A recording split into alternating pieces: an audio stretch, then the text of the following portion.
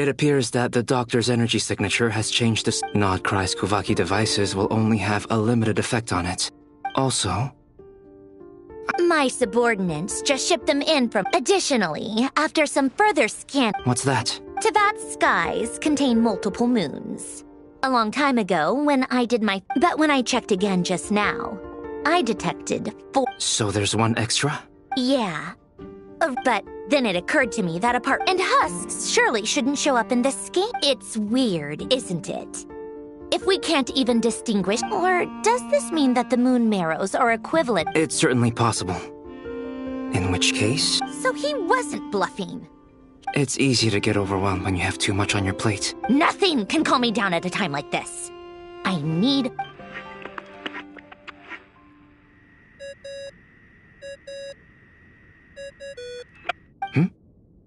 It's Mr. Flynn's. I really hate that ringing tone. Ugh. Oh, sorry if we're disturbing you. What do you want? Are you still at the curatorium? Yeah. Look. Even though we have crucial... Fine. Do you intend to share advice? Ordinarily, I would, but this...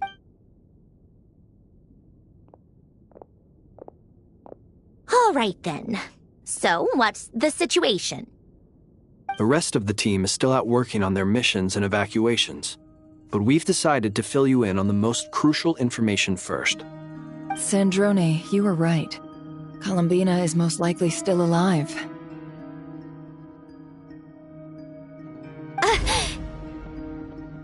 That's the best news we've received in a while.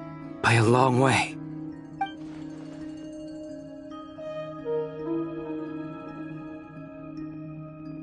Random locations. Appearing in reverse order? Are you serious? So not dying isn't enough for the moon goddess, huh? She has to show off too.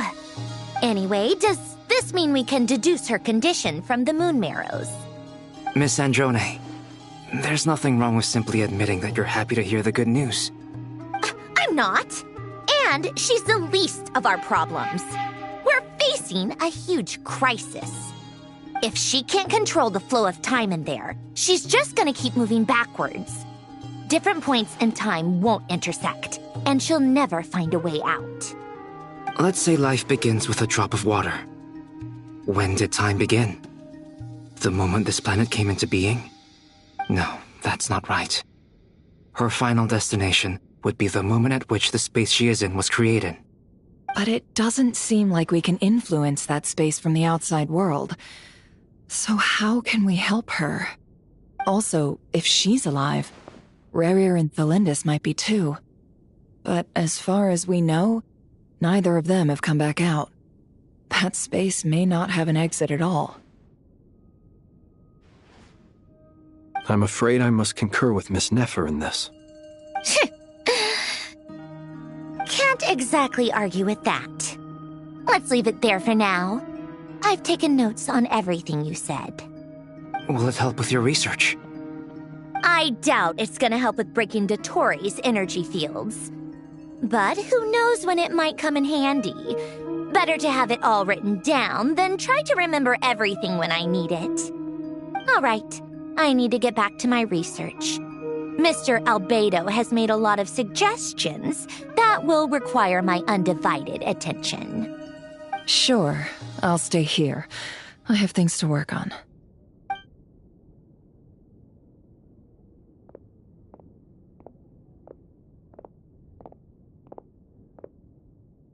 Paimon, are you there? Oh, right. She went with Varka to Natlan, didn't she? Good thing we've moved her and the Traveler's luggage in here.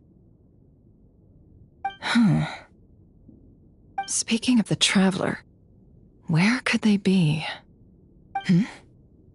There's a note from Paimon. Paimon here. Not in at the moment, but if anyone needs to borrow her stuff or the Travelers, go ahead and help yourself. Paimon won't be mad. Also, Traveler, if you get back before Paimon, make sure to get some rest. Paimon misses you a lot, but put your health first, all right? How sweet. Well, Since you offered, Paimon, don't mind if I do. This is the Traveler and Paimon's luggage. All the items they use day to day are here. It's well organized. I wonder which of them is responsible for that. What do we have here?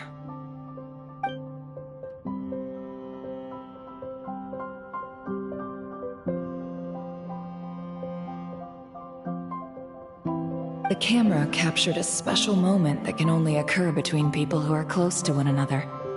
You can really sense how the photographer feels about their subject. I wonder why this picture was placed outside. Is it because Paimon recently looked at it?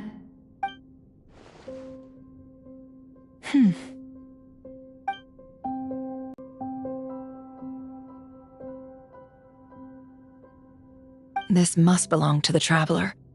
Perfect. I'll use this. Hang in there. We'll find you.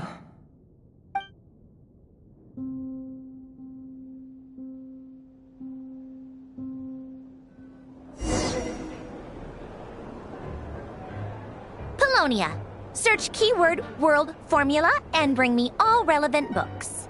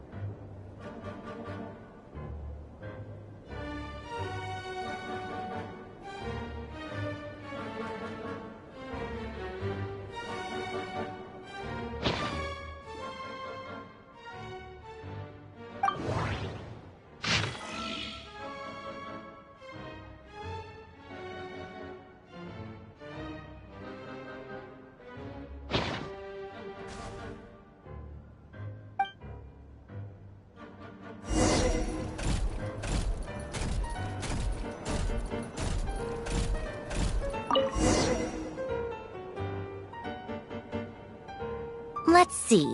This one is on Tonki's sermon dictation concerning the apocalypse. I believe that the correct term for this is Fortuna. This was an ancient Remorian technology, a wisdom unparalleled. I never imagined that Remorian ideas would be so similar to the diagram I have named, the world formula. This is strong evidence that human civilization should gradually shed possibilities as it continues to explore and evolve. The end of humankind may well be upon us right now. The sparks of civilization shall run out unless we consider introducing variables from outside the system. Variables. Surely that can only mean one thing. Descenders? Dottore likely captured the Traveler because of her descender status. But the Three Moons' authority comes from the world itself. Why would Dottore need anything beyond that? Where does this variable factor in? The world formula calculates the fate of an entire world. Introducing a variable would therefore give us...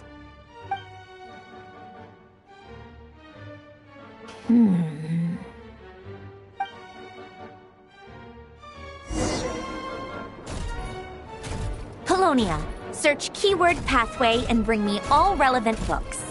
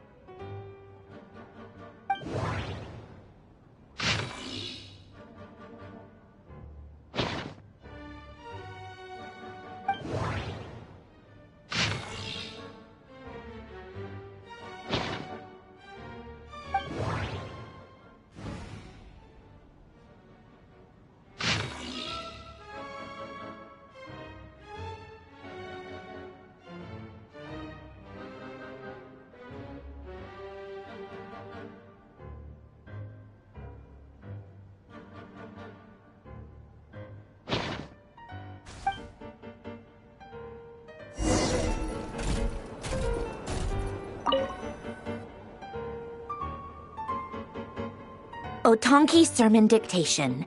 Explications on the Chemical Marriage. These titles are pretty esoteric. Observe and compute the pathway displayed in the guidance diagram. Deconstructing and reversing its effects could generate potential ideas. So, it's one of Renee's draft lectures. Deconstructing the pathway. I suppose that could lead to a breakthrough.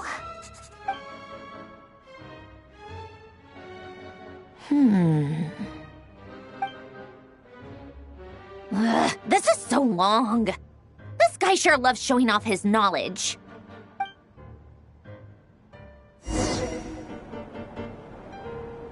Polonia. Search keyword tree model and bring me all relevant books.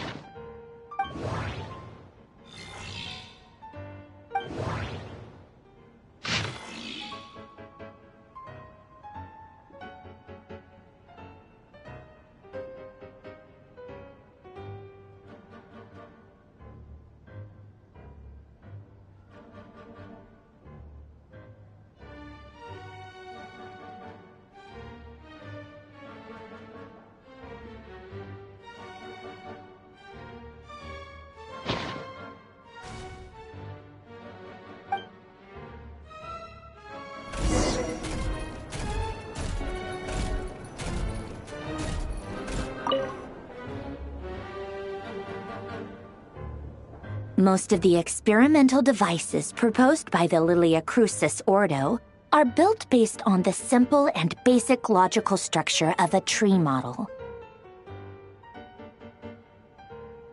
Lilia Crucis. Guess they were trying to cover up the name of the Nausitzienkois Ordo? When Duke St. Germanus departed, he said, "It seems that there's no going back." Alas, he is only a genius when it comes to machines. In all other things, he is but ordinary. Excuse me? I'm sorry. That's just ridiculous. What kind of book is this? Great Detective Herlock, the Alchemist and the Clockwork Saint? Isn't this a novel? Come on. Still, the author swears that they knew Renee well. Whatever. I guess it's not beyond the realms of possibility that Renee would say nonsense like that on occasion. Memory, wishes, souls, and persona. Frankly, this sounds more like occultism, but if Albedo vouches for it, I suppose there must be some alchemical basis to these techniques. The way Alain Guillotin saw it, the world was comprised of machines. The universe needed machines, and thus his technologies were created. That's why I was born.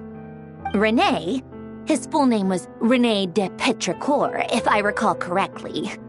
Sounds like he and the town must be intricately connected. That place was also the source of most of our information regarding Remurian civilization. Seems like some of his projects were based on their technology. The cutting of souls and storing them in vessels. These seemingly unrelated techniques underpinned René's research. Assuming that the 4 orthants correspond to alchemical categories. The chemical marriage model? Alain would have scoffed at that. He never would have let those theories or parameters anywhere near his mathematical formulas.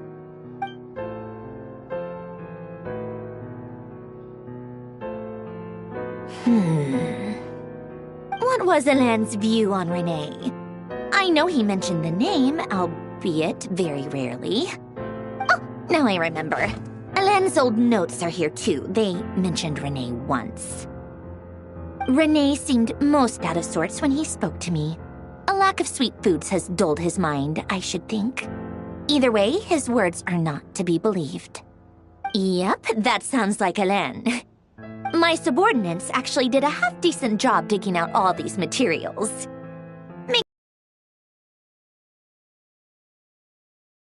Files are completely consistent with these records.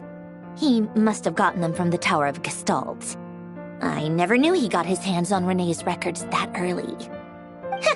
He may have kept them, but he never even attempted to use them.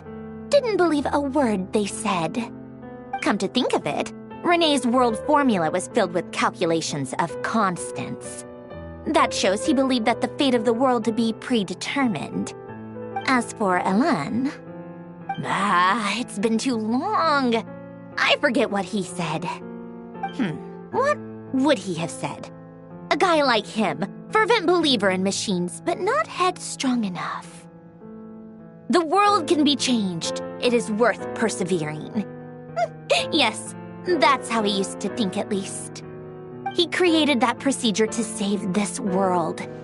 Yet the scale of the world's fate proved too enormous. The result was beyond his ability to calculate. He died having never seen the outcome. And there I was, left behind in the ashes of his dreams. Did you really never take a close look at René's research? Or did you read it but deem his philosophy incompatible with your model? The very thought of trying to incorporate his ideas probably made you feel sick to the stomach. Well, don't worry, because there's a whole new category of lunatic in town. Next to Dottore, every other madman looks sane. You once asked me what I wished for. Should have asked him instead. He's the one pining for things you'd sooner die than witness.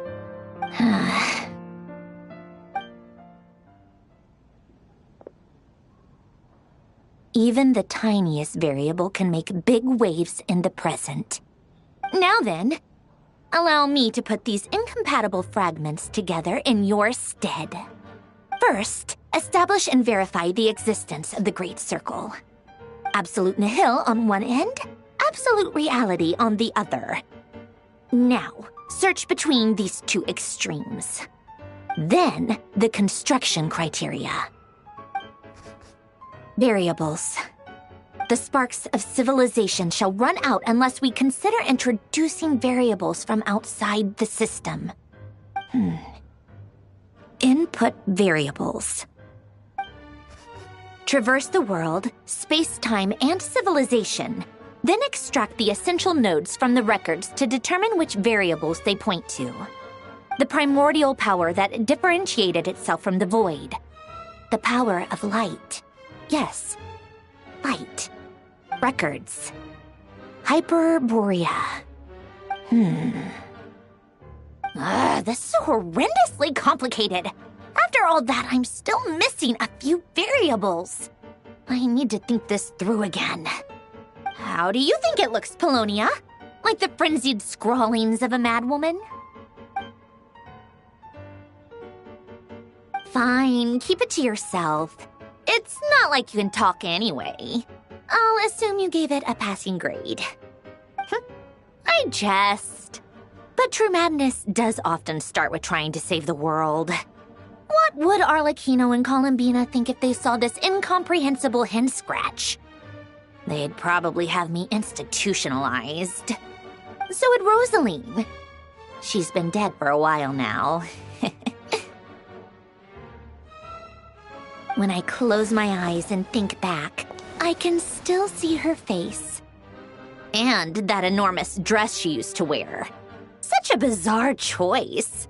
What possessed her? Oh, and the clack-clack of those heels used to drive me insane. No one's asking me, obviously, but I hope you all know that I never wanted to save the world. I'm not crazy. I don't have delusional ambitions, and that's a clinical fact. The world needs a solution, but I don't need the world's validation. It's the world begging me for answers, not the other way around.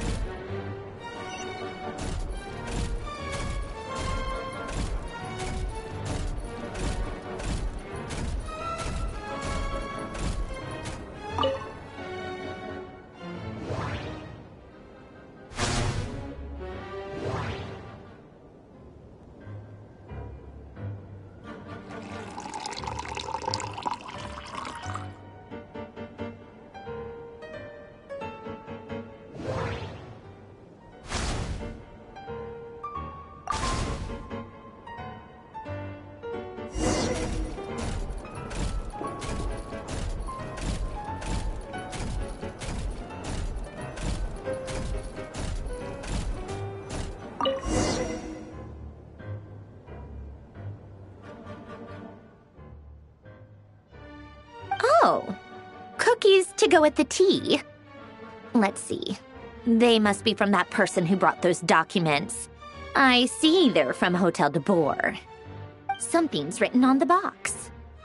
We are proud to present this homage to the Fortress of Meropede's fun-filled mill collection system. Fortune cookies. Have a lucky start to your day. Sounds like a dumb gimmick to me. Be early to bed and early to rise. Get plenty of sun and drink plenty of water. Then things will surely go well for you. What? Are you kidding me? Somehow I doubt that an early night and a glass of water is magically gonna save a world on the brink of existential peril.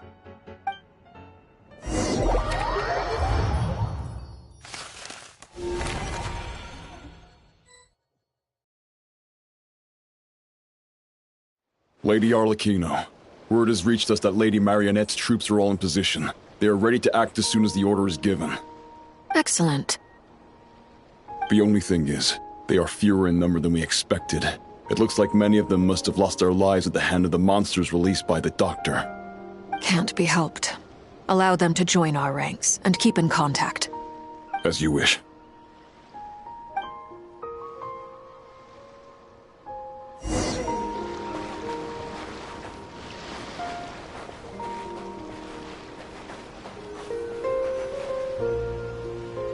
It's been a while, Arlecchino. You look well.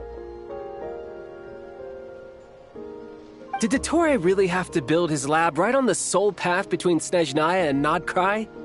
Had to go on a huge detour to stay out of its line of sight. Sounds like an arduous journey. I assume you've brought word from Her Majesty? Of course, all part of the job. Firstly, the Tsaritsa has authorized Fatui Internal Affairs to review Dottore's case. They will reach a formal verdict on whether he has turned traitor and whether he poses a threat to Snezhnaya. While they're working on that, I've been ordered to come and receive the refugees from Nodkrai. They are nearby. My team will escort you to them shortly. Great. Aside from that, Her Majesty has a message for you and Sandrone personally. Huh? Where is Sandrone? She stayed behind to work since I was making the trip anyway. It seemed sensible to have one person on standby at base while the other came out to meet you. All right, guess that's just how she rolls. In that case, tell her that the Tsaritsa's decree this time is pretty awesome sounding. I think she'll like this one. Still, I wonder what... Wait, what's that? Did one of our troops turn into a monster? Take him out.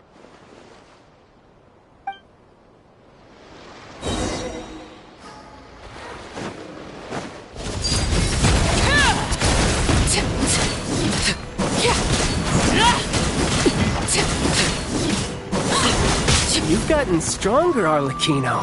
Nice. Stop that right now. I appreciate the praise, but I'm not fighting you today. I knew it.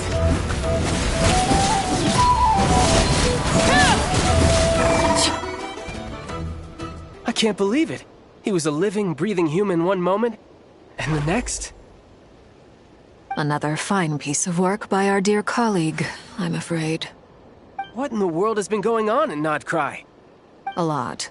But long story short, Dottore stole 2 moon marrows that should have belonged to Columbina, then built a 3rd moon marrow of his own to concentrate the Trilunar Authority in his hands. What? What do you mean he built a moon marrow? People build roads and houses, not moon marrows. What's his next DIY project? He's gonna build a god? You could stand to be less surprised. We are harbingers. The work we are engaged in makes the creation of gods seem mundane by comparison. I tell everyone who asks that you once crossed swords with Rex Lapis while serving as a key supporter for Rosaline's plan. But right now, you're acting like a common adventurer. Thanks for speaking up for me. Those 2 really took me for a ride back then. Then again, surely no common adventurer would manage to get tangled up with them the way I did. That's gotta count in my favor, right? It almost sounds like you wish to repeat the experience. I might have to lower my opinion of you. No. I'll stop talking. Please, go on. Dottore is currently still experimenting with his newfound power in ways that continue to corrode the outside world. As for the human mutation, I believe this is simply a consequence of his experiments, and not a strategic move. That radiant beast was once a subordinate of Sandrone's. I suspect he was only allowed to live so that he could become an experimental subject. Also, those of us who fought Dottore have been afflicted with a curse. As such, I cannot leave Nodcry. This is so much worse than I thought. No wonder Her Majesty's decree is so extreme. While these exceptional circumstances persist, the Harbingers are hereby authorized to use unilateral executive powers. Should Dottore pose a threat, Arlecchino and Sandrone are permitted to eliminate him. My thanks to Her Majesty. I will pass these good tidings on to Sandrone. Her Majesty has also declared that she will refrain from launching an attack on the now evacuated Nodcry due to the presence of unretrieved research material. A wise decision. By the way, how's my old partner doing? I'm assuming they're with you? Partner? You mean the Traveler? I'm afraid I have bad news. She was captured after our failed assault on Dottore's lab. Her whereabouts are currently unknown. What? Why? Since when does Dottore have a bone to pick with her? That is indeed the question. I'm not sure he does. He must have some other goal in mind. This won't do. I have to rescue her.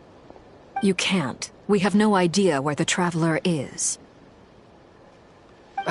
What am I supposed to do then?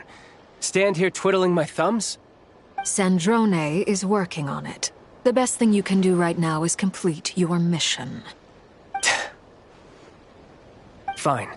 I guess I'll leave this to you then.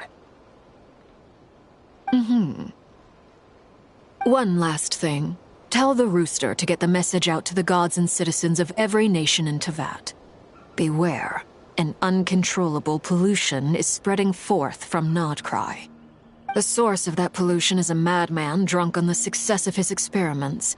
The Fatui and our allies will endeavor to contain the threat. However, if Nodcry falls, things are likely to escalate.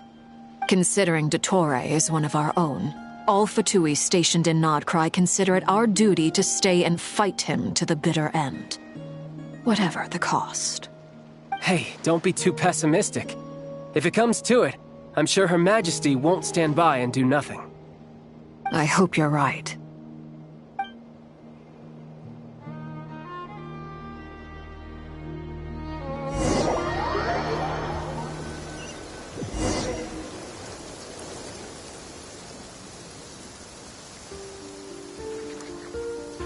You're right on time.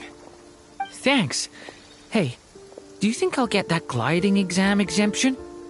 I made sure I was on my best behavior in Mondstadt. I landed well outside the city and walked in through the gates. I'll help you apply, don't worry. For now, let's see what we have here. What are the doctor's energy fields even made from? The usual attract and repel principles that govern Kuvaki don't seem to apply to them. They are very mysterious, but ultimately, they appear to be comprised of energies from the three realms. Thanks to research by Master in the Hexen Circle, we know that Tevat's 7 elements are derived from the more primordial power of the Light Realm, which is antagonistic with the power of the Void Realm. Since you have the power of the Dragon Durin within you, I'm sure you can already tell that this energy field contains no abyssal energy. That's true. It's not abyssal energy, it's something pure, wild, and untamed. I've been thinking about something. Do you still remember the device that Dory supplied from the Academia when you and Miss Columbina fought Rarier? That was one of the most marvelous feats of ingenuity I've ever seen. The design, the craftsmanship, the material selection. I couldn't fault any of it. Not to mention the operating principles. Surely the most ingenious feature of all. Dory didn't go into detail on how it functions, but I have a working theory. The clue was that Miss Columbina was somehow able to use the pyro energy that you provided, despite the fact that, as a moon goddess, she should only be able to use Light Realm energy in principle. Now, all elemental energy is, of course, derived from Light Realm energy to begin with. Hence, I suspect that the device works by restoring elemental energy to its original state. This presumes a theoretical model of the 7 elements akin to that of light refracted through a prism. Perhaps it is no mere analogy. Maybe there is indeed a prism in this model. I almost wonder if the idea for the device was conceived based on direct observations of said prism. It would explain how such an ironclad design concept was achieved. It is at once a masterwork of engineering and a groundbreaking application of the Academia's latest elemental theories. I suspect only Lesser Lord Kusanali herself could have devised such an ambitious technology. But back to the energy field before us. If this is pure Light Realm energy, its relation to elemental energy is one of integration versus division. Or you could say that the former contains the latter. Could this mean that elemental energy can dilute the power of the Light Realm? Should we give it a try? We should.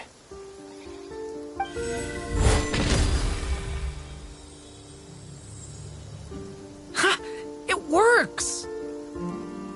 Clear signs of disruption were detected at the periphery of the energy field. This indicates that elemental energy can disturb or even negate the field. Now you try. All right, here goes.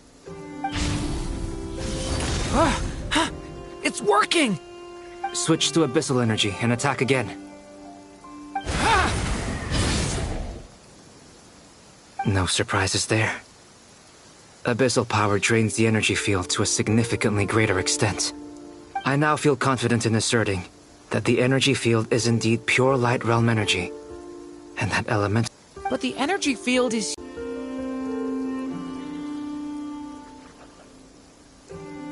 So you knew I was here. Huh? When did you get here? A while ago. But Albedo sounded like he was working on his thesis defense back there. Back in Sumeru. You can end a person's whole career by interrupting them mid-speech. Very thoughtful of you. I'm truly touched. Could I ask you to lend me a hand? With what? A little test. Try using Anima to unleash a concentrated assault with circular blades. with the goal of breaking through at a singular point. Nice! This time it tore through the field. Tremendous. This is a major breakthrough. Should we go through? We probably shouldn't risk having mutually antagonistic energies in such close proximity. Durin, you stay here and watch the entrance. Hat Guy and I will go in to investigate. Sounds sensible to me. Keep your eyes peeled, Durin. Don't worry, I got this. You two be careful in there. Just give me the signal if you need help, and I'll dive right in. What do you mean, signal? It's based on a new alchemical concoction I developed last month. When 2 bottles of it are smashed on the ground together, they emit a blinding burst of light. If it comes to that, remember to shield your eyes with your hat. Glad I asked. Thanks for the heads up.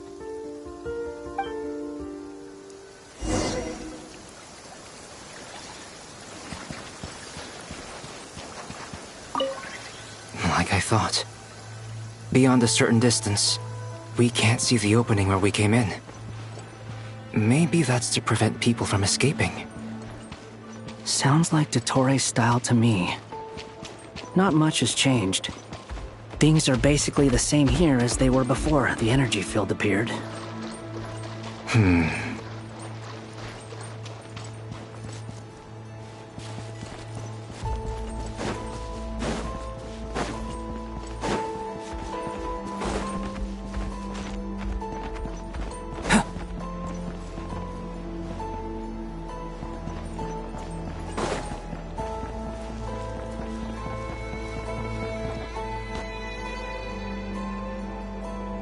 They have no heartbeat and they're not breathing.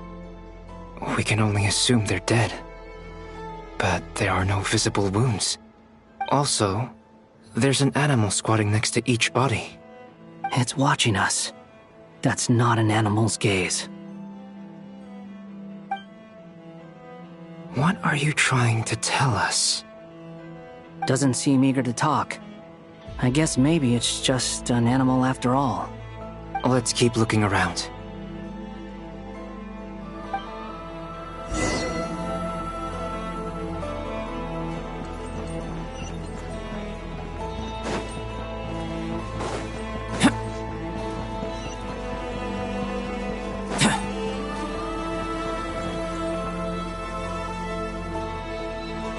Same situation everywhere.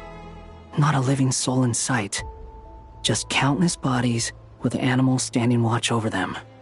Well, I think we can safely rule out the possibility that they're all pets. Is skirting around the topic your way of showing consideration for other people's feelings? Just being cautious. I don't doubt that you can handle the truth.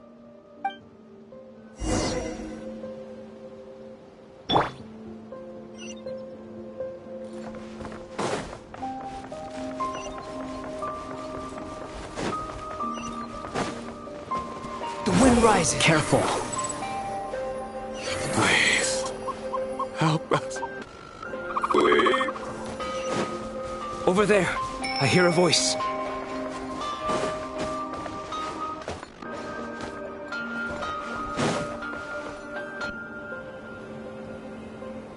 Please. Help us. Please. What happened here? I don't know. Suddenly, everyone collapsed. Then my line of sight got lower. I still have some of my senses left. I gotta get out of here.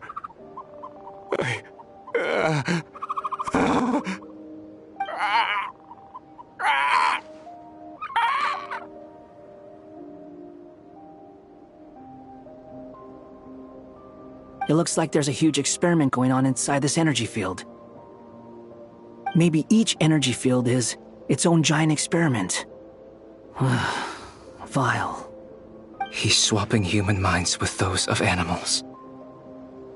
Even without the other circumstances, this would be an extremely radical experiment. Those people may have lost their sense of selves, but they are not fully animals either. If they were, they would have left. But instead, their instincts are driving them to remain by their dead bodies. We should go. No sense in sticking around here longer than we need to. Agreed.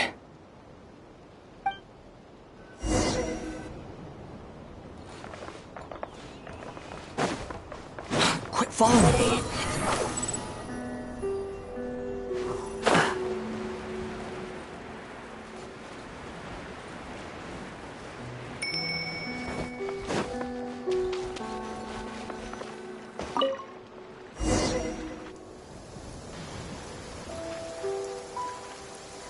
You're back!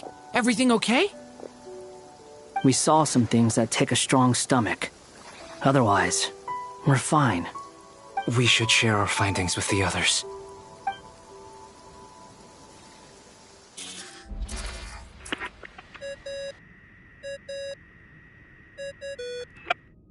Yes? Who is it? Miss Nefer, it's me, Albedo. We found a way to break through the energy fields. With enough control, it's possible to tear them open using elemental energy. Also, we managed to take a look inside. Dottore is carrying out his cruel experiments on an immense scale. Any residents who have failed to evacuate in time will likely meet a grisly end. Sounds like he's living down to our expectations. Might I ask how things are proceeding on your end? I'm just about to get started. I'll be in touch once I have a result. Understood. Stay safe. I will.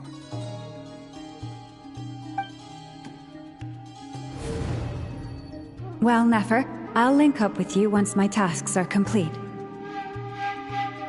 What makes you think I'd need you to do that? I'll need it. And considering the way you approach certain matters, I think you'll be better off with me present.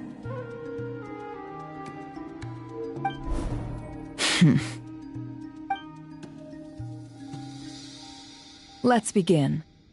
Entering simulation mode. A vast wasteland. Is this the Traveler's inner world? I was expecting something more vibrant, to be honest. Wait, someone's there. What are you looking at? In that case, I'll look at it with you. I want to know all about everything you've seen and experienced. Is there somewhere I should return to? Or should I stay here and be the hero everyone says I am? I don't dislike my current life. Roaming the land, fighting battles, accomplishing missions, earning a living, looking after Paimon. It's not so bad. I guess the only thing that's missing is that you're not here with me. This is the conscious layer, which contains a person's true feelings. It is filled with both longing and kindness. I suppose anyone who lives long enough ends up wishing for someone who can't be there. Maybe it's the only way we can feel truly alive. Time to delve a little deeper.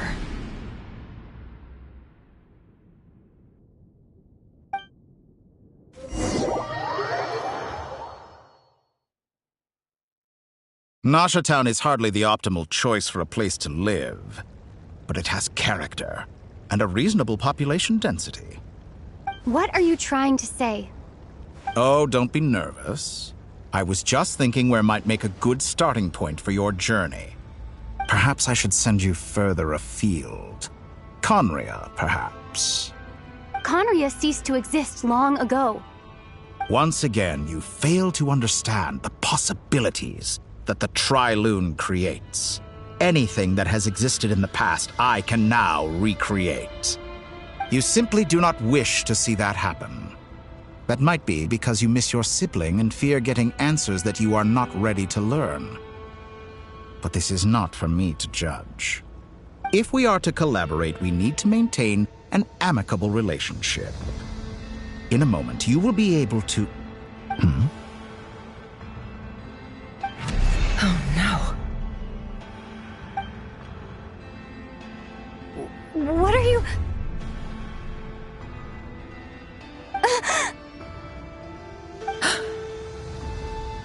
What are you gonna do? Don't move. Something unwanted has crept into... Oh? Gone as quickly as it came.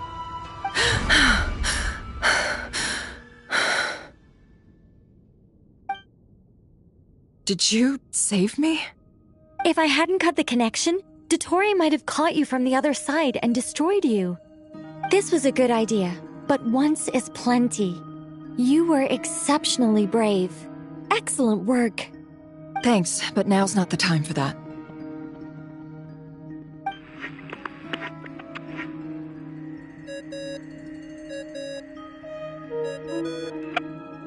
Albedo speaking. I think I know where she is. What is this endless darkness?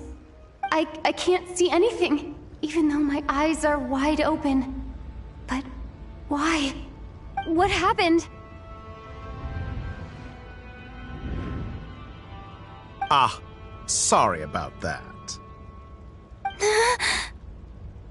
I take it you didn't notice. Just now, a friend of yours took a little peek into your mind. Could it be Nefer? How did she do it? Did she use something as a medium to connect to me? Do you think she's aware of your current circumstances?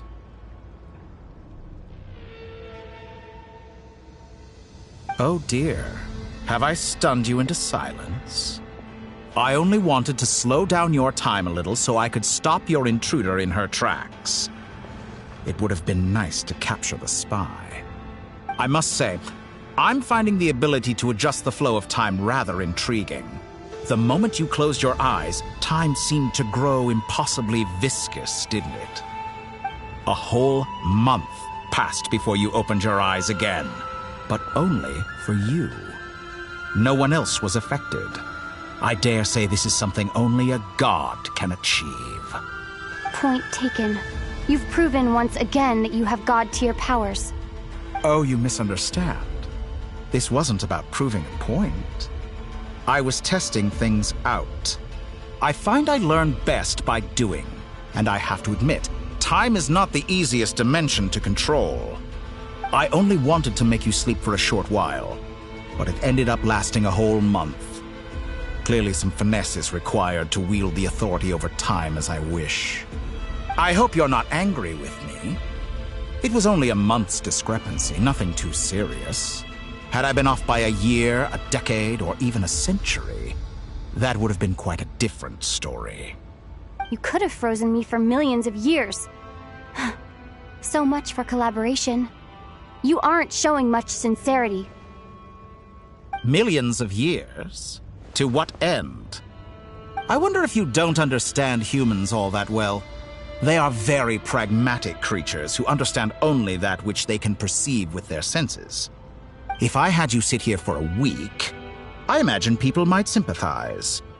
But if I left you here for 100, 1,000, or 10,000 years, the sheer size of that number would cause it to lose all meaning to them. They would not have the capacity to comprehend your suffering, and thus they could not empathize. Unfortunately, while gods do exist in Tevat, it is ordinary humans that account for most of the population. Their lifespans are so limited, their bodies so fragile. Did you ever really hope that they could begin to understand someone like you? Your long life and unique origins make you fundamentally different from them. How long will it be before they start to treat you like the alien you are? Before you are ostracized, outcast?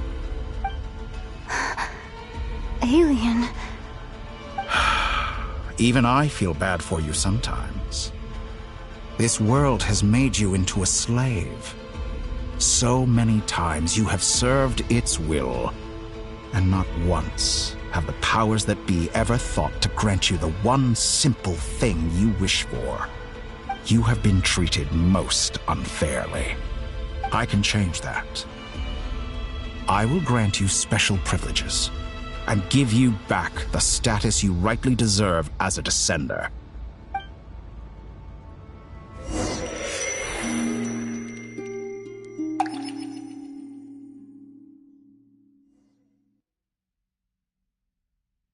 entered the past 3 times at this point, but I still have so many questions.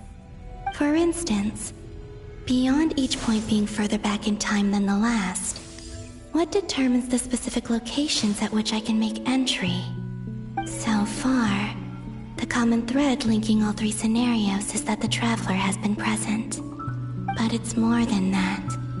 I know I sensed something familiar around her. What was it? I'll keep this question in mind as I carry on.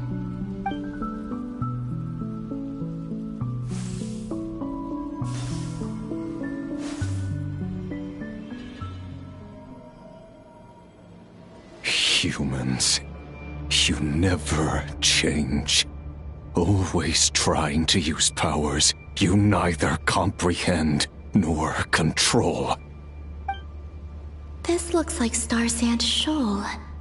Was this before Rerir regained his physical form?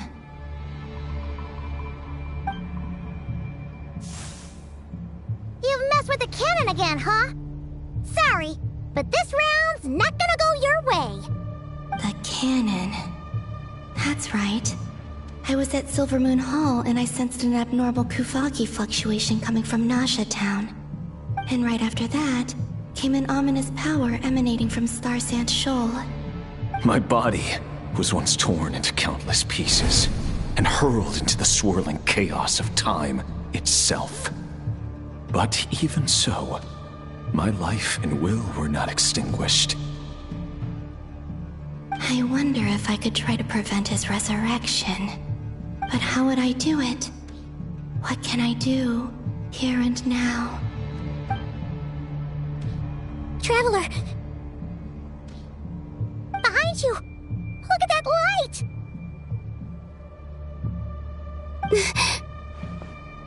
No, I won't make it in time. She's using the Kuvaki shield like I taught her. Is she gonna use it to block the cannon's beam? She's strong. I'm sure she can manage. But the force released when the beam impacts the shield might lead to collateral damage. EC Island. The Frost Moon Scions will be exposed to lethal levels of Kuvaki. A question, if I may. Kind Miss Columbina. When the cannon's Kuvaki beam was deflected earlier, I saw several bolts of energy streak toward Hisi Island, only to be blocked. Did you also have a hand in that? Maybe that really was me after all. Well, future me. But I don't know if I have enough power left. Siki sato pasa sax niti ipotuvtos. There's no time. Osestikos paratin tirantur risuiku, topirtu aithion feraton. I have to make it. Oh, Frost Moon. Oh, great land. Oh, slumbering moonlight of Nodcry. If you can hear me, if you can sense my call, then please, heed me once more!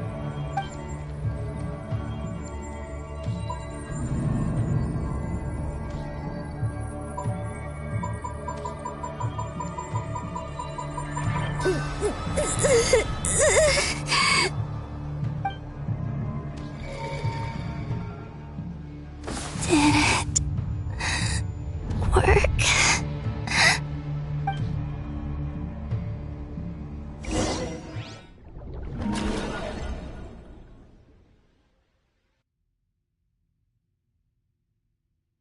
Hey, wake up.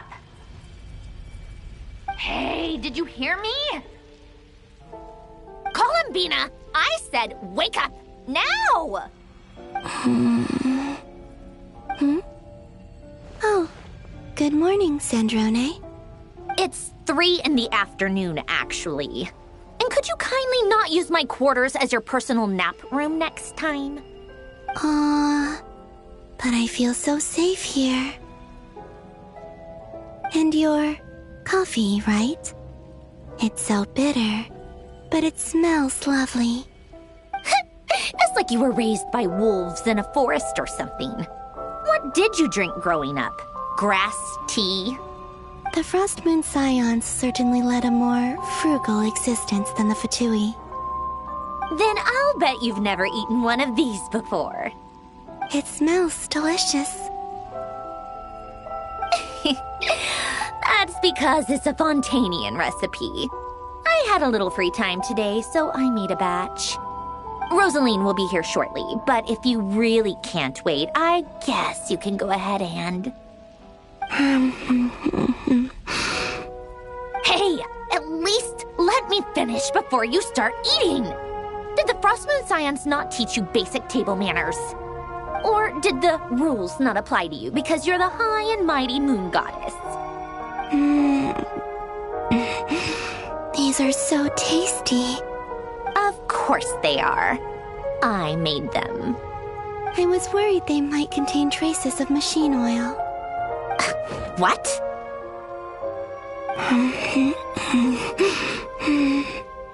You know, there's something I've always wanted to ask you. Why did you leave your old home and join the Fatui? I mean, I'm sure their food was awful. But there's gotta be more to it than that. Well, life there didn't go quite how I imagined. What were you expecting? You're a god. Your followers are gonna make some demands of you, right? Surely you can just answer a few prayers here and there in return for the free food and drink. How bad can it be? Well, would you help other people just for free food and drink? The doctor told me that you were created by a great mechanic, Lord something Fisher. The Lord Artificer. Ugh, some people can't keep their mouths shut. Oh, Lord Artificer. And didn't he have something to do with the, narcissist? Narcissenkreuz Ordo. Yes, that was it. Narcissenkreuz Ordo. So, would you try to fulfill their wishes? You must be joking. I wouldn't go even if they paid me. I don't even know them. Exactly. Well, I felt the same way. I did not know the people who made demands of me. What do you know? We're on the same page for once. In his later years, Alan did ask me if there was anything I wanted to do. If I had any wishes of my own. Well, I don't. And I'm not in any mood to fulfill someone else's either. Who's Alain? He was the... You know what? Never mind. You're not gonna remember. Anyway, the point I'm trying to make is, neither of us is the self-sacrificing type. Let me ask you this. What sort of place would you like to live in, if you could choose? A place where people don't ask me for things I cannot give them. Where they don't worship me, or fear me, but just want to chat with me like a normal person. I'd also like the freedom to come and go as I please. And ideally, it would be somewhere with the smell of coffee and snacks. Not to burst your bubble, but no such place exists in the world. Now, take your snacks and scram.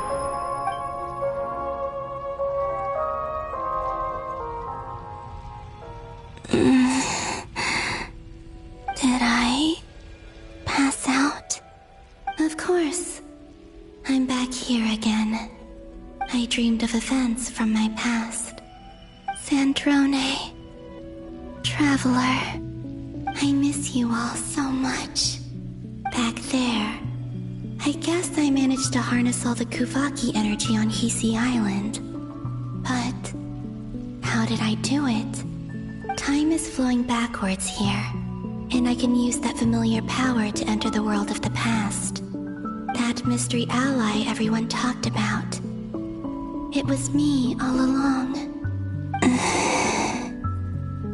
I can sense that there isn't much more power remaining up ahead.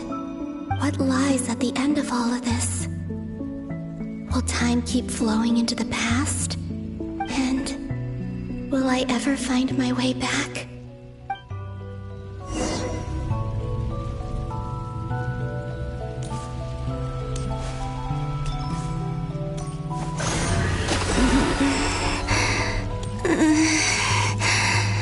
It's getting harder and harder to use my power.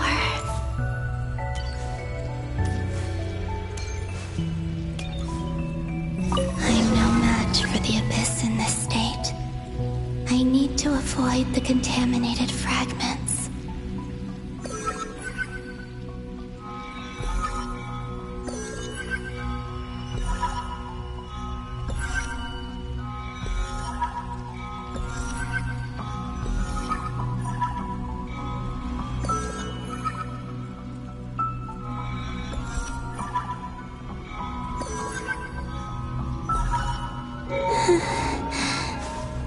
Time to go.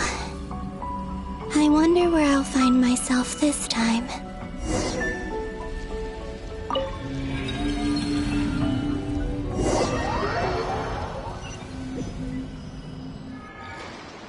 The Final Night Cemetery. This is where Flint's is based. Or not! How are we supposed to read through this many files? Difficult, yes, but it is also our most efficient option. Seems like they're searching for information. Oh, I remember. Flint and Varga talked about some files on the Wild Hunt. Was this my doing too? To expose the true intentions of this Rerir, we need to dive into Notcry's history. Are my actions changing the past? Or are they simply completing a process? Is all of this inevitable? Or am I the one making these decisions? If I choose not to help them now, will it change how things turn out? Hope we don't land on our heads then. They're my friends. I can't not help them.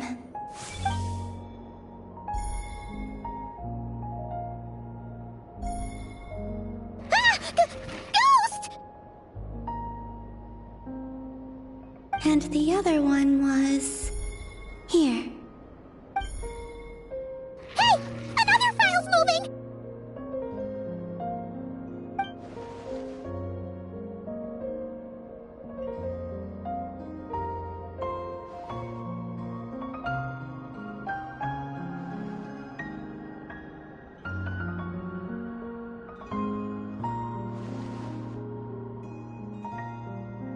That should do it.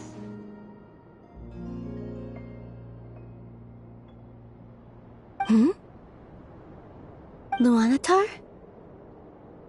You can sense my presence? Wait!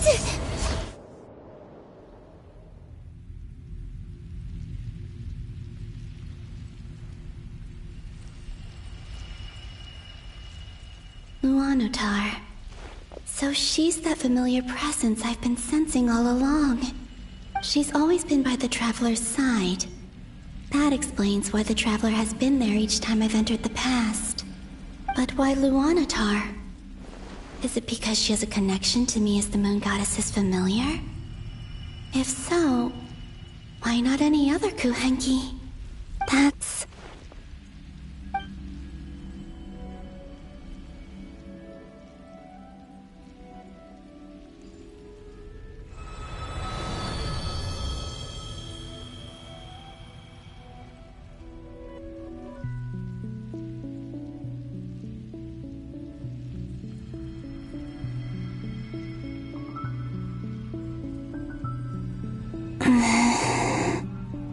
I cannot sense any power up ahead.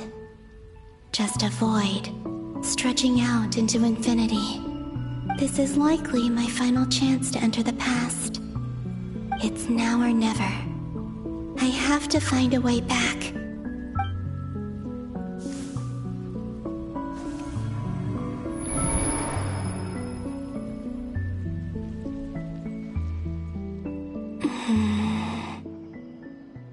Hisi Island? How far back in time is this? Where's Luanatar? I can't sense her presence this time. Oh, seeing Anafa and Aino reunited like that sure was heartwarming. Traveler, Paimon. No, stay calm. I don't have much power left to change things. I don't even have that much time left here. Think, Columbina. How do I find a way back? A way back... to where? Do I go back to Moonprayer Night? Or to the future that followed? And if I return in my current state, what will become of me then? Dotori's actions that day proved that he'd been planning that for a long time. He had already seized the power of 2 moon marrows before capturing me. Even if I managed to get back, how can I fight against him when he wields the Tri-Lune Authority? I can't. If I go back like this, I'll be playing right into his hands. I have to find some way of rivaling the power he has usurped. Wait. Time flowing backwards. The Tri-Lune Authority. Does that mean... I think I know what the final destination of this lunar reflection might be. I know what I must do. Speaking of homes, we must already be close to where the Frost Moon Scions live. The vibe here feels different, just like the scenery. But how do I communicate my plan to my friends? Should I write it down here? No, someone else will see it. I need something with a close connection to me. Something I can use as a medium to tell them what's happened to me in here. Now it makes sense.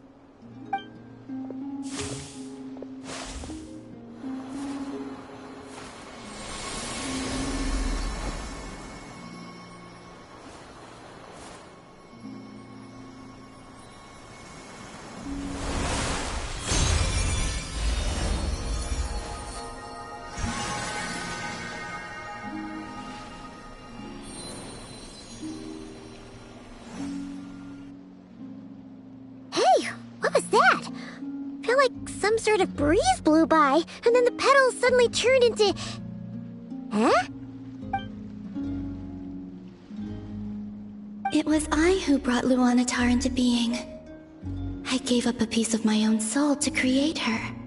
That's why I could sense a familiar power from the moment I entered this space. It also explains why she's been present in every past location that I've entered. Because we have a deep connection. Hey there! What's your name? And the reason why there are no more gates to the past after this point is that Luanatar hadn't been born then. No wonder I sensed the trace of a blessing when we first met. But I still didn't recognize the soul hidden within you. Back then, I was just a little lost dove. I had yet to become Columbina Hyposelenia. Go on now. We've got stuff to do. Best you find someone else to hang out with. Hey, you scared it off. I'll be counting on you. Remember to stay by the traveler's side, guide her, and help her in my stead. Oh, and bring her to the garden where the Moonprayer blossoms grow. There's a little lost dove there who will need her help.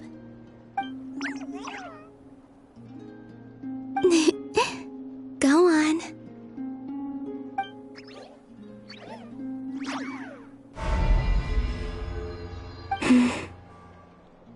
You too. Go and live your story. As for mine must go in a different direction.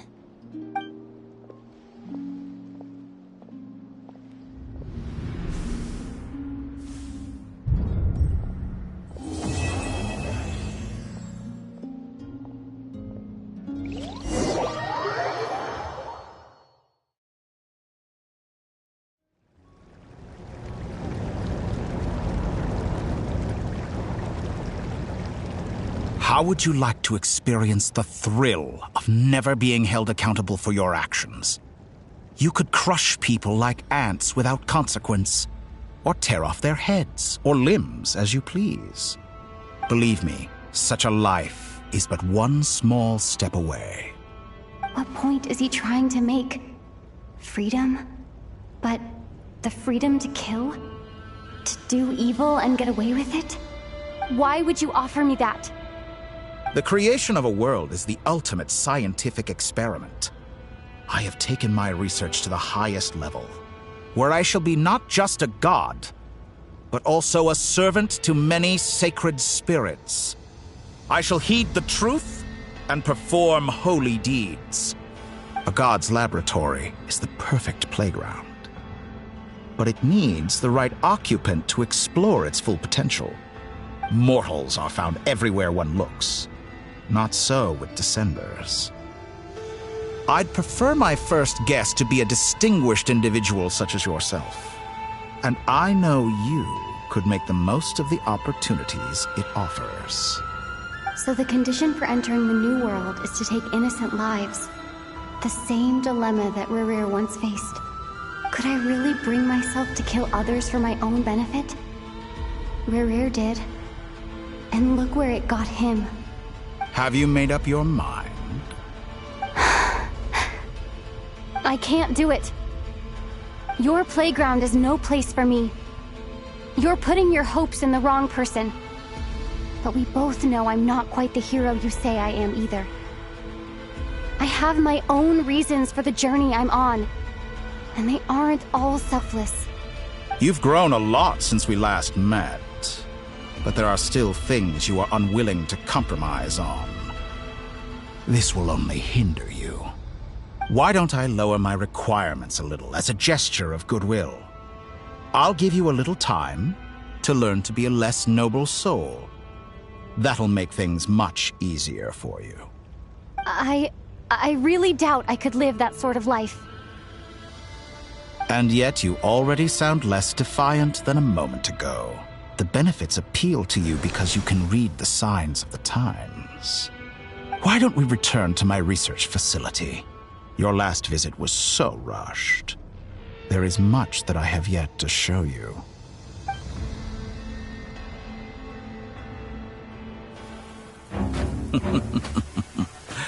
Now to that question,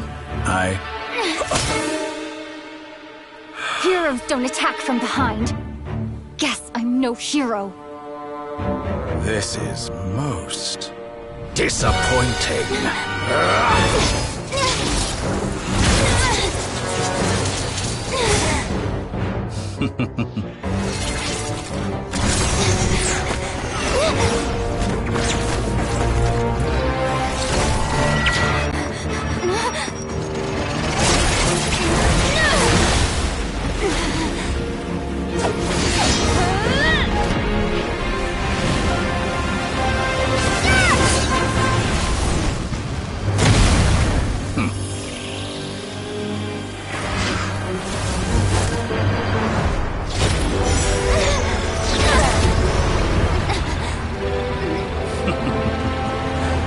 Now then.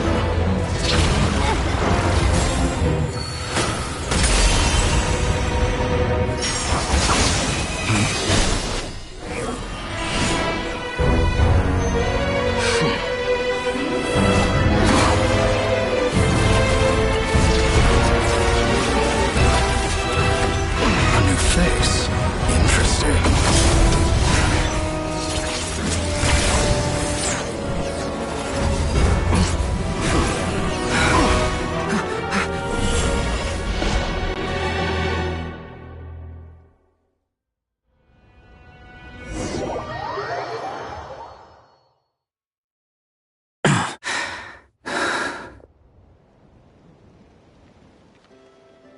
You're still gonna call me Hack Guy after that, huh? I didn't see anyone else in there who needed saving.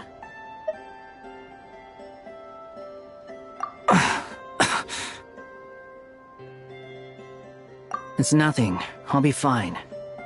Why are you looking at me like that? Is it that shocking that I'd come to your rescue? I owed you a favor back in Sumeru. Now we're even. Distracting Dotori was tough, I won't lie. He's not gonna fall for the same trick twice. That was my one shot. I'd hoped to use it to take him out. Ugh. I never wanted to obliterate someone more than I do right now. Dotori doesn't recognize me, but his segments were originally made based on an analysis of my operational principles. I expect it's only a matter of time before he figures out what I am. So Dotori doesn't recognize Wanderer because he deleted himself from Irminsul. Did he really miss his only chance for revenge by saving me? Why the long face? Hey, I'm not blaming you, okay? And I'm not complaining either. Rescuing you and killing Dotori are equally important goals. Everyone would be pretty stuck without you. It's best you live to fight another day. How are you holding up? Are you all right? Hat Guy said to put safety first, so we agreed to run as far away as we could after leaving the energy field, and only meet up once it was safe. You don't look injured. It seems that Dotori didn't do anything to you. All right.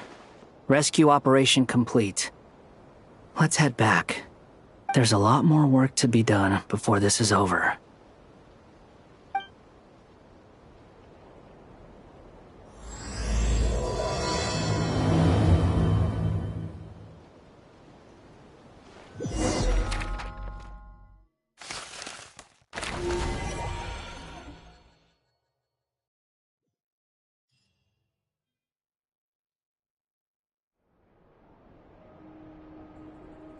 Understood. I will bear the Tsaritsa's decree in mind. I don't see what's so awesome about it, though. Does he really think everyone else is as immature as him?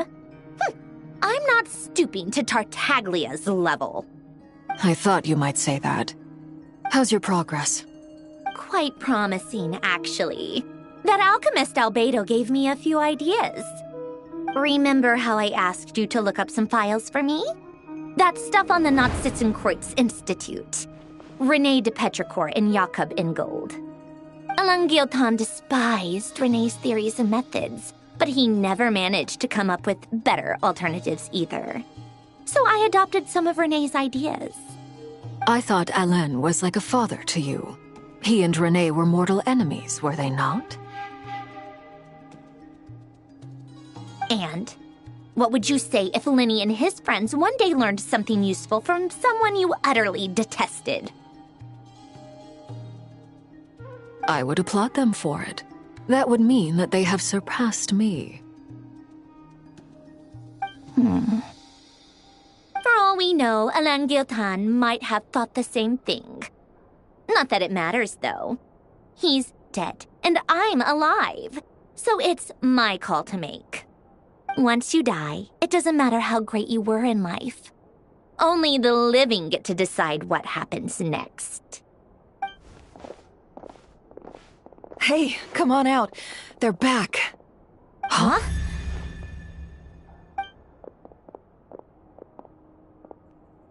You're back? And your head's still screwed on? And you still have all your limbs? What does it look like? Way to keep your composure, madam. Excuse you. I am perfectly composed. Glad you're okay. Yes, it's a huge relief.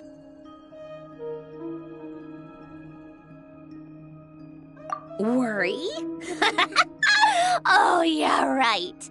You think we, the Fatui, were worried about you? We were worried sick. Hey!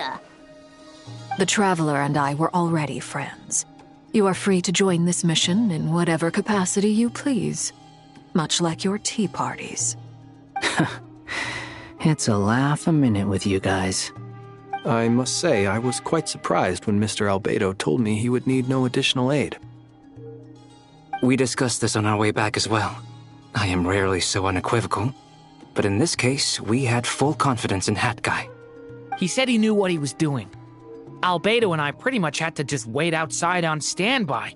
Meanwhile, Hat Guy broke into the energy field and rescued the Traveler solo. You didn't have to mention that. Well, I'm thoroughly impressed. You are a force to be reckoned with, Hat Guy. Is she back? Is she really back? Traveler! It's really you! Oh, thank goodness! Paimon missed you so much! You can finally breathe easy, Paimon. It's great to have you back in one piece! Oh, Paimon's been having nightmares the whole time you were gone! Look at them. You know, once you reach my age, there's nothing better than watching a misty-eyed reunion between friends. It's nothing. Same goes when you get to my age, too. I bet Aino and Anefa would be tearing up as well if they were here.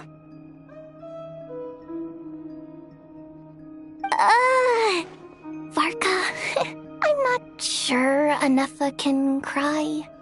Oh, yeah, good point. Hey, your eyes are looking a little red and puffy. Come here, let's hug it out. What? Ew, no! No, thank you. You're not my dad, okay? Knock it off! Everyone, I'm sorry for all the trouble I caused you. But the silver lining is, I didn't come away from this ordeal empty-handed. While I was being held captive, I learned a lot about Dottoro's current capabilities and what he plans to do with them. Allow me to explain.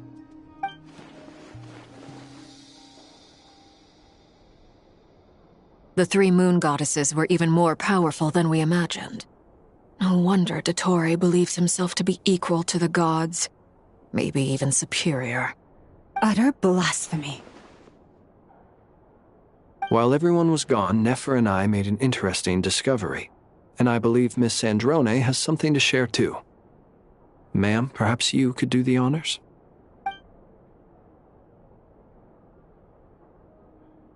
Called it. Getting rid of a pesky troublemaker like her is like trying to clean up after a crumbly cake. It always comes back to haunt you. Our next step is to find a way to bring her back. A place where time flows backwards, with no destination in sight. Surely it must have been created for a specific purpose. But I fear the answers are buried deep into Vat's history, held by great powers beyond our reach. It sounds like she's on a specific path through time, just traveling in the opposite direction to us. The question is, where does that path lead? Or will it keep going to infinity? We considered that question as well. Strictly speaking, time is not infinite. Indeed not. Every road has an end. Nicole! You sure loved quietly sneaking in mid-conversation. I do, in fact. It's something I've always done at our mages' tea parties. Quiet, mysterious, and persuasive. You wonder what lies at the end of her road. Well, just as the world has a beginning and an end, so too does time. And so, the end of the road is the moment that Tevat was born. But where Miss Columbina will end up along this road, that depends on where this particular river of reverse time began. What about the original moons and the moon goddesses? Do they have a beginning too? All things do. In the beginning, no moons adorned the sky.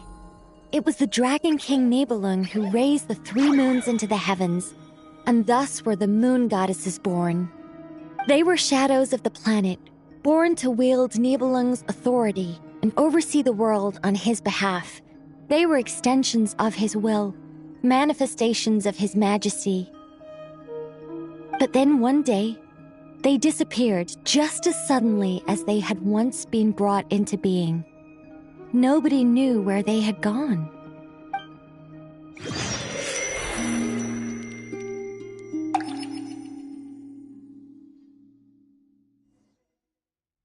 Like I thought, no more paths back to reality have emerged since. But But how can I be sure that I'm going the right way without scenes from reality to keep me on track? I can't even be sure of how long I've been walking for. The further I travel, the less stable this space becomes. There are even moments where I can sense something that feels like abyssal energy. They can just materialize out of thin air.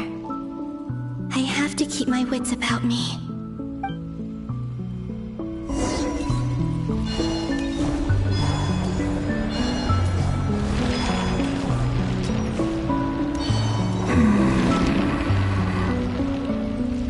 Is that the ray here of Solnari?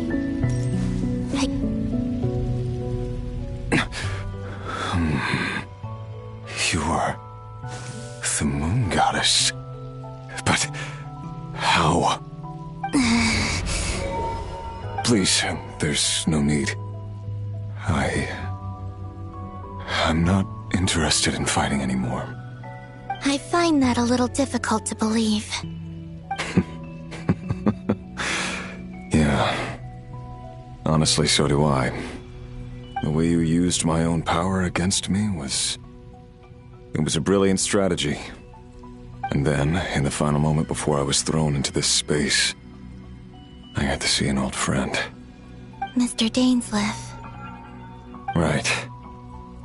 It was so long ago now. But we were friends once. And when I first got here, I was filled with hatred, remorse, and rage.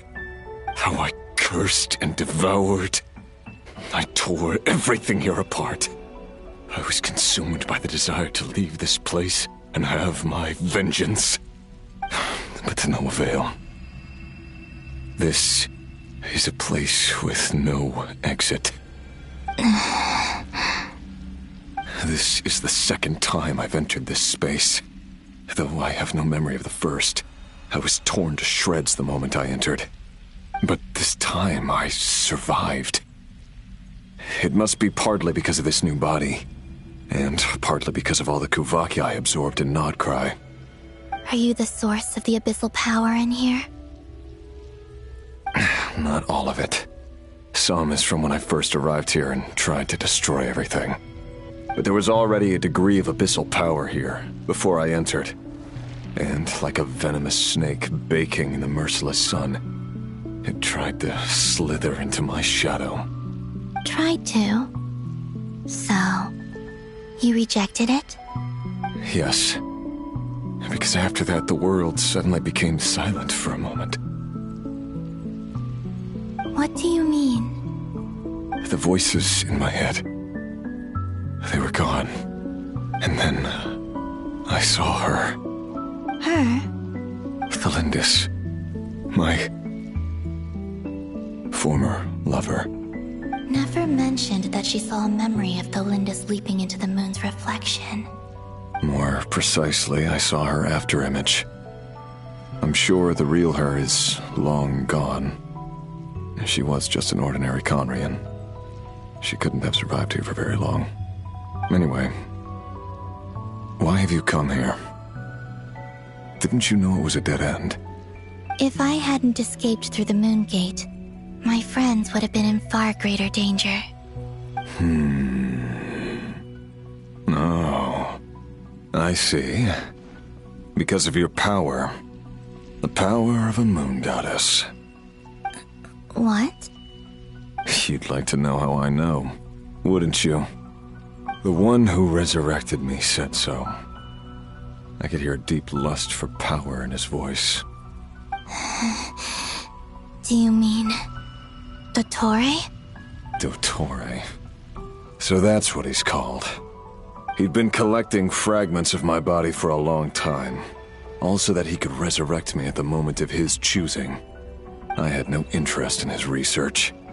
But being as corroded by the abyss as I was, we were aligned as far as hunting the moons and recovering my strength were concerned. So that's why the Wild Hunt suddenly became so active in Nodcry. When I left the Fatui in my weakened state, Dottore must have felt that his time had come. Moon Goddess, could I ask a favor of you? What? I know this is a lot to ask, especially from someone who tried to kill you.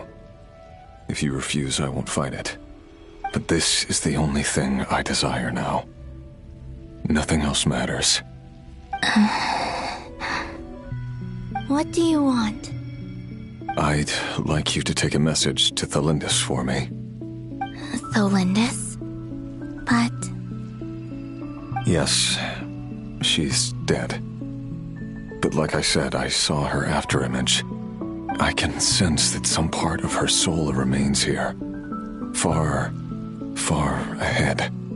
Why don't you go and speak to her yourself? I can't. I don't know why, but I can't move freely in this space as you can. All I can see is a glimpse of her walking away. Just like the moment when I last saw her in life. In return, I will clear these abyssal obstacles for you. No, not in return. I'll clear them for you, whether you want to help me or not. It feels like something I ought to do. Why? Yeah. Why, indeed. I've been asking myself that question a lot recently. Why did I do the things I did? I'm tired of it all. Tired of the person I became. People used me. And then I turned around and started using others. I hurt a lot of people. I think I grew tired of it long ago. But I wouldn't admit it to myself. And ultimately, that's how I ended up here. What do you wish to tell her? All of it. My past. My mistakes. Everything that happened after we were separated. Is it okay if I give her the abridged version? Yeah, I'm sure there's plenty you can skip over. Just tell her the important parts. Whatever you think that means. Like the part where you relentlessly tried to kill us? It's up to you. Love demands honesty. But my relationship with Thelindis was built on lies. We hid too much from each other. But after living my whole life in the shadows, I don't want to hide anything anymore. I will do my best. There.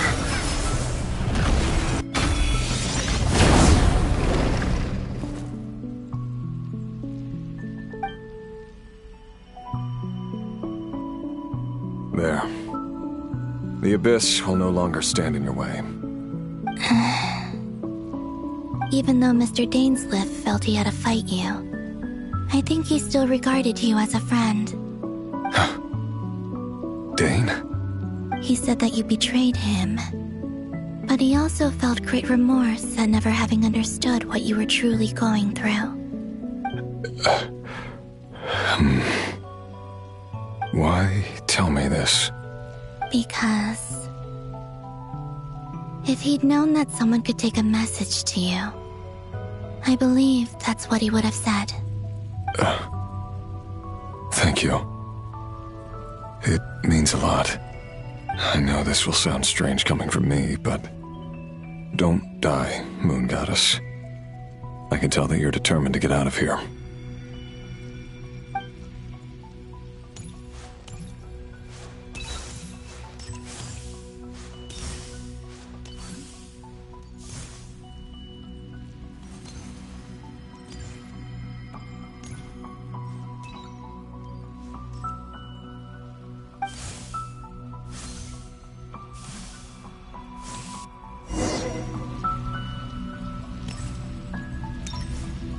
He kept his word. The abyss is no longer obstructing my path.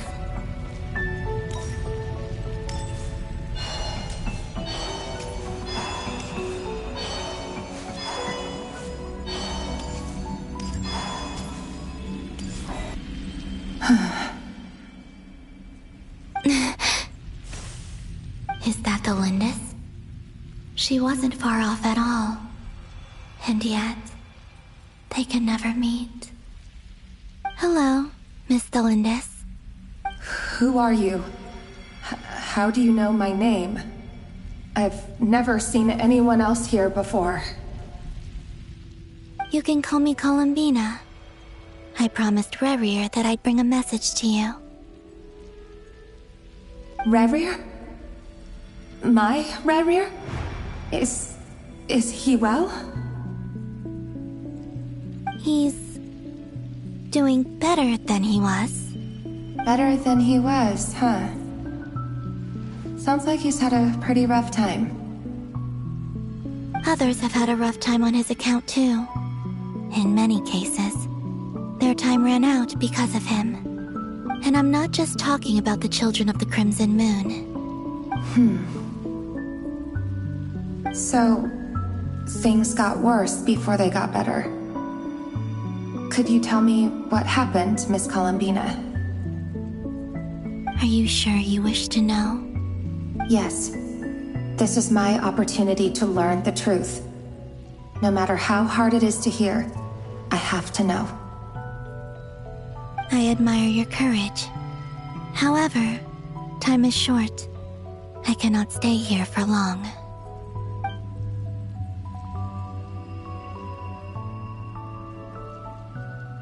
Rerir had seeds of hatred in his heart, and many people nursed them for their own ends.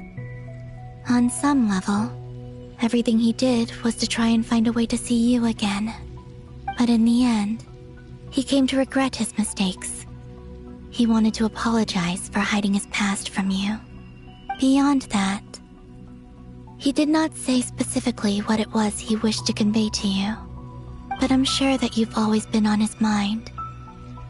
You are what has kept him going over all these years.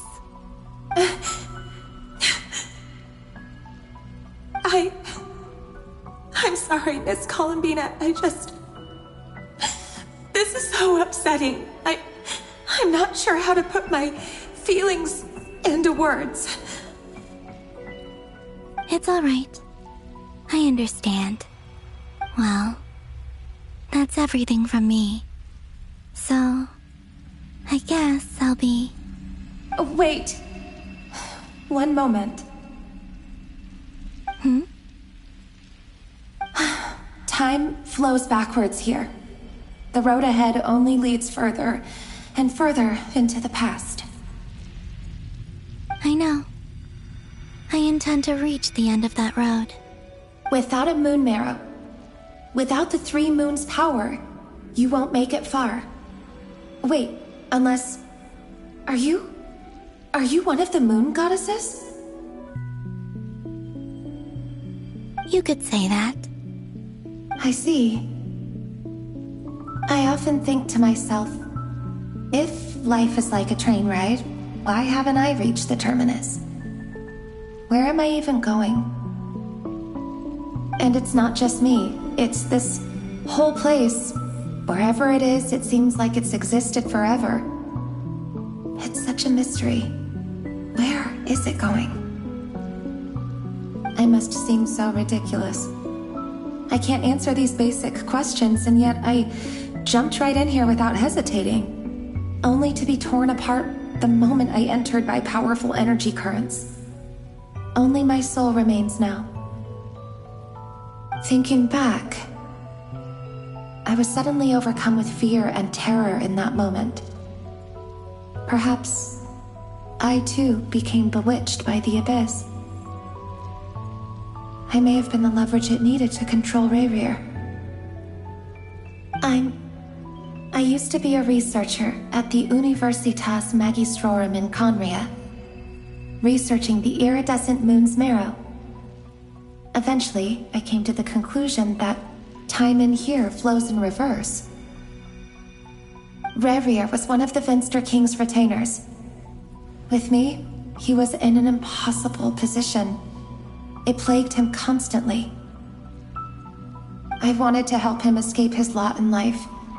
I wanted him to be happy, so I thought I'd use this place to return to the past. At the time, I thought I could just go back to the day that the Venster King first found the prince. It was only after meeting the prince that the Venster King started going too far with his research into the abyss. That was the day all of our woes began. I thought I could stop the king from ever meeting him and solve everything. I couldn't kill the Venster King himself, so I had to find another way to save Rayrir. That's why I wanted to go back, to kill the person who had brought new possibilities to our realm.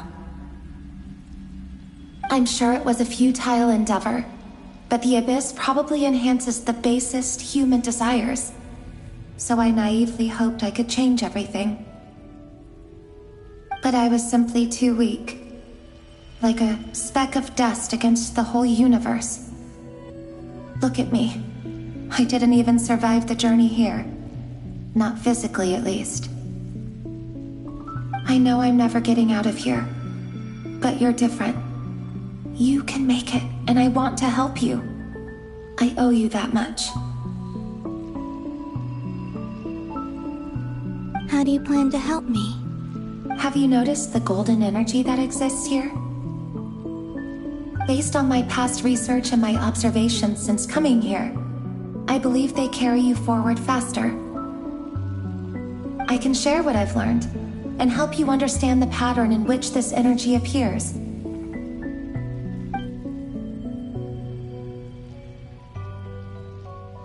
I think you just might... Now, I know you will be able to change the past. Also, I've been speculating about where this phase ends. The documentation was scanned, but from what I know of the legends about the moons, the oldest ones seem to begin with Nibelung, king of dragonkind. I have no way of verifying any of it by this point, but if it's true, you might be able to reach that era if you keep walking.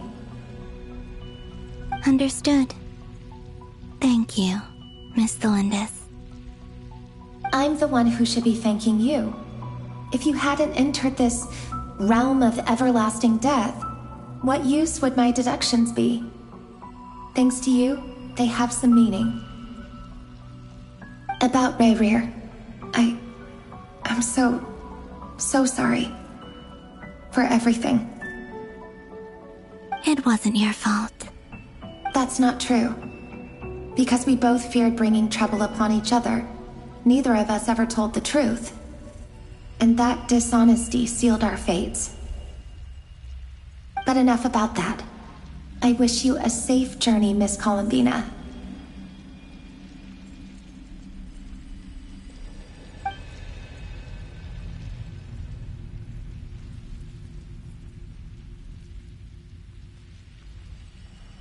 And may the outside world never have to experience pain like this again. Rayrir, you're there, aren't you? I cannot see you, because you exist in the future. I expect we'll be trapped in this prison of space-time for all eternity. But please, gaze upon the past, and then sit for a while. Let's find a place to sit down together, just like we did when we first met.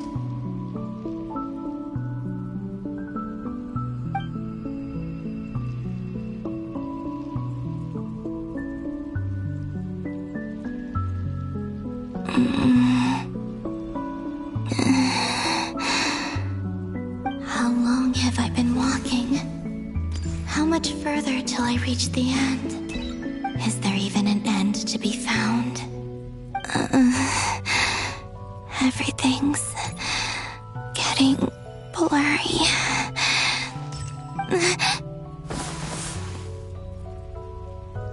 Huh? Are you all right, little sister? Have you come from the distant future?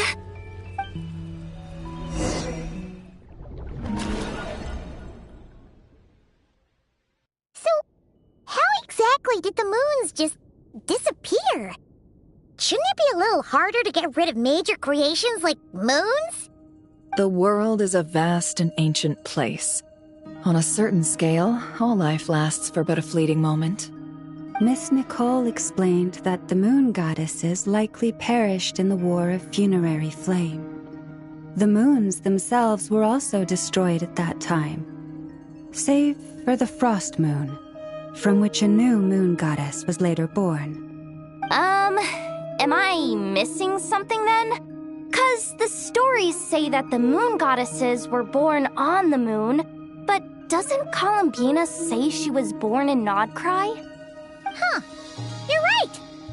Why do their birthplaces differ? What's the difference between the two generations of moon goddesses? Also, remember what Sandrone said?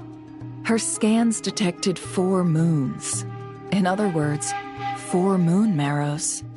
Technically, the result of the scan means that 4 moon marrows were detected and positively identified as moons in that moment. In other words, this piece of information alone isn't enough for us to know how Miss Columbina is doing right now. Yep. We have no way of staying up to date on whether she's dead or alive. She's on her own for now. But at least she's trying her best to get back to us. Yeah. She's a tough cookie. And a sore loser, too. We have to trust that she'll find a way. Because we really need her power. As much as it pains me to say it, we've got no chance of beating Dottore in a straight-up fight. He's much too powerful. It wouldn't even be close. That maniac is going to devour everything in his path until he reaches us. We need to find someone or something that can stop him before he does anything worse. I'll be frank. Our only hope of defeating this false god is with a real moon goddess on our side. I'm not just saying this because Columbina's a friend and I want her back safe and sound. It's just the truth. And I know that even she was no match for him when he attacked, but I don't have a better solution. We're not giving up on saving her, whether she can defeat Dottore or not. Right. Don't worry, Miss Sandrone. We're all aligned on saving Columbina. No one's trying to argue that we can only justify saving our friend because it will help save the world. This is about multitasking. We want to save both. So, she's more than just a moon goddess to you guys? Absolutely. Duh! She's part of the gang! And you are too, you know. Yes, I know. You don't need to labor the point. I knew that the moment I came running over with my documents that I was part of the in-group. I mean, if Arlecchino can fit in, I certainly can. Anyway, as for how we get Columbina back, I've been working on it constantly. But I think I'm still lacking certain information about the moon. I'd probably get there if I could continue my calculations, but the problem is, I've run out of computing power. Computing power? You mean you need more energy? No, the issue isn't energy, it's processing power. There's so much data to get through that the whole process has just ground to a halt. That's a tricky problem. René de Petrichor of the Nazissenkreuz Ordo once foretold the fate of the world. But I don't know how he did it. My guess is that he used the primordial sea's power. However, that won't work for me. His methodology was vastly different from my own. What's worse, they're incompatible. And, to top it all off, we can't even leave Nodcry. Ugh, this is so annoying. If I'd known we'd run into a bottleneck like this... Well, no, the design bureau's a bust as well. Curse that Dottore! Couldn't have made this harder for me if he tried. Oh, what do we do then? How about we grab a bite to eat and take a break? Maybe something will come to mind after you've cleared your head. You don't get it, do you? I'm trying to calculate the fate of an entire world here. And I need accurate results, not vague prophecies. Where the heck am I gonna find the computing power for that? Anyway, time to shelve the discussion on technical difficulties. Being a killjoy isn't very ladylike, after all. Either way, We've done what we can. Rest well, everyone. Remember to let us know if anything new comes up. Hat guy? Is he hinting that we should talk outside? Let's go somewhere a little more private.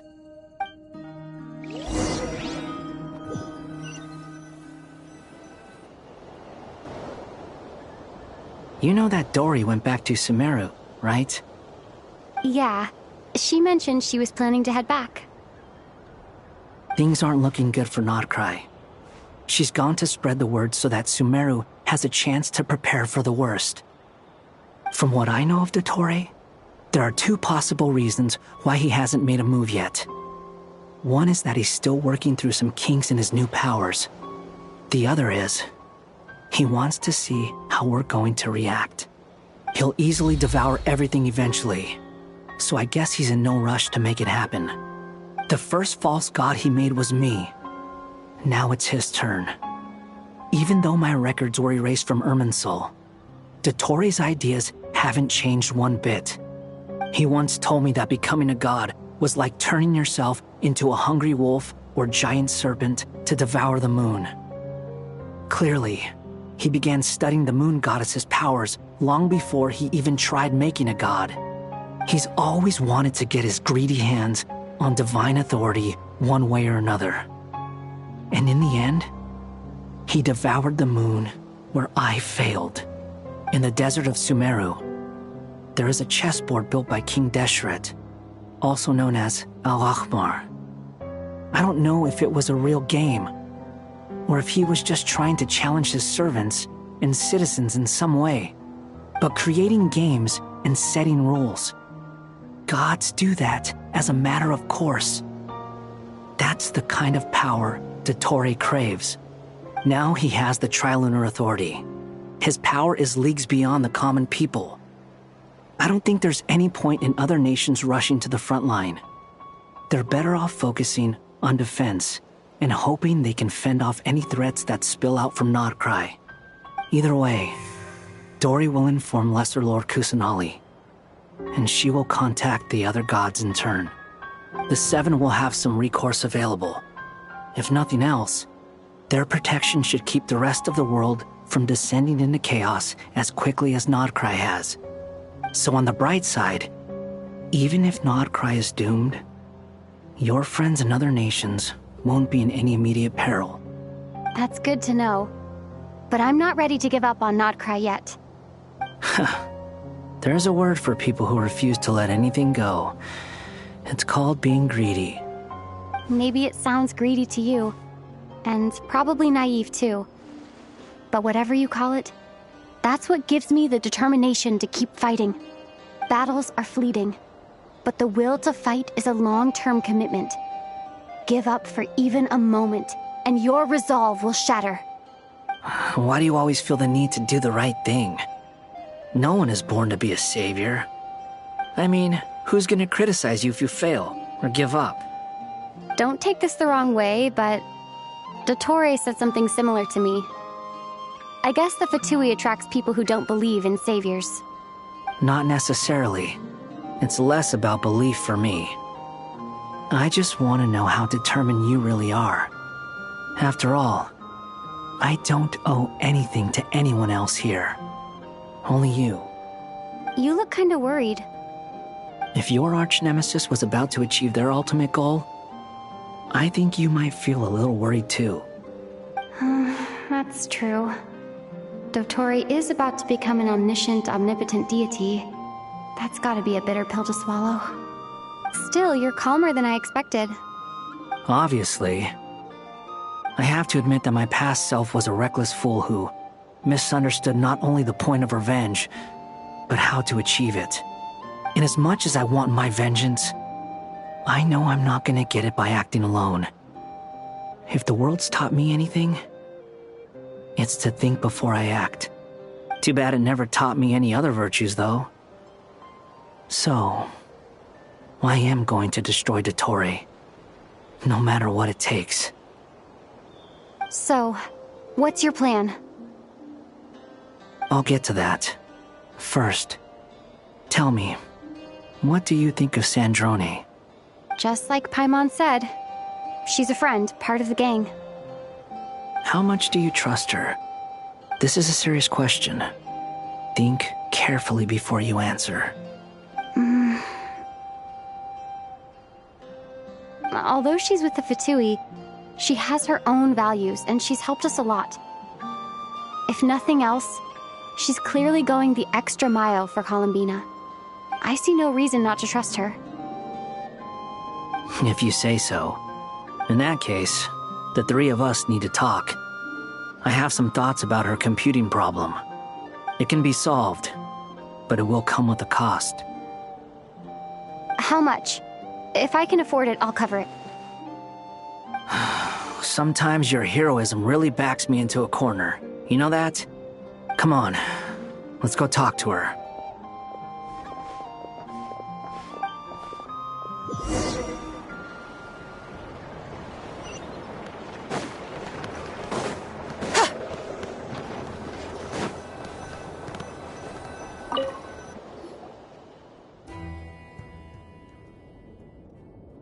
Miss Androne, Traveler. Hey there.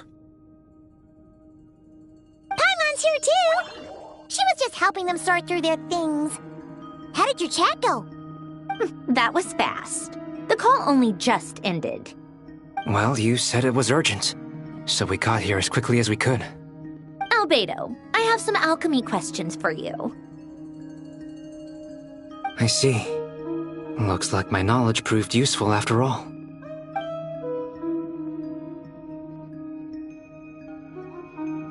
If I might ask, what is the end goal for the modified formula you'll be using? I needed to predict the future of the entire world. But I've run into some teething issues since trying to implement Renee's theory of the four Orthants. I see. I'll have a look at it. Still, computing power is the real issue here. How do you plan to solve it? About that, it's been sorted. Oh, with the Traveler's help? Actually, you're not wrong. She found the person with the solution. Was it Hat Guy? Yeah, it was him. Wow! Go Hat Guy! Seems like all that time studying at the Academia is paying off big time. But where is he? Wasn't he the one who asked Albedo and I to come here? Come with me.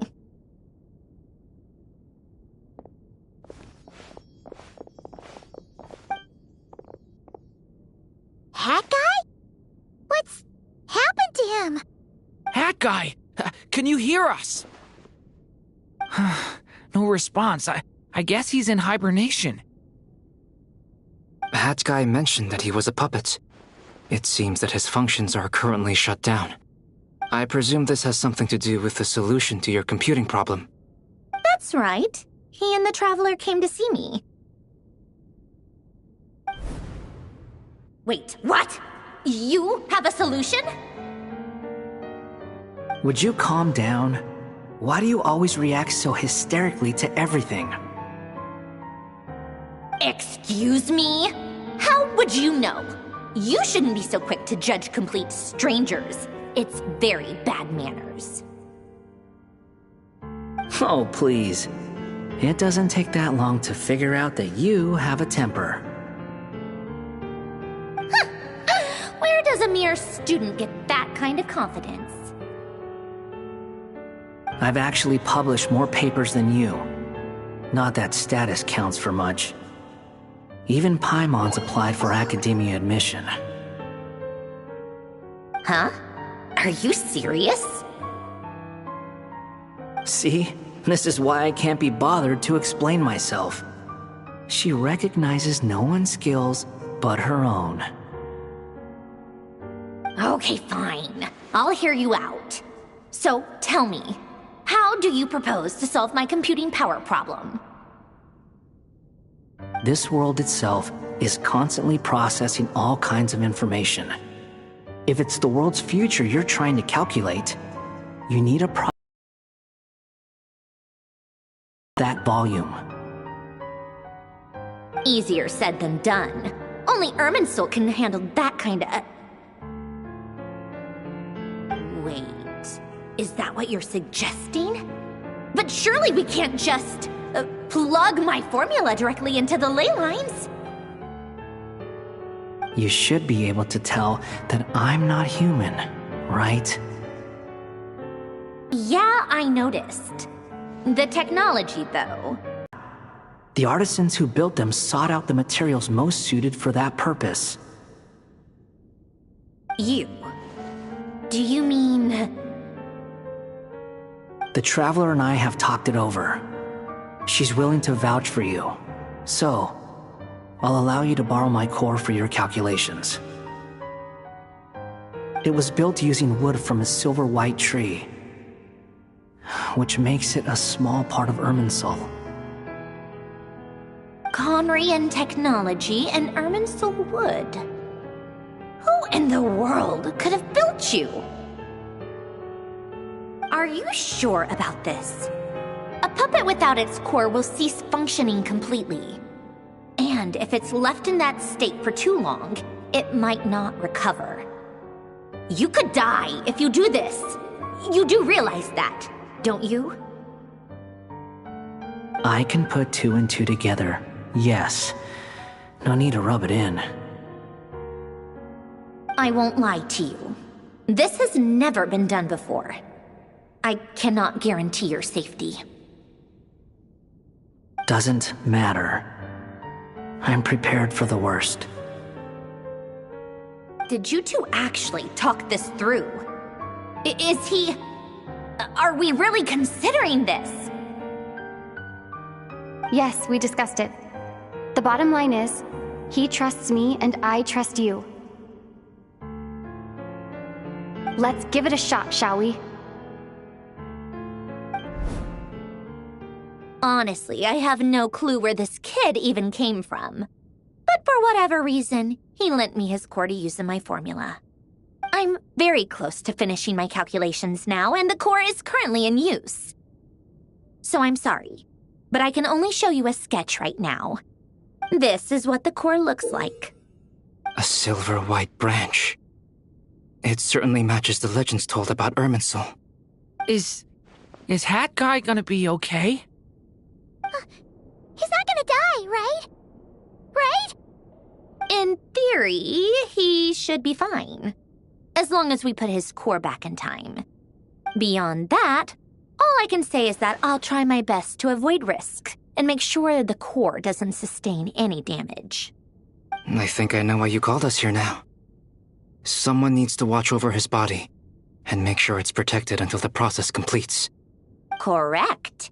He said that the only ones he trusts here are you two, and the Traveler. And the Traveler will have other work to do. He will have our undivided attention. Aww, Hat Guy. On a more positive note, things are progressing steadily on my end. I'll call everyone in for a meeting once the results are out.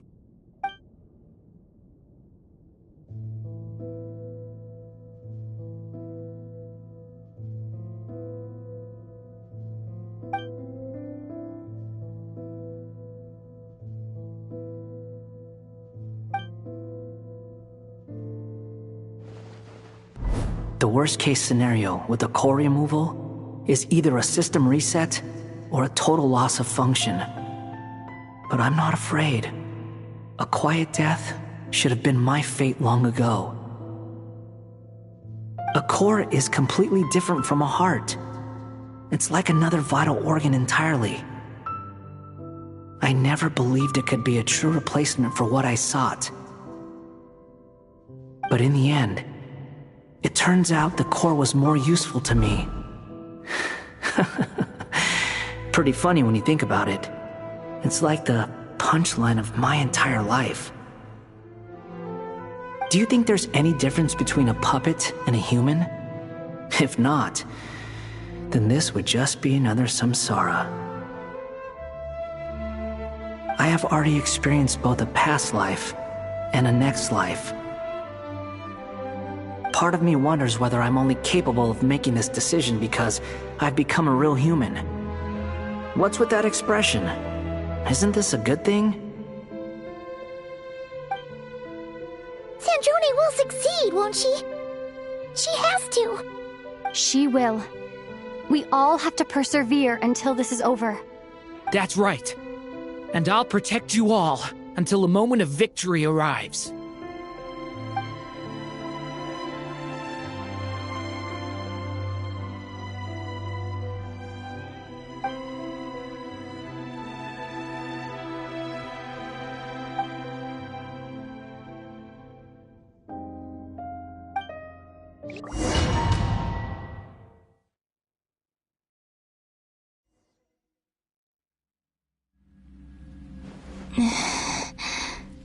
Who are you? Call me Sonnet. You have the same power as Canon. Sonnet. So, you're the goddess of the iridescent moon? Oh, goodness. You recognize me? Well then, what's your name? Columbina. Columbina Hyposelenia. Hyposelenia? What a lovely name. Did you choose it yourself? It was a joint effort between me and my friends. Friends? You mean your friends in the heavens? Huh? Oh, sorry. You must be exhausted. I apologize. Hang in there. Let me introduce you to my older sisters. Do you mean the other two moon goddesses? Arya and Canon? Wow, you sure know a lot. Hey, does that mean that our story goes on into the future? Oh, I guess that wasn't the best question to ask. It's alright. We were prepared for that possibility. You could say we were too prepared. I can't even remember how long my sisters and I have been here by this point. When did you get here? How long has it been? I can't say for sure, but it feels like it's been forever. I see. Are you feeling alright? You look a little unwell. I can hold out a while longer.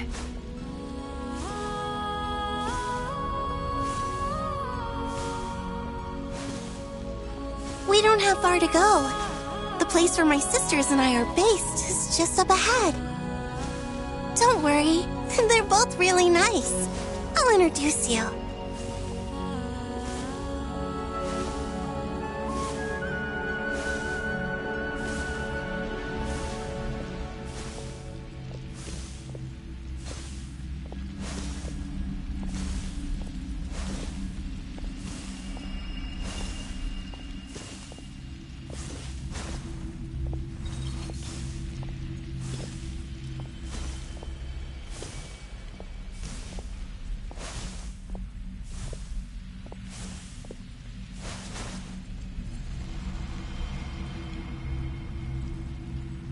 Sisters! I'm back! And look who I've brought with me!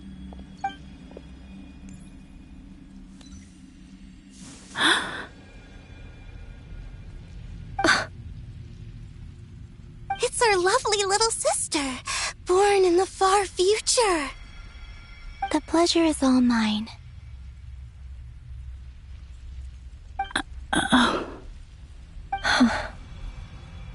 Allow me to introduce you to Columbina Hyposelenia.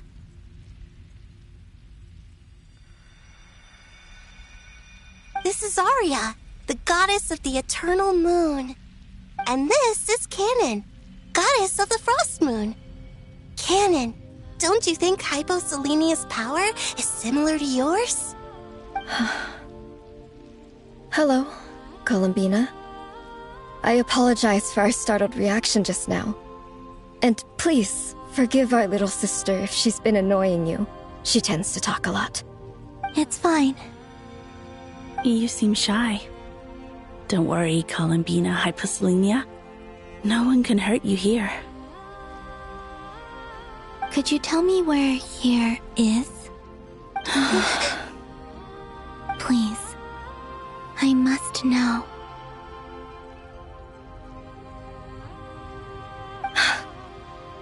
My dear sister, this is where Tevat's original ruler, the Dragon King Nibelung, imprisoned the moon goddesses. What? You're scaring her, Canon. No, I'm fine. Please, continue.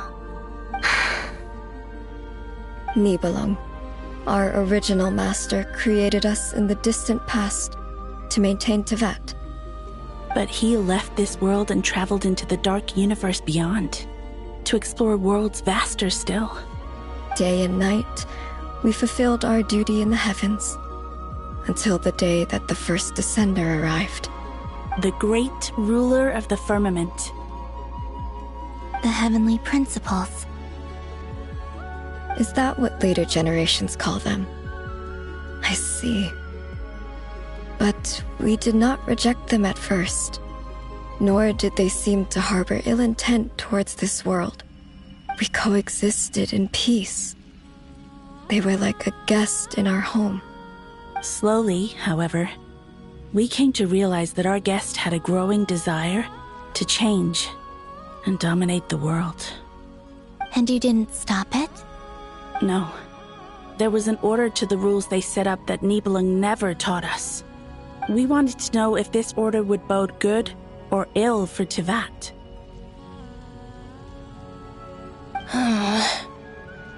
All right. Canon and I wanted to know. Sonnet was against it from the outset. Later, we discovered that this great ruler of the firmament bore an almost paranoid hostility toward the desire of certain life forms to seek power. Or perhaps they feared them. They would even cast down celestial nails as manifestations of their power, to punish the civilizations of the world below. Only this was far beyond mere punishment. Right. Their rules brought order, but the price people paid for merely testing the limits of those rules was far too great. I did everything in my power to help the punished escape catastrophe, but still, too many lives were lost. The ancestors of the Frost Moon Scions were some of the ones you helped. But just when we had decided to take countermeasures, the Dragon King, Nibelung, returned. And so began the War of Funerary Flame. So, that's the name the world gave that war in the future. Well, who won in the end? As far as I know, the Heavenly Principles won, although it came at a great cost. They remained in Tevat, where they continue to rule to this day. And the world's original master, the Dragon King Nibelung, was destroyed. And what of the moons? Are there still 3 moons in Tevat's skies? You can tell us the truth, Columbina.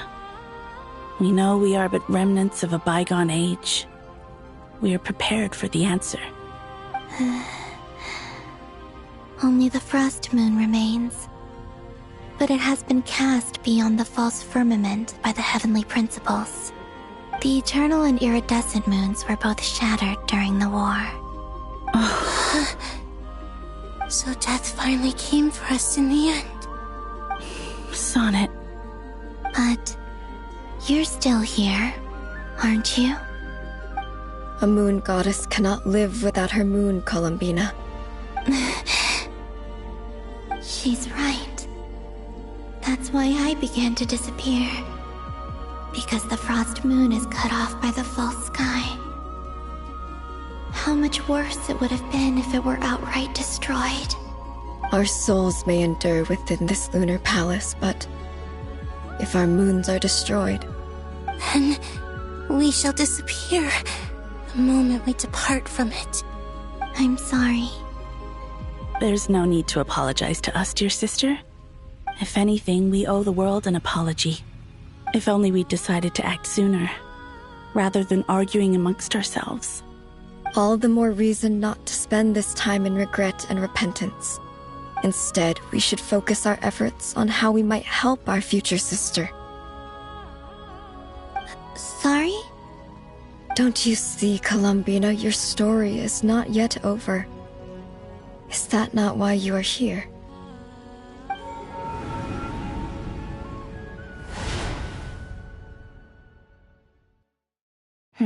It's done.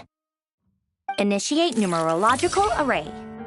Continue running primary process. Calculate the world's fate through extrapolation.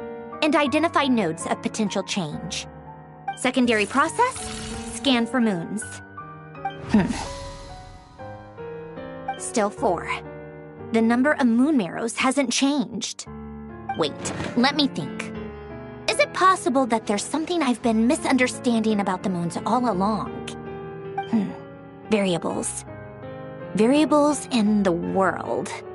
I know where potential variables within the world come from. So what about the moons? Are there any variables there? Like their life or death, for instance. What if being alive or dead makes no difference to a moon? But that's so strange. Even immortal gods can die. Why would the moons alone be? Wait! I've got it! If alive or dead is considered a variable, we might have had this wrong the whole time. No one ever said that a moon marrow equals a living moon. We just made that assumption ourselves. Initiate secondary process. Scan again.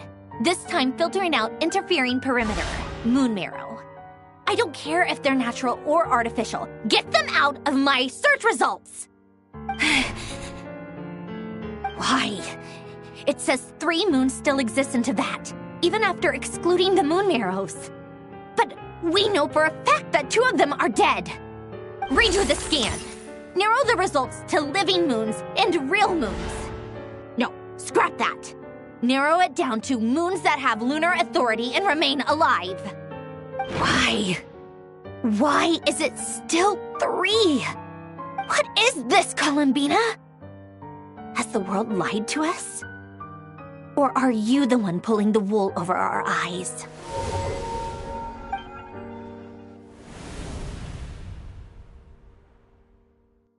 So, you think that the moon's reflection might be where Nibelung imprisoned the 3 moon sisters?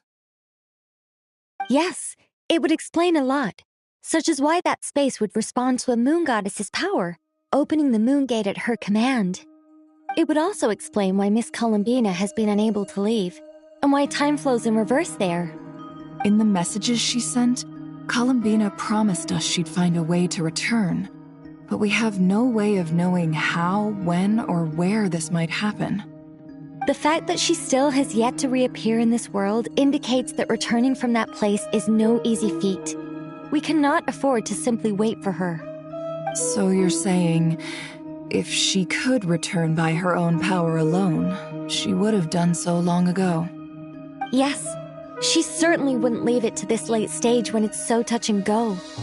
I've been giving this some thought, and I've come to believe that Luana's heart might be an anchor that she left behind, as a sort of future waypoint.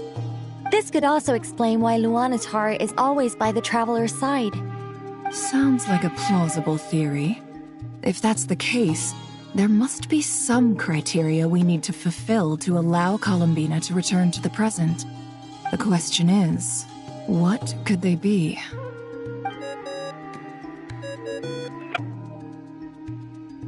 Hello?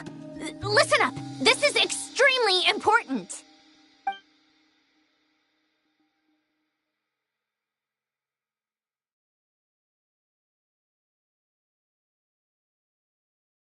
Not only is Columbina alive, but she may well exist in a form unimaginable to us. I'm still unclear on the details, but she's done something truly inconceivable in the past. And the clue to what she's done lies in the moon and Teyvat sky. Truly amazing. Oh, I'm so delighted for her. I'm sure we all feel the same. And I'm sure Columbina is ready to get back here and fight by our side. I'll keep my calculations going and try to find some way of coordinating with her. But that's not an excuse for everyone else to slack off, okay? All of you had better keep trying to think of solutions. How can the dead moon still live? And Luanatar...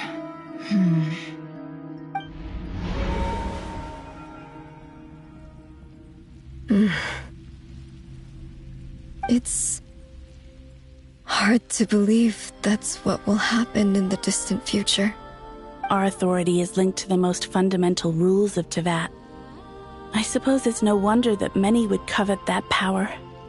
I didn't realize that when you said friends, you meant people who live down in Teyvat. That's so lovely. I always wanted to go down there and have some fun. Have you ever tried leaving this prison? Of course. Between us, we've tried everything. But no matter where we go, this space will eventually bring us back here. It's like the center of a whirlpool. Everything ultimately converges here, at the moment when Nibelung imprisoned us. In that case, have you tried using any of those pathways that connect this space to the real world? Sorry? What are those? They're passages through which you can make small-scale changes to reality by using Kuvaki. Or am I the only one who can use those passages? Because part of my soul remains in reality. Kuvaki. What is that? You don't know? It's a unique kind of elemental energy found only in Nodcry, the land from which the moons arose. Oh. Well, it's true that the moons first rose up from the part of Teyvat you say is called Nodcry. But there is no difference in the elemental energy between there and anywhere else. What? Could you show us some of this Kuvaki? Hyposelenia? Maybe if we see it, it'll make more sense. Okay.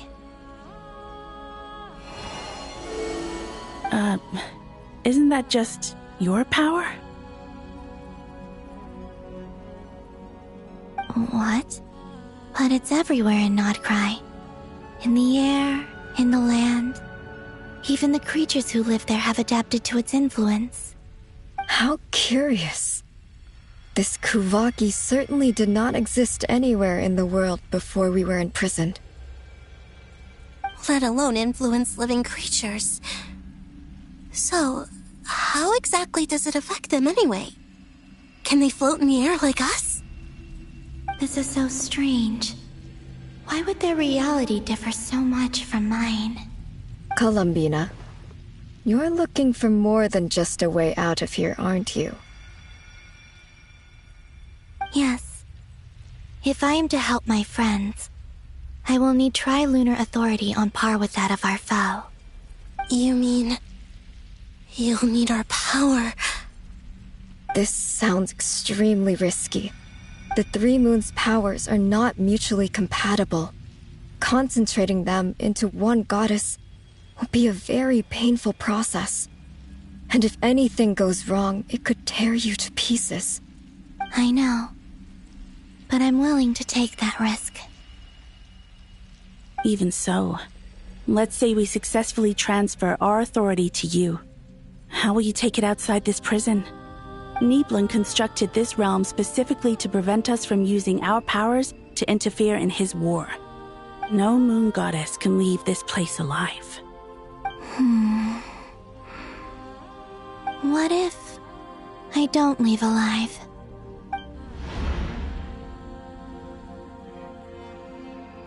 Where do we even start? How are we supposed to figure out what we're meant to do to help Columbina?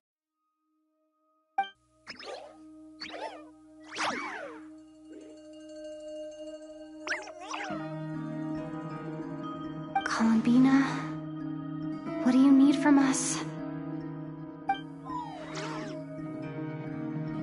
If she really got to the beginning of time in there, how do you think she'd leave us a message?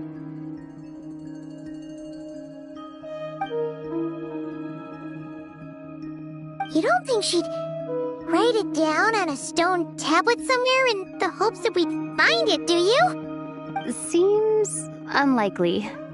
Columbina may not talk a lot, but she thinks deeply about issues like this. Let's review what we know. This is the Columbina who fought alongside us against the Reikir of Solnari, and with whom we celebrated Moon Prayer Night. She knows our personalities, our ways of doing things, even our unique strengths and abilities. So, if she wanted to tell us something from a long, long time ago, what would she do? Oh.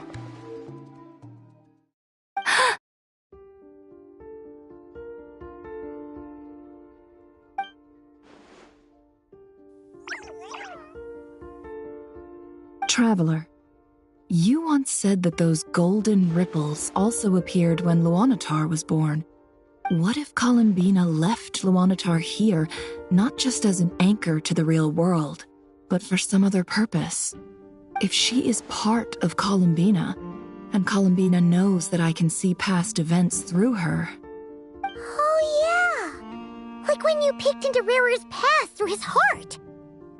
Nefer, wait! If you're right about this, and you can really see past events through Luanatar, your eyes, they'll... Oh, I know. Looking at Rerir's past in Conria was already enough of a strain on my eyes. Looking this far back into the past, it'll surely blind me. But it's our only chance. This is the only way. Boss. We spoke about this once, a long time ago. Do you remember what I said, Yehoda? The day I lose my sight, the Curatorium of Secrets will be yours to run. But... What's wrong? I'd be overjoyed if I were you. This day's come a lot earlier than either of us expected. I need to know you'll honor our agreement, Yehoda. Promise me. Yes, Boss Neff. I promise. Are you sure you don't want some time to think this through? What is there to think through? I should have gone blind after our battle with Rerir. Frankly, it's almost criminal that I got away with it for this long. Then at least let me take some precautions on your behalf. And if you really do lose your sight, I'll visit your office every day and make sure you're well looked after. Oh, please, anything but that. I was actually ready to go through with this. Are you trying to scare me into backing out? As if I could ever scare you. I'll assume you're just joking to calm your nerves. All right, enough chit-chat. Let's do this.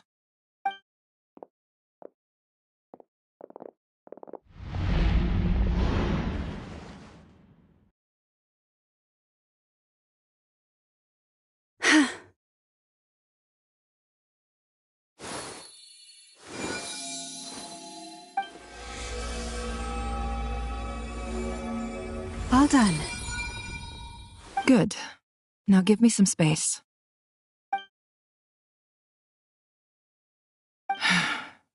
Come on then, little one. Show me what happened in the past.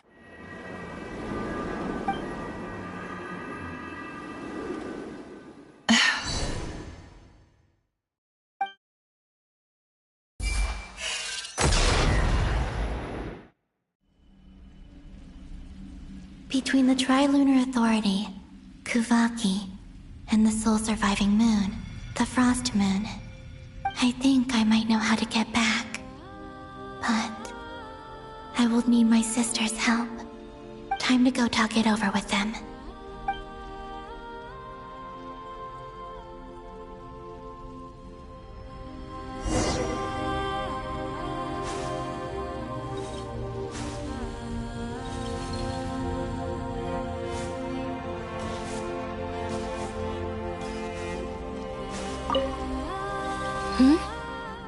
Have you decided what to do?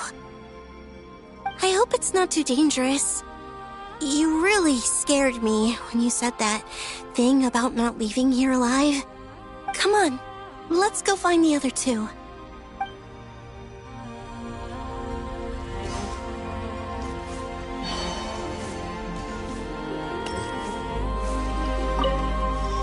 It seems you have reached a decision. I'm all ears. What do you propose?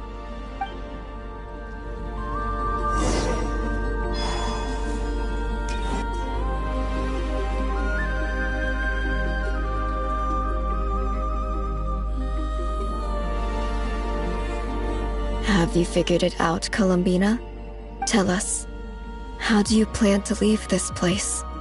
I intend to die here, in this moment, and then be reborn in the future with the help of my friends. What? What are you saying? How can the dead be reborn? And how will you inform these future friends of your plans? You can't exactly leave oracles. Nothing can escape this place. Not a single ray of moonlight. And even if you found a way, what if they never find the message you left for them? You'll... No, that won't happen. Come again? They will find my message. I'm sure of it. I'm not following. How exactly will you achieve this? It's quite simple, really. First, I will leave my soul here.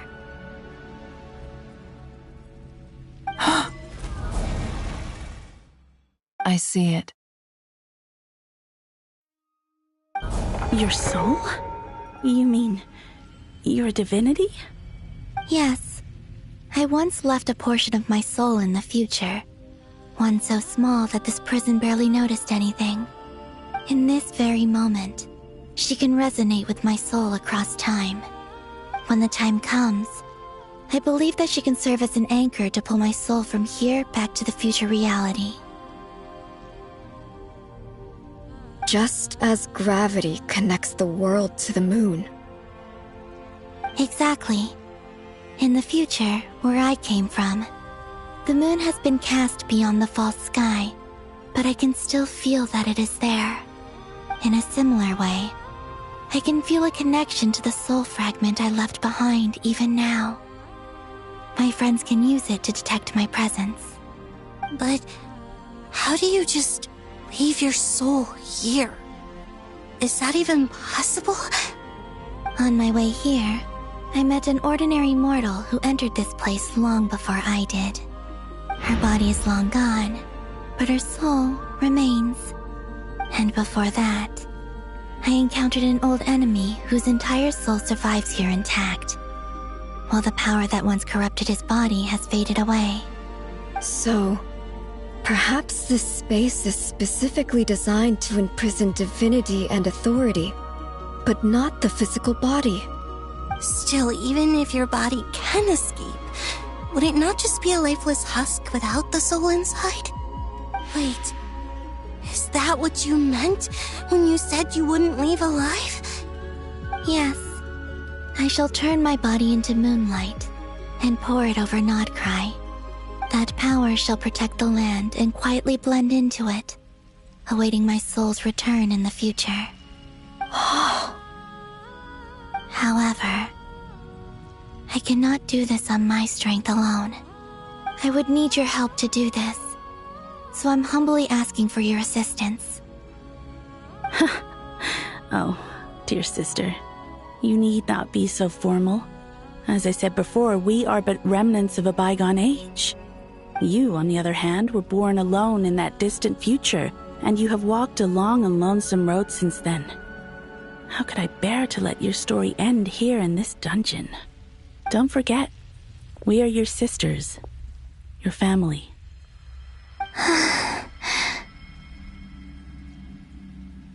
Arya's right. Actually, I've always wanted a little sister. Can you imagine how it's been for me?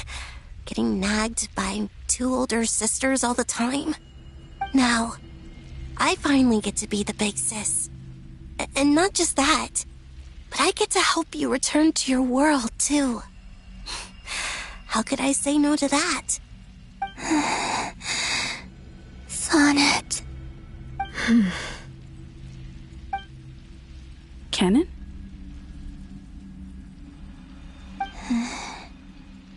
I'm sorry. I know this is a bold request. The Frost Moon is rightfully yours, and it remains intact. Oh, no, please, don't misunderstand me, Columbina. I was just thinking back on the years that the three of us once spent together. You cannot imagine how happy I am to hear of the future world you describe. The Frost Moon Scions, your lovely, kindly friends. For the three of us, whose purpose in life was to maintain the peace in Teyvat. It is a great relief to know that the people of this world live in such an abundant future. If your plan can save them, and save, not cry, I will gladly give you all that I can. Besides, the three of us have been together since the day we were born. I could never abandon them to live on alone without them. Canon. Still, I do have one question I would like to ask you before we proceed. Certainly. What is it? Why do you cover your eyes?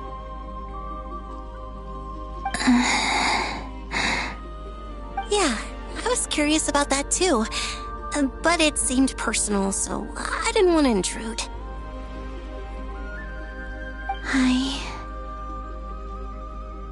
There was a time when I refused to look upon the world. I believed it was full of nothing but lies and falsehoods. I wished to hide my feelings, seal my heart, until I could return to my true home. I see. Perhaps that decision saved you from ever having to see the false sky again. But at the same time, you likely missed out on many true and precious things, like the smiles on your friends' faces. Promise me this, Columbina. When you return to the future, open your eyes, take a look at the world around you, and see your friends. I'm sure that you know this already, given that you long to return, but that is your true home. Give me your hand, Columbina. Arya, Sonnet, you too. Okay. All right.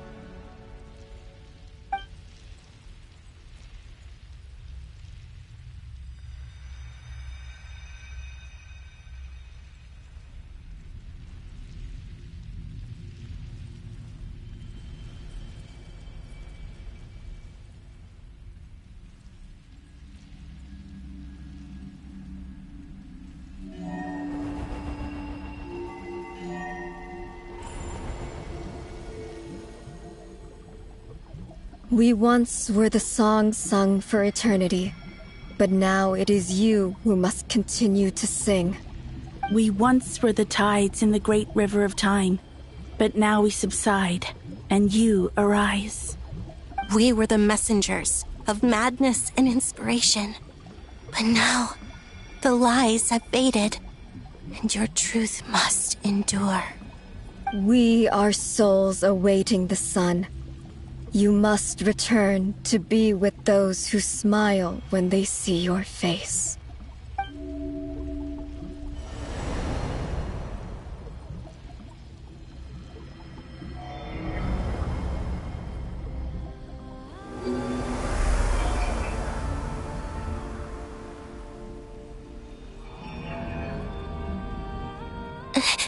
Is it done? Yes. We have transferred the authority over all 3 moons to Columbina Hyposelenia. From this moment on, she is the Tri-Lune Goddess, the one and only moon goddess of this world.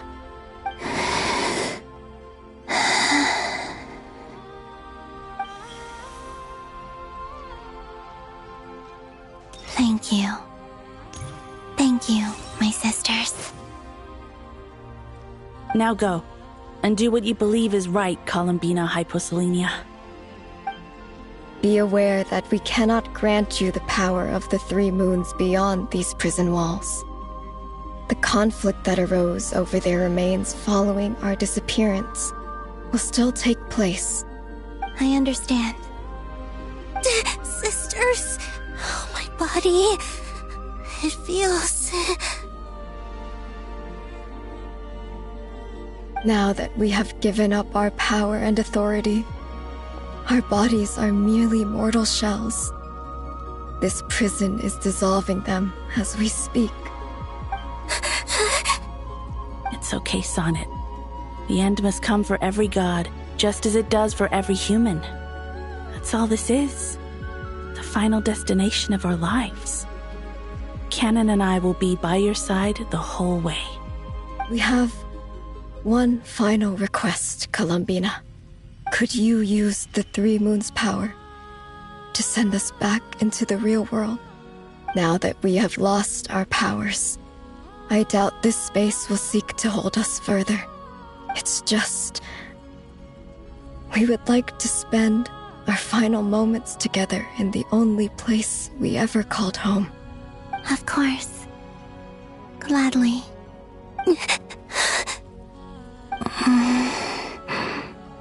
Sonnet? Yes? Don't... I wish I could tell her not to give in to the abyss. Not to be afraid. But is this really what I should say at this moment? Don't forget. I'm so glad to have a big sister like you.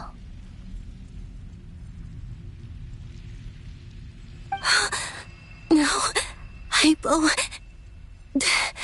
Thank you. I'm okay. I'm not afraid. As long as my sisters are with me, I won't be afraid.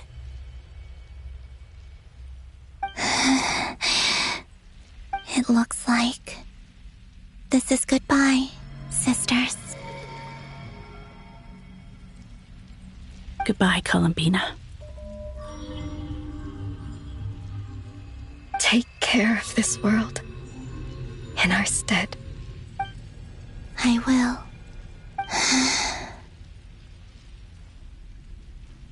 And now, it's time for me to bid farewell to my body, too. May it become the moonlight that keeps Nodcry company through the long years ahead. So this is why Nodcry was not always home to Kuvaki. It only appeared after I poured my body out upon this land, and only this land. Kuvaki responds to me because it is me.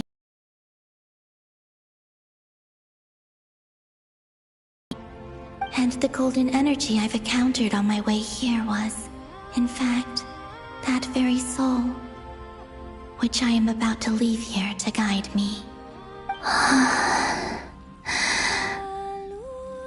O power Trilune, eternal moonlight. I, Columbina Hyposelenia, lay aside my body. Let it be cast into the dark night to illuminate the future. May it be a companion to all who dwell beneath the moon.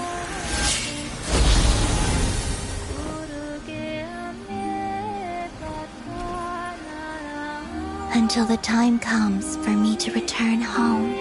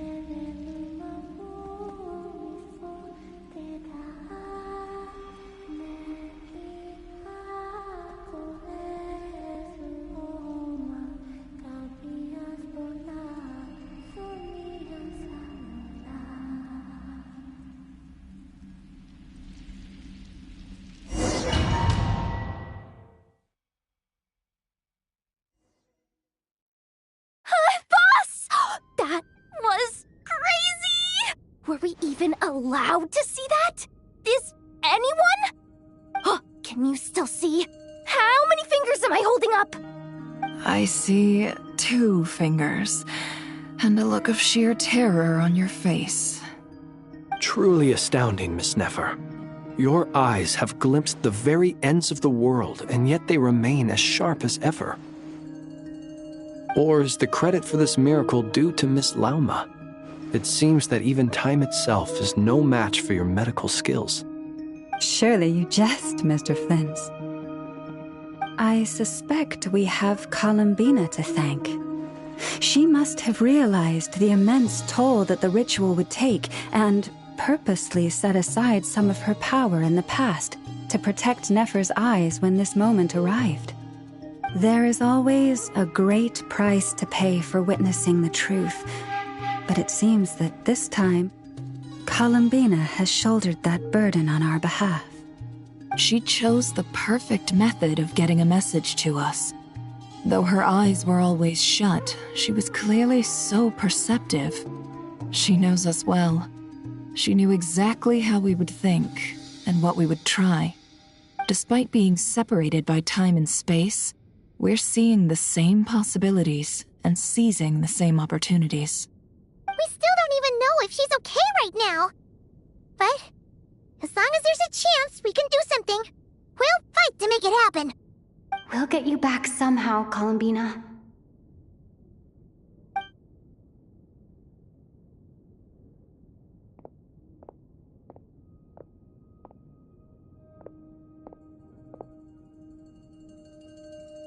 Well, based on the information we now have, let's figure out our next moves.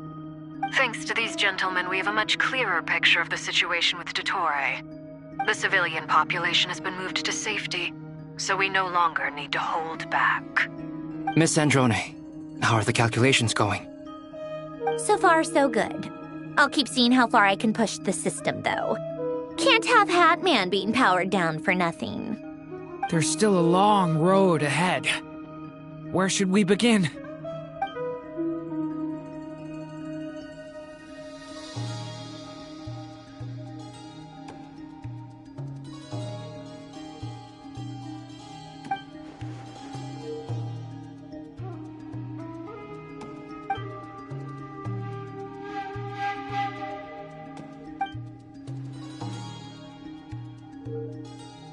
Our plan is clear.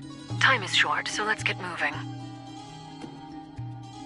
There's just never enough time, is there? Time is the bane of my existence. Ugh. Anyway, I'm gonna get back to work. All right, we'll do our part too. Yeah.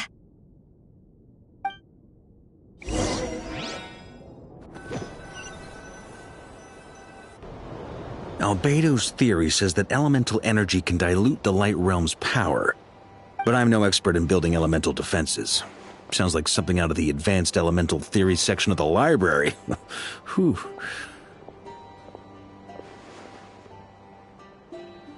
You seem quite troubled. Well, yeah. I mean, who doesn't get a little flustered when they're completely out of their depth? You were the very picture of confidence back when you approached the Hexen Circle. Yeah, I could have been faking it through that whole meeting for all you know. Who's to say I'm not just a ball of nerves in a charming and gregarious package? Oh gosh, really?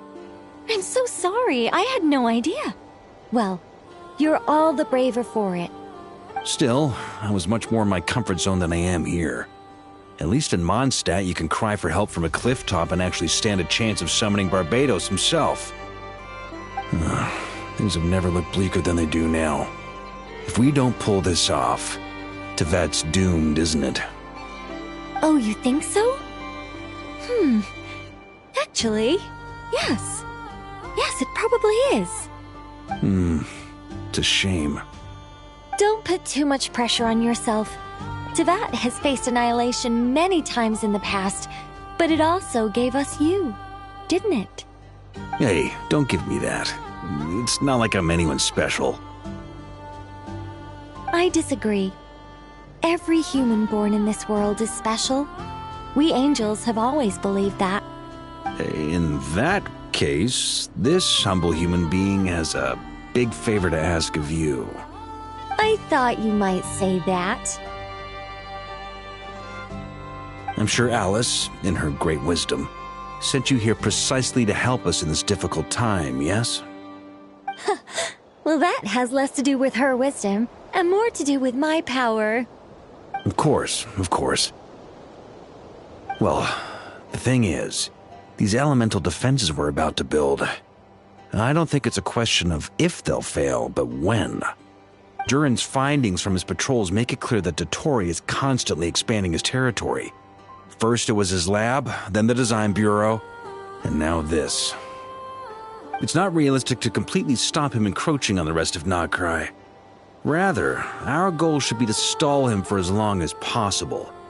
If Miss Sandroni's calculations are correct, well, they're the closest thing to certainty we have in this situation, so let's assume they are. Anyway, her calculations suggest that our best hope for victory lies in Miss Columbina's return.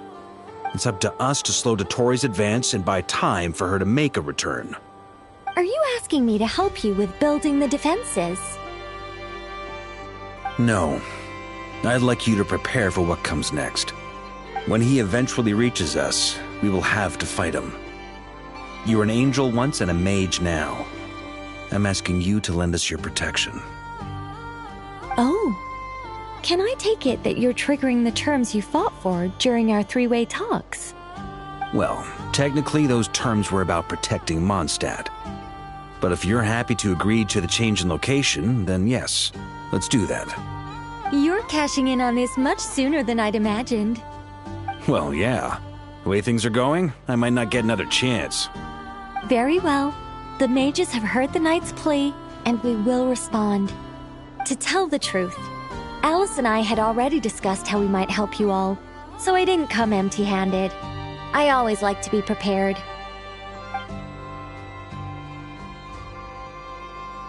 This is... wow. Yeah. This is great. Seriously, thank you. It's been many long years since I had a chance to dazzle humanity with a little divine intervention. To humbly serve as a reliable and responsible guide. Anyway, Knight of Boreas, please accept this gift in recognition of your great virtue. Go now. May the angel's blessing deliver you safely to your destination.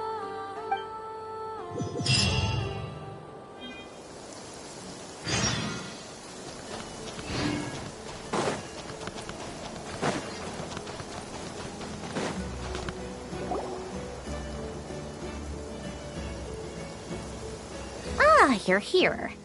Sandroni! How are things going? Glad you asked.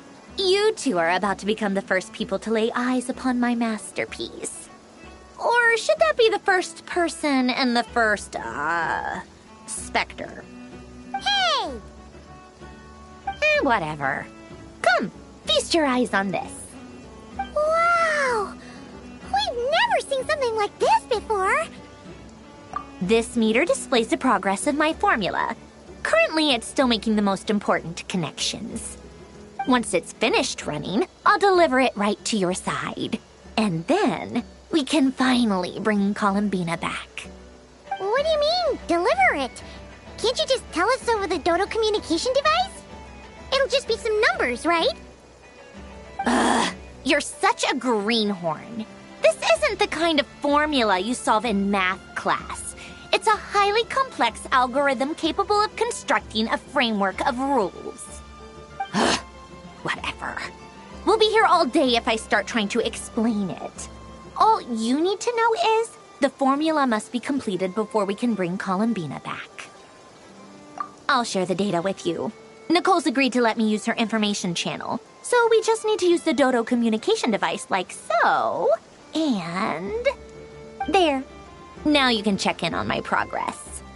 Wow! Look at that! You're amazing, Sandroni! About time you recognized my genius. Took you long enough. Anyway, that's all from me. You should check on the others if you have time. Make sure we don't have any weak links in the chain. That might sound harsh to you, but close supervision is a common practice in a Fatui. Not looking to catch anyone out. I just care about everything going smoothly. That's all. I'm kinda stuck here while the formula's running, so I need you to be my second pair of eyes in the meantime.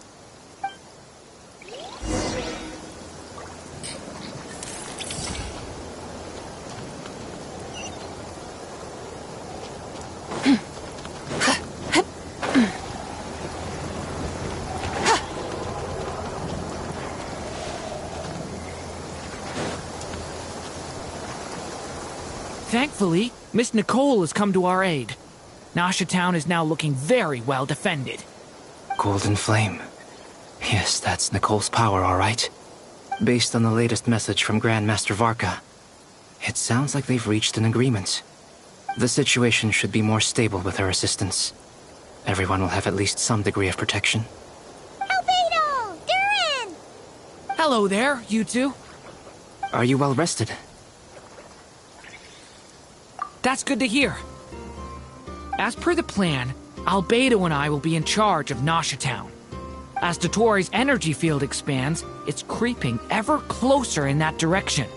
But we will do our best to hold our position. We fought side by side many times before, and always with great success. I believe this time will be no different. So don't worry about us. Focus on fighting Dotori.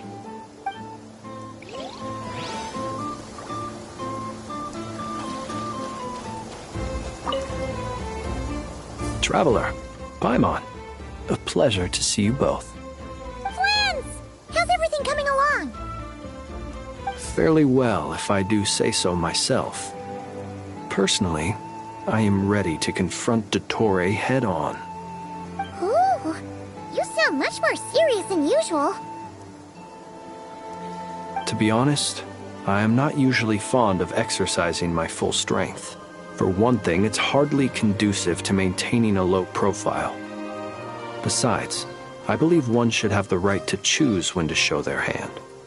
I am conserving my strength until the moment of battle is upon us. Anything to boost our chances of victory. Seeing you get into the zone like this really puts Paimon at ease. Huh, Traveler? I consider it an honor to have your trust. Rest well. I look forward to seeing you both in your element during the battle.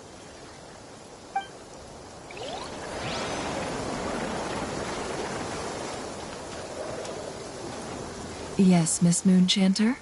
What are you staring at? You always address me in the strangest ways. Lady Moonchanter one minute, Miss Moonchanter the next. Yes, and? Are either of those incorrect? Not as such. It's just that I simply call you Nefer nowadays. Uh-huh. That's my name. What's your point? The point is I don't add any honorifics or titles. Meaning what? That maybe we're on friendlier terms now than we used to be. Is that how you see it? Then I thought I was the one with eye damage. Never! Wilma! Paimon, Traveler. Just swinging by to check in on you. How are things going? Did you manage to get some rest? Don't worry about me. I won't slow us down. And I give my all to ensure our victory. Ah, yes. Allow me to give you two a quick checkup. All done. You're both in good shape. You're welcome. You'll have your work cut out for you in this battle against Dottore, so make sure to get some rest in first. Paimon will keep an eye on her. Don't you worry. I'm glad to hear it. Take good care of yourself, too, Paimon. Sure thing.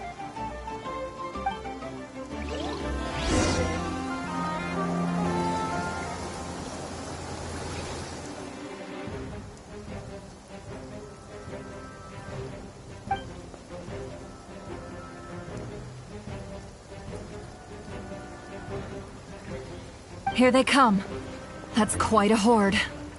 As we expected. Get ready, everyone. Take your positions. and prepare to engage.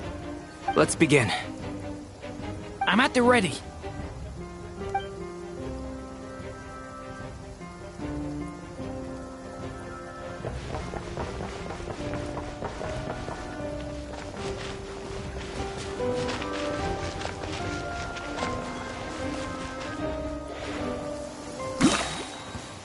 Waste of time. Your skull! Water jet! Time! From the wind! The long sleep beckons. Another one! Breathe fire! Hear the dart!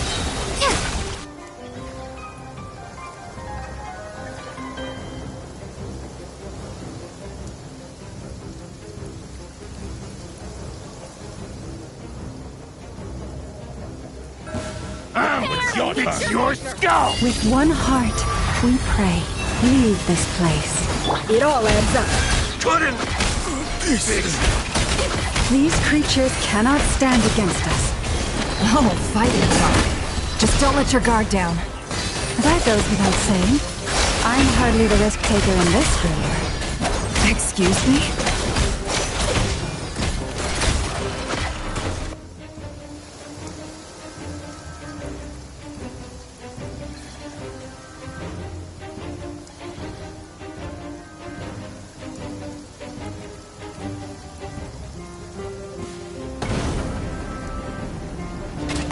Coming to be! Moments of birth! Stay back! A turning point in fate!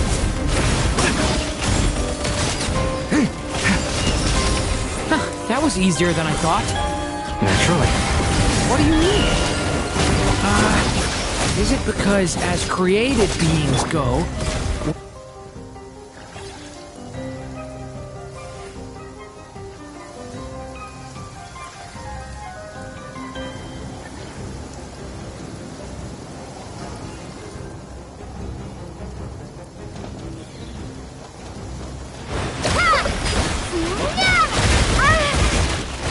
For the everlasting forest, you poor lost lamb. Can't hide the truth. People have always used fire to drive away wild beasts. Wouldn't a lantern work just as well? You read my mind, my dear friend. I was just about to say that. All right then, dear friend. Bring the light. Observe. Be silent. Nightfall.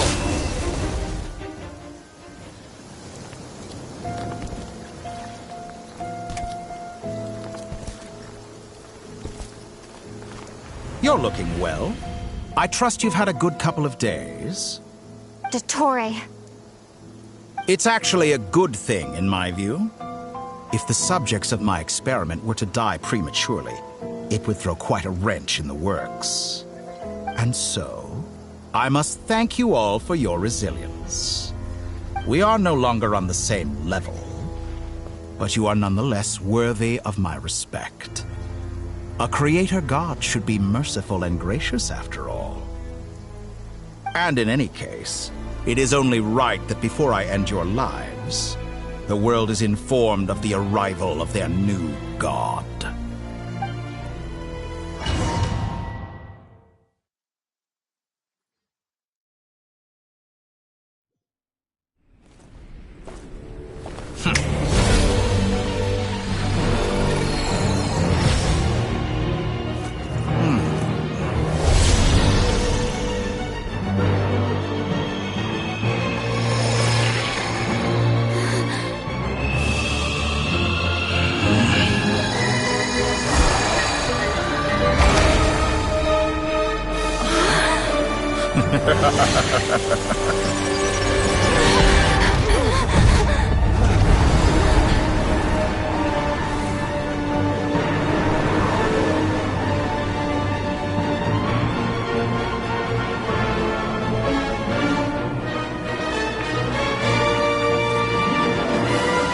The experiment begins.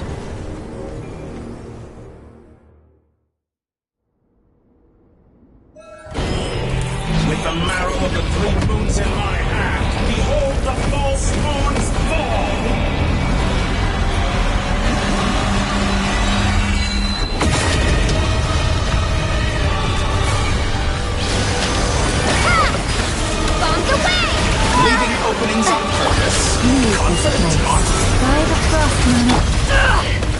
The deception ends here. It all adds up.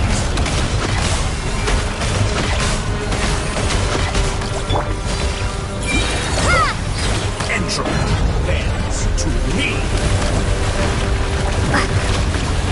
Water jet! Wipe out! For the everlasting forest, receive my blessing. Seek within. Can't hide the truth. Let's see what you're made of. How unfortunate. Close your eyes. To dust. Be silent. Observe. Night falls. How dull.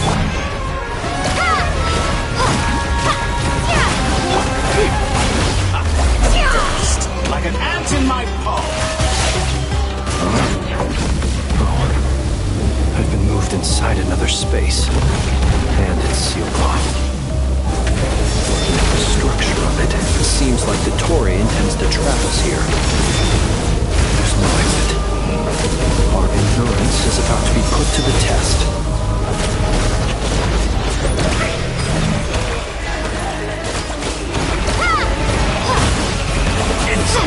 Bends to me.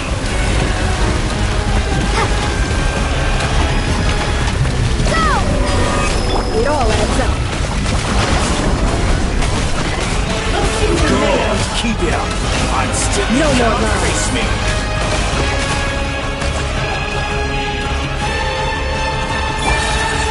Moon's remnants fall.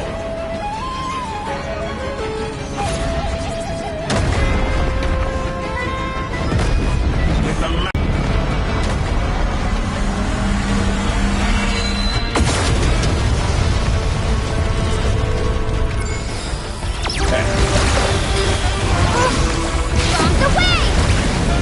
Can't hide the truth.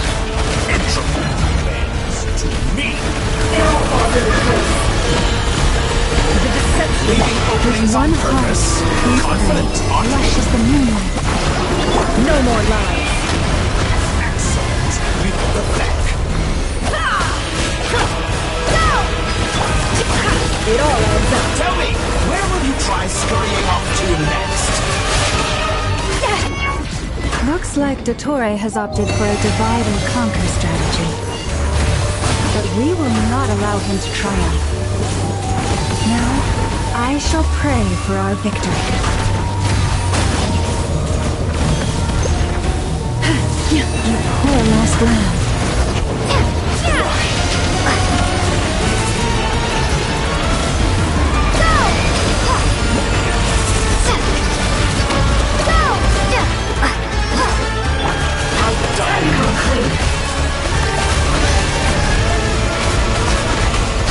Can't hide the truth. No more lies.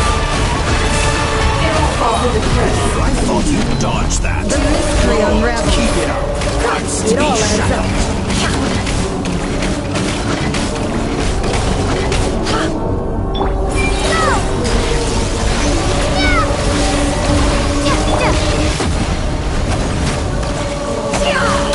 Moon's remnant.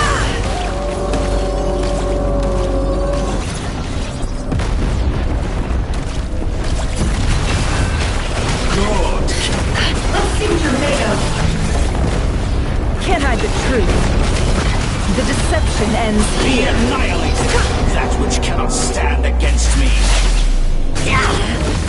What's this supposed to be?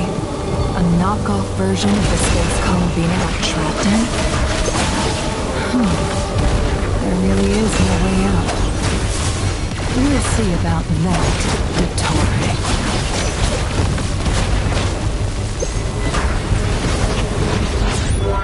My apologies. I had not intended to take your teammates from you. But you have a choice. An excellent deal, if you ask me. Won't you consider it? Water jet!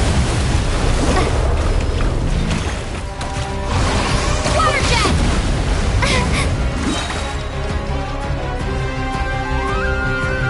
I'm aware you've you've been working on some little tricks to surprise me with, but it appears that none of them have come to fruition. My guess would be that you're trying to bring Columbina back. But then, where is Sandrone? Or are you trying to buy time for her? I always found their friendship to be a curious phenomenon. Two highly incongruent personalities, and yet they share a deep connection. Speaking of Columbina, I once saw her as like a younger sister. We got along quite amicably while she was with the Fatui. But then one day she suddenly decided she would refuse to take part in any further experiments. To this day, I truly don't understand what I could have done to upset her so much. It's such a pity. I could have had a sister, a family. But alas, she grew to dislike me. You're not fit to be family to her. That I can't deny. So many people, all obsessed with playing out the same tired old dramas. This world is rotten to the core. And then there's you. You had every opportunity to reach the right conclusion. The thought of killing you off like this? But I maintain that I approached you in good faith, so I will offer you another chance. Will you work with me? You have until I count to 10 to make your choice. 1, 2, 3. Not in a million years.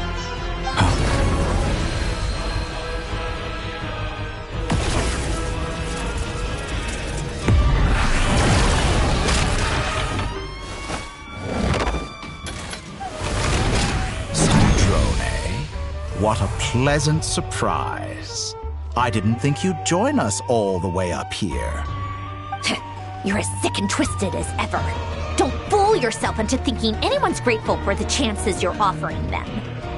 Sandrone, the formula hasn't finished running yet. Funnily enough, I was just discussing a collaboration opportunity with the Traveler, and then I see you, who I must say is a good example of an opportunity gone to waste. Gone to waste? I said that everyone would get one chance, and you've used yours to march right back into the lion's den. So yes, it's an utterly wasted opportunity. And what makes you think I believe a word that comes out of your mouth? I was planning on disposing of your little formula after wrapping up more urgent business here.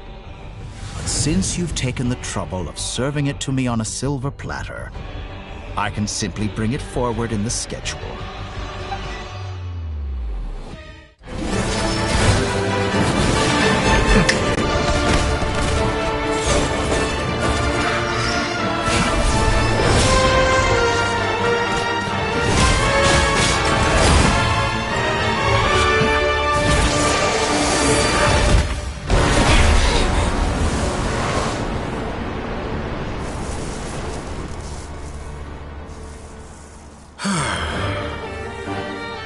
Is this your life's work? This piece of trash?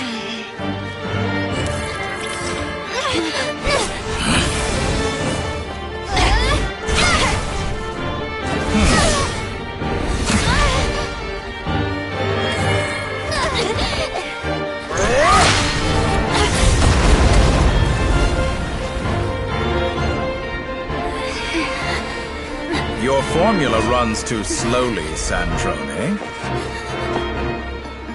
You put your hope for success on others instead of fighting dirty. That is why you have failed. Now, whom should I slay first? Any volunteers? No one? How nice of you to leave the decision to me.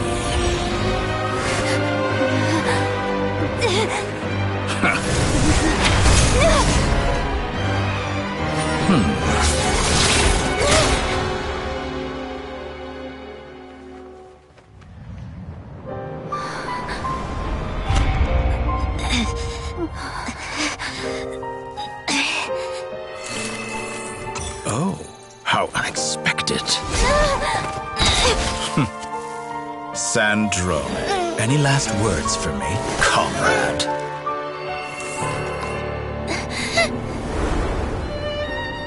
Is there anything you wish for? Not really. But I've always known what I don't want. Go to hell, Dottore.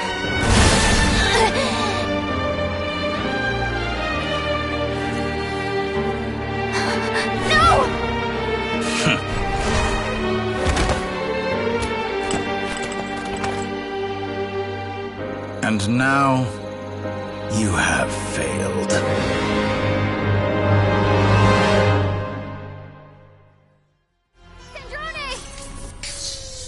Now you see how fragile mechanical contraptions are. Just a gentle tap, and they fall to pieces. However keen of an inventor Sandrone may have been, her death spells the end of the formula that was running inside her body. Of course, I have to commend her for making it this far. As her colleague, I have to admire her stubborn tenacity. Now, it is time for you to take your place by my side. My count was interrupted, but the second chance I extended to you still stands. Once again, you are welcome to join me. By now, I'm sure you have gained a greater appreciation for the power and authority I wield. What is stopping you from embracing a new world of endless possibilities? Not in the mood to talk? As you wish. You seem less talkative than usual today. I'll change the topic to something more apropos. Sandrone was always like this, never trusting anyone. Always so reluctant to share her research with them. Objectively speaking, she had her strengths. It is remarkable how she extracted and even optimized the world formula from so much data. But her inability to trust was her undoing. Had she allowed someone else to monitor or run the formula for her, you might still have a chance at victory even now. But regrettably, she was a stubborn fool. As much as it pains me, she had to go. Dottore. Maybe this is news to you, but people can change. Columbina surprised you when she escaped, and I think Sandrone would surprise you too. Change? You can twist the truth however you want, but I see it clear as day. You're the one who can't trust other people. Is that how you see me? By this point, what can you hope to do about it?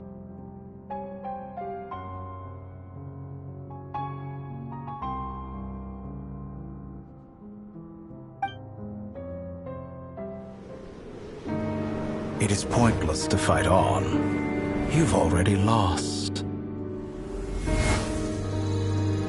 Wrong. You can't win this, Dottore.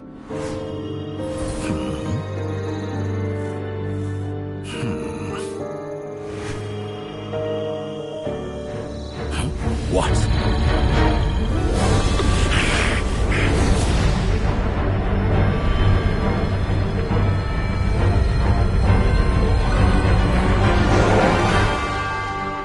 My formula can get us 90% of the way. It will connect you to Columbina. Then, I will bring the formula's output to the Traveler's side. For the last 10%, do whatever it takes. Just bring the moon down.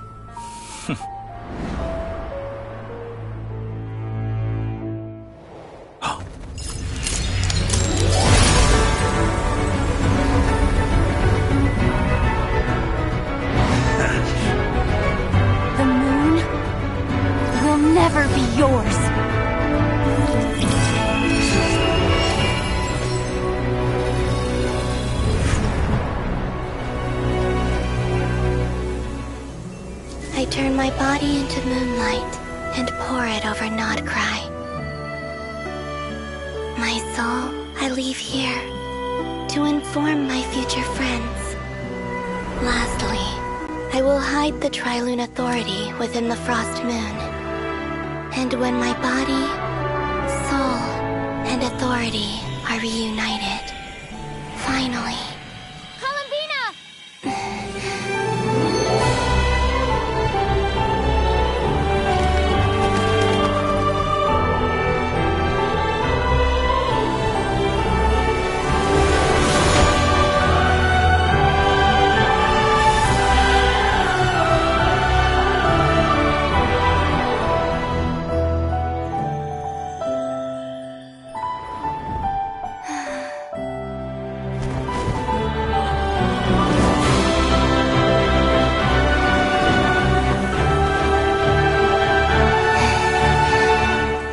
It's been too long.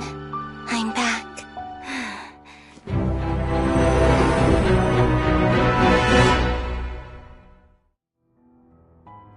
Stay focused on the battle, Traveler. What a touching reunion. Though I personally find myself repulsed by the sight of weaklings huddled together for war. Now, quite finished patting yourselves on the back. Show me how long you can struggle before you drown. Watch out, Columbina! Manipulate space itself! I know. Wait for the right moment.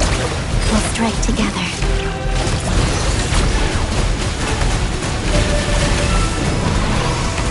Water jet! How dare! Attention! Thanks to me!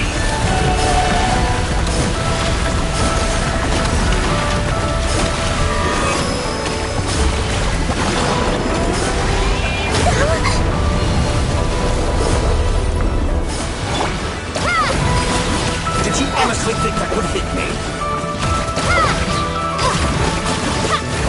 Be shackled! Water jet! Enough! First, like an ant in my palm!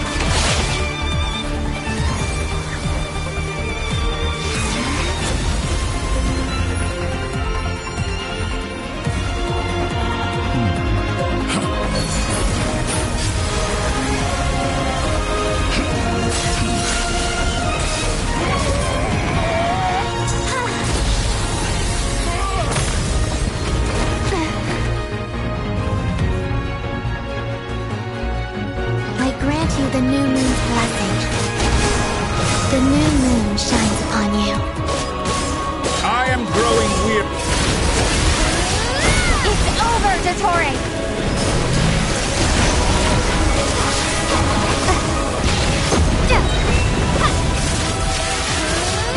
Time to pay for your heinous crime! No longer must the world cower in the cold night.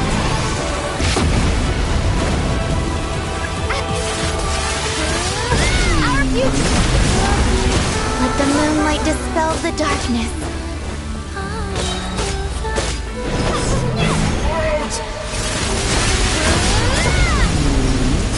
Everlasting as the moon.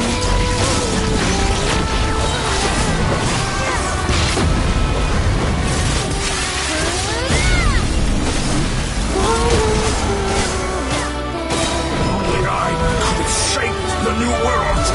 Only I!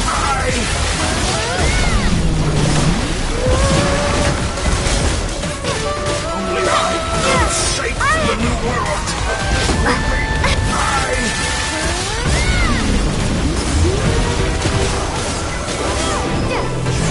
Wallow in this rotten, decaying world!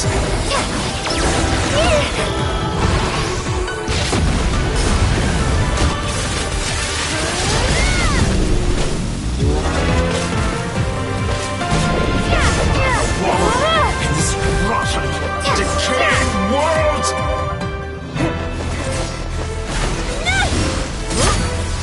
Willfully blind. How can you be so satisfied with your fate?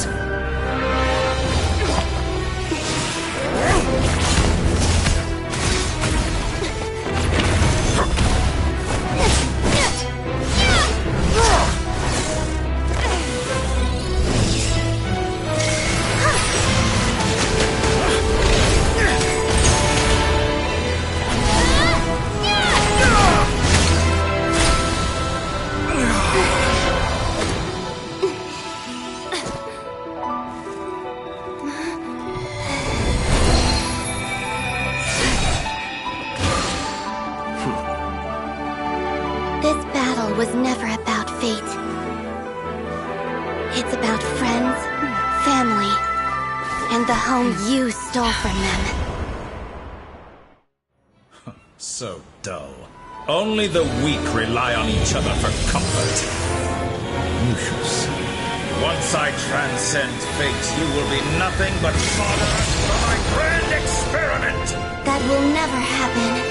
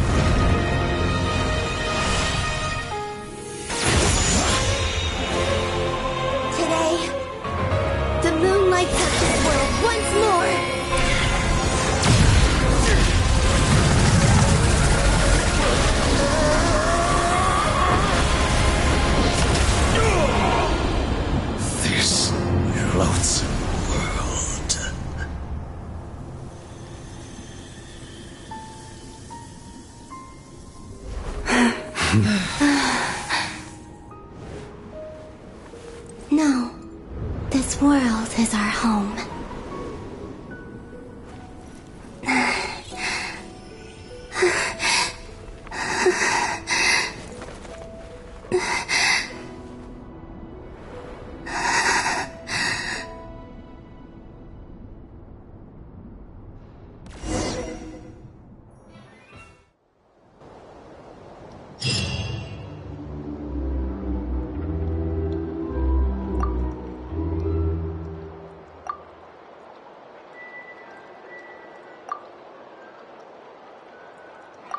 No, you're doing it wrong. The moon looks like this now. What are you drawing, children? The new moon, Mom. It looks different than before, doesn't it? Also... Can I go buy a sugar sculpture today? Please? Just one? All right. I suppose today is a special day after all. Almost like a festival. Extra, extra! Get the latest Nasha Express here! Post-disaster report! Nasha Town reborn beneath a new moon! The voyage begins today! The future looks bright thanks to the League. Want a copy? I knew things would be different. But I didn't think that would include the moon. They say a new moon goddess has been born. A new moon goddess? Who's saying that? The Frost Moon Scions? I guess so. I'm not too clued up on the details. As far as I'm concerned, the moon's still in the sky and it's business as usual. Hey, since we've come all this way, shall we grab ourselves a free meal while we're here? Are you a convert now? Or are you just here for the free lunch? Oh, come on. What does it matter? After everything we've all just been through? That smells good. All right, that's it. I'm hungry. Time to eat. Come on! We gotta get there early, or there won't be any good spots left! Shh, keep it down. This is a residential area. What if people are still sleeping?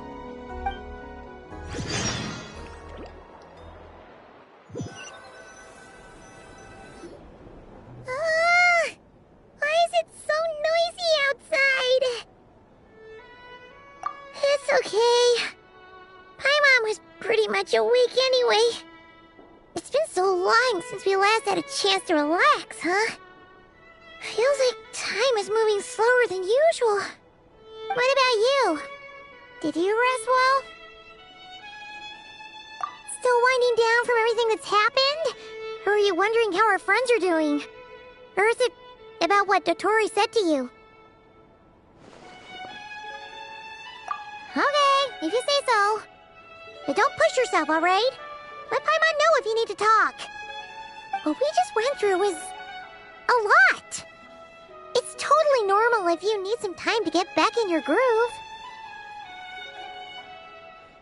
Luanatar disappeared after Columbina came back.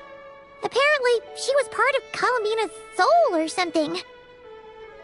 Still, Paimon kind of misses Luanatar somehow. But anyway, you did great. So did Paimon. We all worked our butts off to contain this disaster, and in the end, we made it. So, chin up, Traveler. You should be proud of yourself. Hey, don't poke fun. You should be glad that Paimon's growing as a person.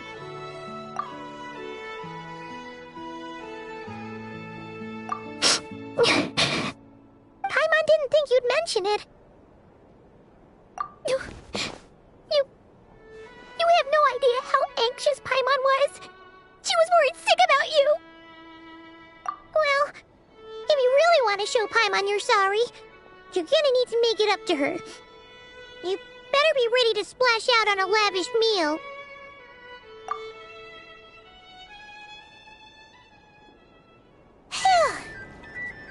Okay. Paimon's full now. Huh? Oh, well... Hey there, Traveler and Paimon! Good morning! Morning, Yehuda! Here for some breakfast? Oh, I've already eaten. Just need some water. I was mostly worried you might forget what day it was today. So, I came over to remind you. Careful there, Paimon. Too much food will make you drowsy. Don't let anyone catch you hiding at the back and nodding off during the League meeting. Yeah, she'd probably be saying that to Aino. She's the baby of the group, if anyone. True. You know, I'm surprised that all these competing groups are actually coming together to try to solve things together. Definitely a first for Nodcry.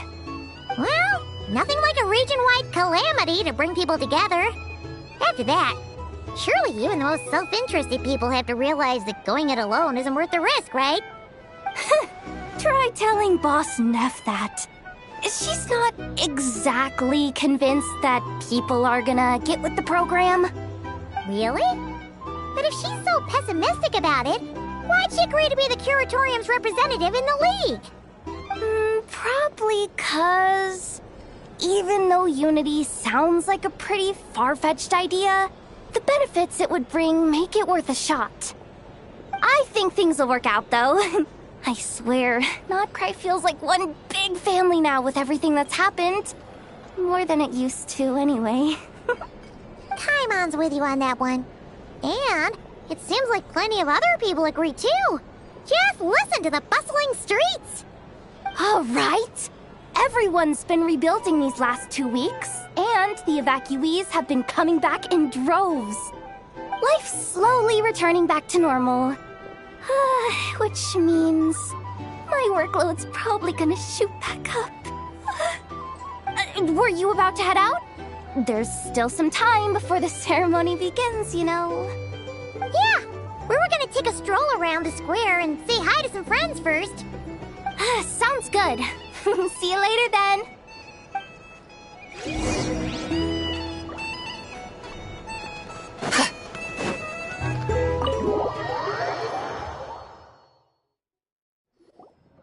Please accept today's boon.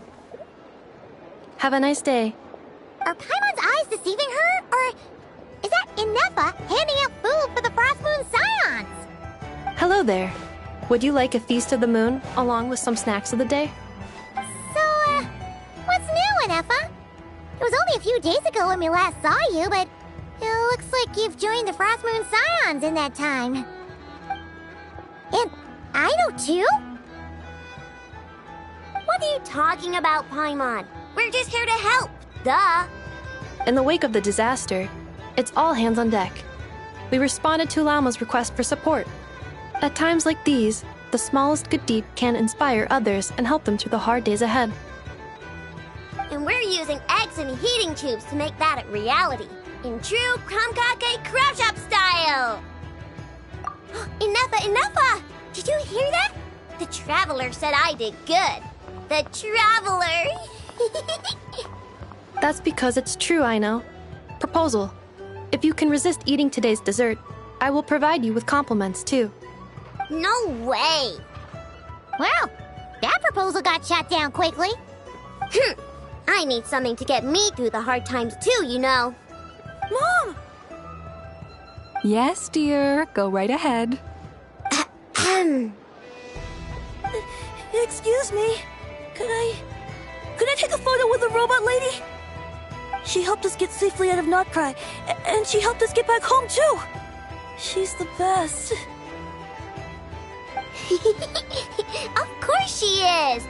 And since I'm the whiz kid who built her, that makes me even better than best, right?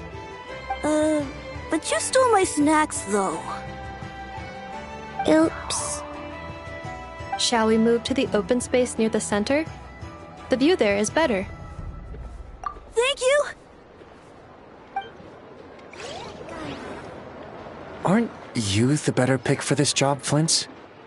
You underestimate yourself yet again, Master Ilua. Not at all. I rarely come by Nasha Town. I don't know any of the big shots here. All in good time. Socializing is a step-by-step journey. But you're much further ahead on that road, aren't you? You're not seeing the full picture. You know the truth now. My friends do not understand my habits. There is no question about it. The Lightkeepers need a representative in the League. Someone who is upright, cares about other people, and can realize their self-worth through group action. You say it like you wouldn't make the cut. I am most flattered that you think I would. Sigh a little less, Master Ilua, and have more faith in yourself. All the Lightkeepers agree that you're a very promising young man. That is precisely why Starshina and Nikita felt safe delegating such important work to you. I'm sure we all also agree that we would sooner die of dehydration than manage to wrangle anything out of you in a discussion. My apologies. I am not in the habit of bringing water with me when I go out. Whatever. I'll take the job. By the way, who else is part of this?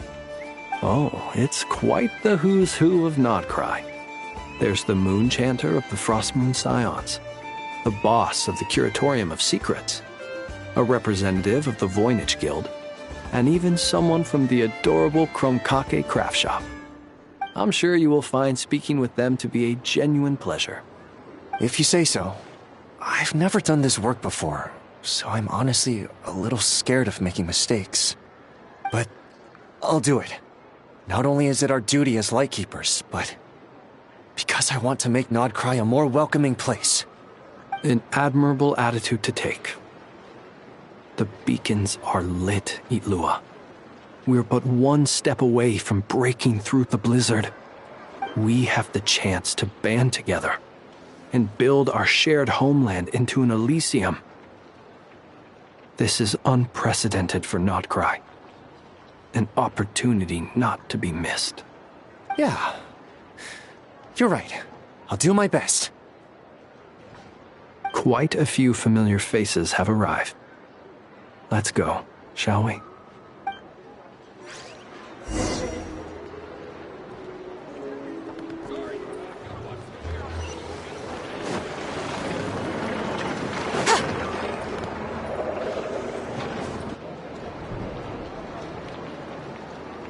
Wow! Everyone's here! You seem well rested. I know no one's asked, but I'm sure you all want to know, so let me just say, we're doing great. Thanks. Well, great, but not perfect. Starting to lose my mind from boredom. Can't drink a drop of alcohol while I'm waiting for my wounds to heal. I'm sure you had a sneaky swig or two. Wait, how'd you find out? I'm sure you must be missing Mondstadt after all these years away, Grandmaster. Yeah, you could say that again. Every time I get news from Mondstadt, it makes me want to go back and see the place for myself. Honestly, once things are wrapped up here, I think it'll be time to head back home. Hey, looks like someone's taking the stage. Can everyone see okay? Anyone need a boost? I'll just listen from the back. It's fine. You're taking this pretty seriously, huh, Durin? Well, it's not every day that I get the chance to see how people speak in official settings. Soak it up like a sponge. I'll make sure you get a chance to practice for yourself later down the line. Actually, I know just the thing. You can debrief the Knights of Favonius for me. Mr. Varka, are you forgetting that I'm not a Knight of Favonius? I can knight you. Any particular title you'd like? Is he joking? I really can't tell. You'll have to figure this one out for yourself. It'll be a good learning experience. It is my honor to host the opening ceremony for the League, and to have this opportunity to speak to you all in my capacity as Voynich Guild representative. Could this person also have been pushed onto the big stage by the real big shots? Guess I'm not the only one then. We come here today, having weathered the trials and hardships of yesterday, and having learned from them the importance of unity and cooperation. All right, here we go. Uh-oh, looks like Aino's off in Dreamland already. Wait, Boss is looking kinda drowsy too. What's up with her? Come on, get this speech over with already. Nodcry is our home, the land we rely on for survival. And as we chart a course for the future, may we persevere through the storms ahead as we sail towards a new era of prosperity, freedom, and hope.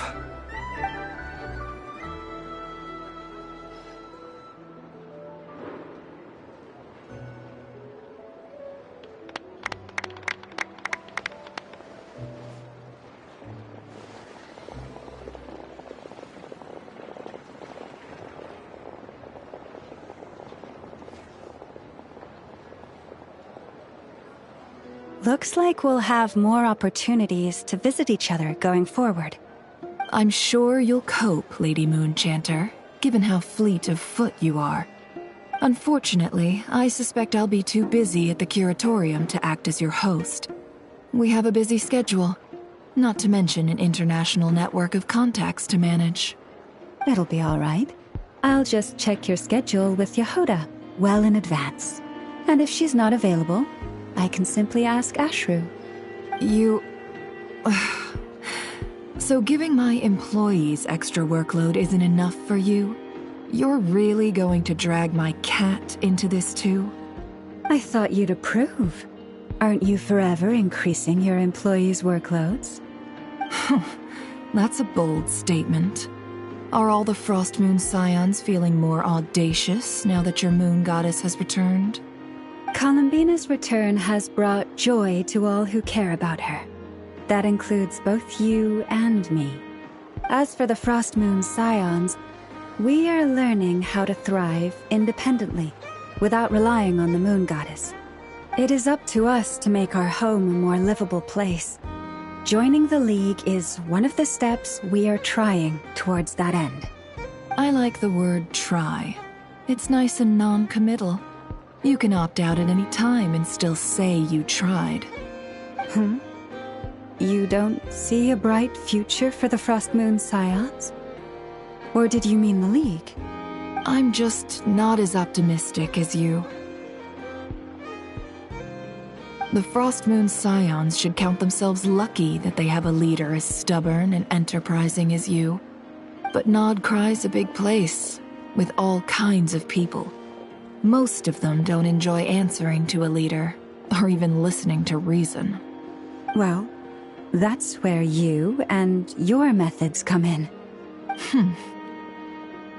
Unless the Curatorium of Secrets is only here for appearances.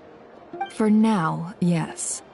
And that won't change until this venture becomes worth my while. What would make it worth your while? Getting out more than I put in. Right now, I'd barely break even, but I'll grant that it's a good start for Nodcry. then maybe it's worth a try. All right, you can stop now. Or do I have to join the Frost Moon Scions before you'll get off my back? You'd be very welcome to join us. Hey, you two! Congrats on all your hard work! What are you chatting about? Nefer was trying to dissuade me from adding to her employees' workload. Also, she's considering joining the Frost Moon Scions. Sorry, what? Your conversations are always the most interesting. Would you two care to join me for some tea before heading to your next destination?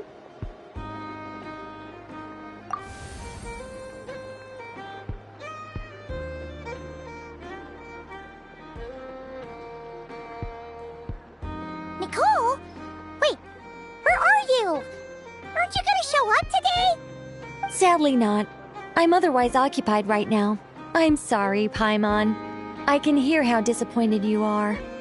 If it's any consolation, let me say that how things appear on the surface is a far cry from what they are at their core. Perhaps you'll feel better if you focus on the fact you have a special line of communication with the great mage herself. Okay? Has something happened? No, or not yet, anyway. Well, that's not ominous at all. Not for the time being. Just think of this as a general check-in to make sure this communication system is still running smoothly. Besides, it's good to chat once in a while if we want to maintain our friendship. You could have just said so. Paimon got all worked up for nothing. Still, the best friendships are built through face-to-face interaction, you know. It's never gonna stop being weird having tea with you when you're not there and just talking to thin air. All right, fair point. I'll bear that in mind for next time. Yeah. Any update on that crisis at the world's borders? Alice just informed me that they had their work cut out for them. And now everyone's thoroughly exhausted. But they did finally get things back under control. Still, we can't let our guard down yet. The disruption caused by this disaster has made Teyvat easier to detect from the outside universe. She plans to wait for things to stabilize, then reschedule her Mondstadt vacation plans. As for me, I agree with Hat Guy's perspective. This is a time when many new variables are emerging, and the situation is changing constantly. Plus, most of this change is for the worse. We have to remain vigilant and ensure that the embers of chaos are not rekindled. I did notice that the energy in Nodcry changed somewhat after the War of Funerary Flame. But since it was still aligned with the Light Realm, I never gave it a second thought. It looks like I'll have to examine the connections between phenomena I observe more closely in the future. Just doing my duty. It's more or less second nature by now. Of course. To give you the full picture, I'd have to start with the substance from which angels were formed. Never mind. Paimon's right. Showing off my knowledge would be much more satisfying in person. By the way, you did receive the gifts from the Hexen Circle, yes?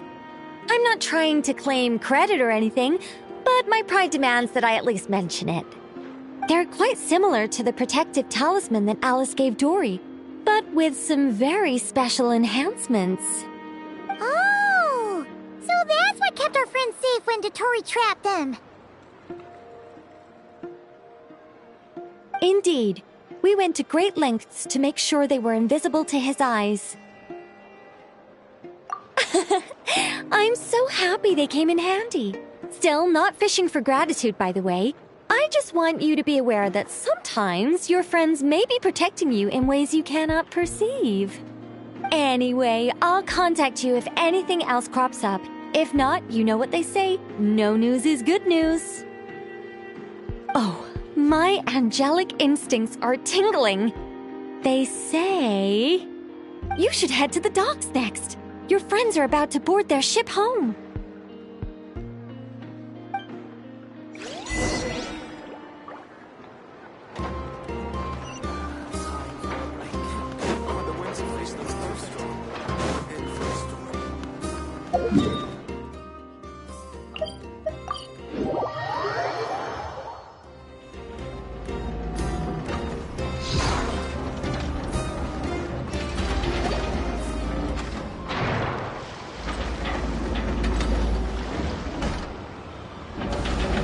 You're here.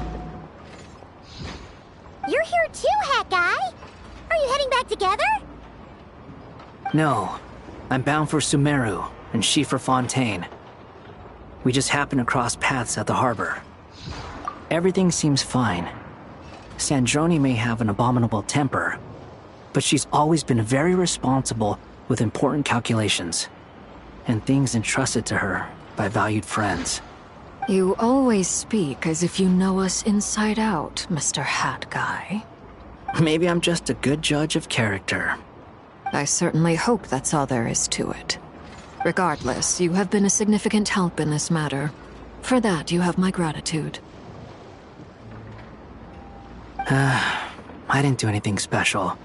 Sandrone's the one who completed a seemingly impossible formula and turned the tide of the entire battle, even giving her life in the process. She's the one we should be thanking. Even we were unaware that Sandrone had hidden the real formula inside Polonia's body. She managed to fool Dottore into thinking the formula was running in her system by installing an identical-looking decoy within her. She probably realized that she didn't have the strength to stop Dottore. But this way, she could at least get him to lower his guard. She always worked like that. Always had a backup plan. Well, that's why I'm traveling to Fontaine. She made a request of me long ago, and the time has come to fulfill it.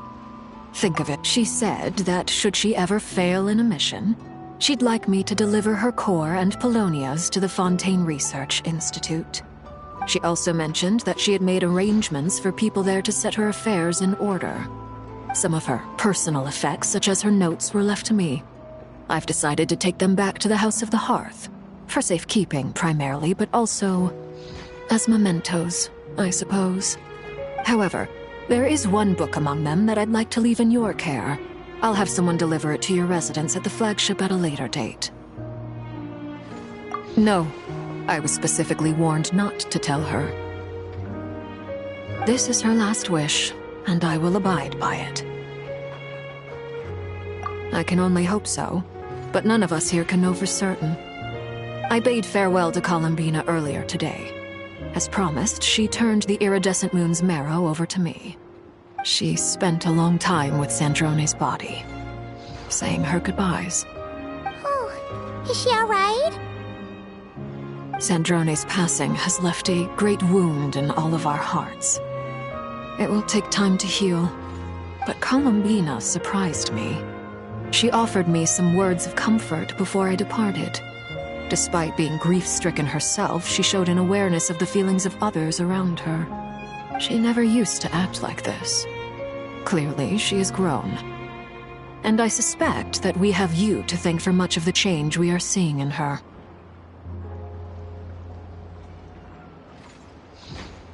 Huh. After these recent events, the Tsaritsa has revoked the Pale Star Edict. Snezhnaya now realizes that the arrest warrant for Columbina was just a ploy by Dottore, who coveted her powers. I shall return to Nodcry to see her as soon as I find the time. I hope that from now on, she too will explore more of the world. Columbina Hyposelenia's journey is only beginning. My ship is here. Traveler, Paimon, we shall meet again. You too, Hat Guy. What are you still bumming around for? Isn't Columbina waiting for you? I thought today was the day you'd agreed with her to go find out the truth about your sibling. You're afraid you won't like the truth when you see it. Well, this is new. I was starting to think that nothing could scare you. Don't say that! Wouldn't you be if you were in this situation? Fair point. But I'd say I have more experience facing up to unpleasant truths than the Traveler. They say blood's thicker than water. I know how much you need your family back. More than you need any of your friends. And I'm sure that all your real friends understand that too. No matter what the truth turns out to be, They will stick by you and support you, whatever decision you make. Finding the truth is important. But more important still is what you choose to do once you've found it. At least, that's the life lesson I've learned from my experience, grappling with the truth. What? Now that Dottoro's dead and gone? A little, I guess. But it hasn't solved everything. Maybe I regret not getting to end his life with my own hands. Or maybe it's something else. But for whatever reason, I still feel like I have a chip on my shoulder. Either way, I'm going back to Sumeru. Lesser Lord Kusanali is gonna need help dealing with all the chaos Dottori left in his wake. Not just from this incident, but everything he did in the past, too. You should continue with your journey, as you've always done. Who knows? Maybe we'll meet again someplace else. So, what should we do now? If you want to explore a bit more to steady those nerves, Paimon's game! After all, when Columbina said she knew where your ship was hidden, Paimon promised to give you two some alone time with the truth. It hasn't been all that long since we were last apart, sure, but with Columbina there, Paimon's sure things will be just dandy. Ain't no biggie. Paimon might be all about that food and fun, but she knows how to do right by people. Paimon's sure you'd prefer to digest the news about your brother in peace. But, no matter what you see, just know you can share it with Paimon. Of course, as long as it's not super private. If you can't make sense of something, let's give it some thought together. And even if we both can't figure it out, Paimon can at least treat you to a nice meal. Glad to hear it. Feel better now? Alrighty. Next up, time to meet with Columbina.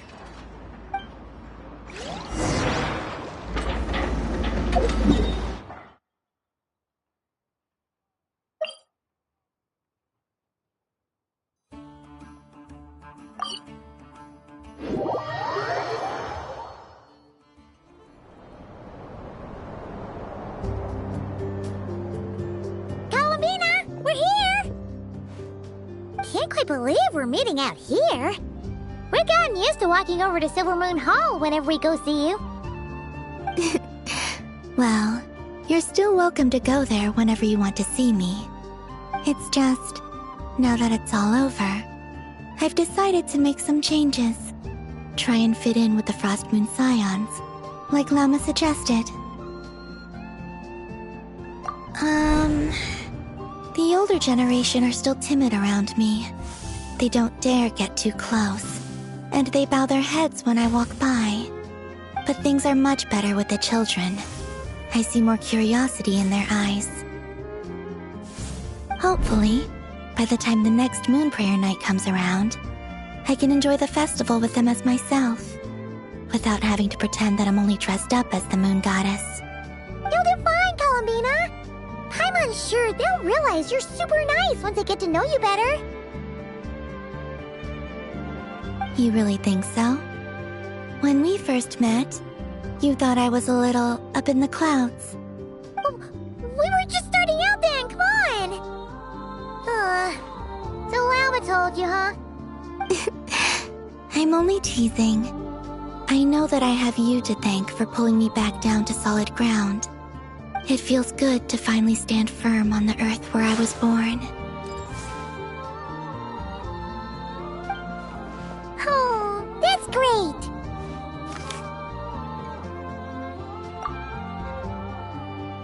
Thank you.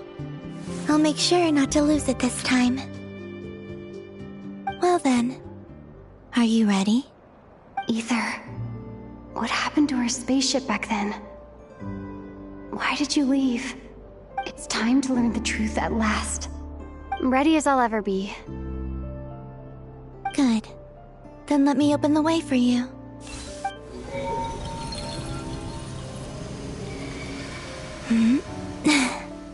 Where does this lead? To our shared destination. Huh? Do you remember me telling you about my missing prologue back when we just met? I said that my story began on the moon. But while I was inside the moon's reflection, I realized that my prologue was really hidden in the future. I just had yet to discover it at that point. The story of the time before I was born was in fact the story of my distant future. It's truly fascinating.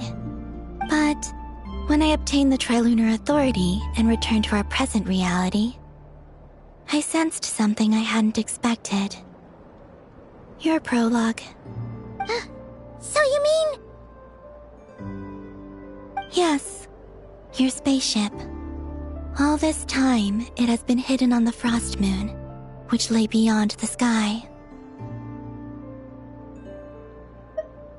The great ruler of the firmament. The heavenly principles. Wait, them? Why would they do that? I don't know. Perhaps your ship contains something that is incompatible with Teyvat. Or something that cannot be known. Oh, did I pick a bad time to say this? I know it must have been hard to work up the courage to do this. Maybe I should have waited until you were on the moon, with no chance to back out. That would have been kind of mean, you know.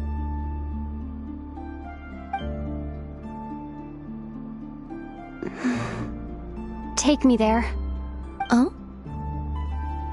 Whatever is hiding in that ship, it belongs to me and Ether.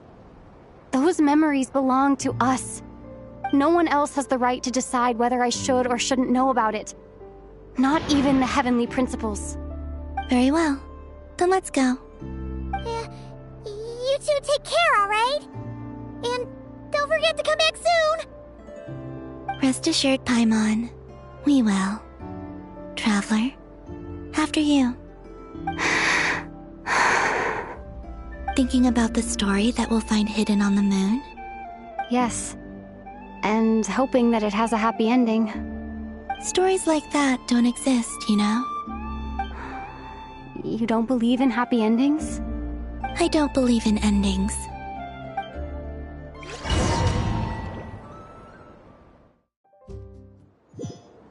Where am I? This is the pathway I built between Teyvat and the Frost Moon. The moon is very far away from us, so it could be a long journey.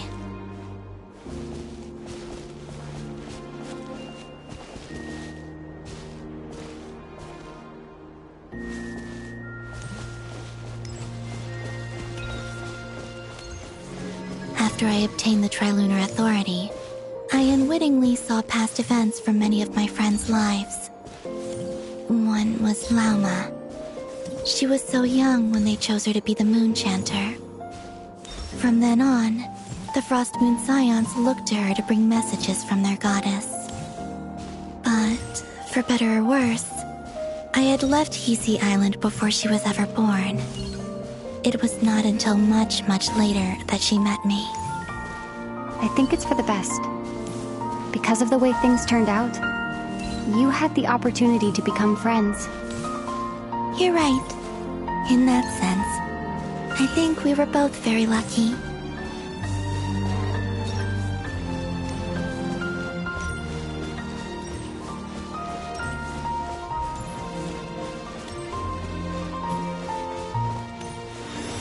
Oh, and about that mage, Nicole.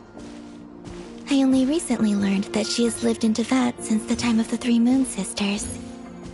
The Moon Goddesses always had a good relationship with the angels. I suppose our friendship continues that tradition.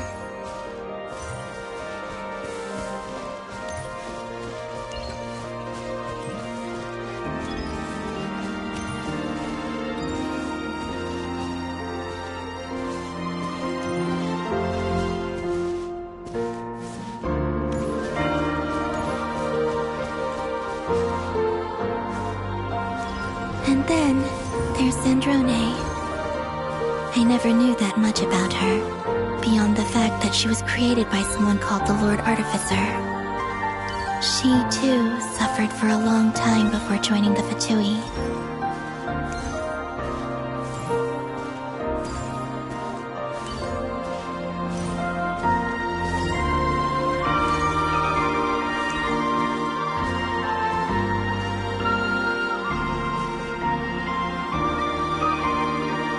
How I wish I could talk to her again, even if only to hear her say nasty things to me.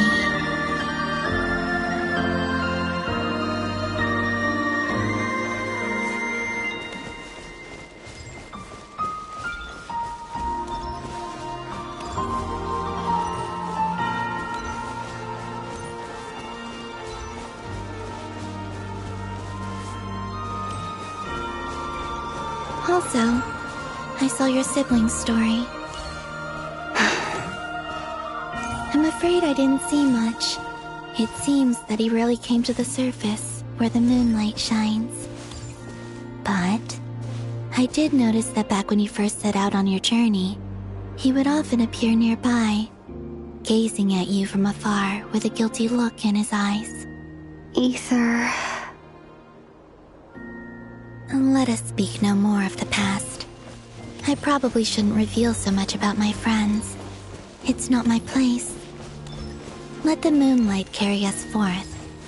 We are very close now.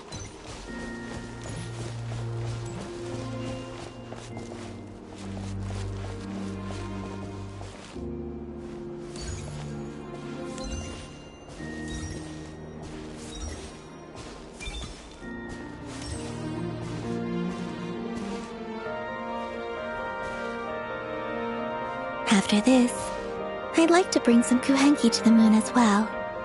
If they're willing, of course. What about your other friends? Will you bring them to visit too? Certainly. But I'll need to tidy the place up first. This home hasn't received any guests in a long, long time.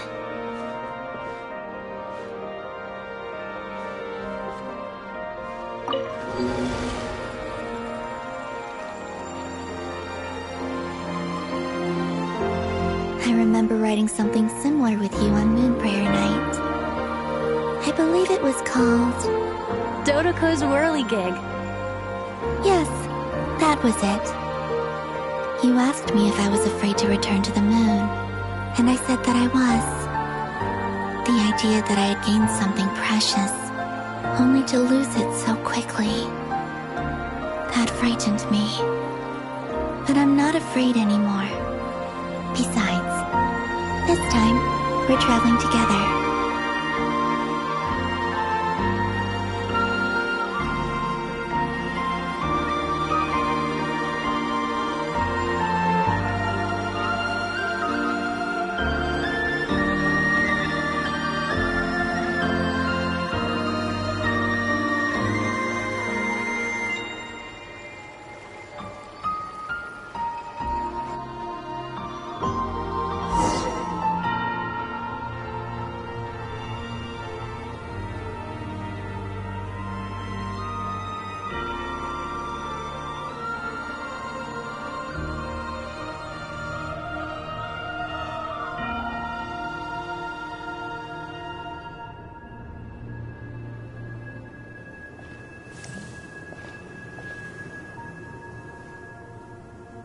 We're here.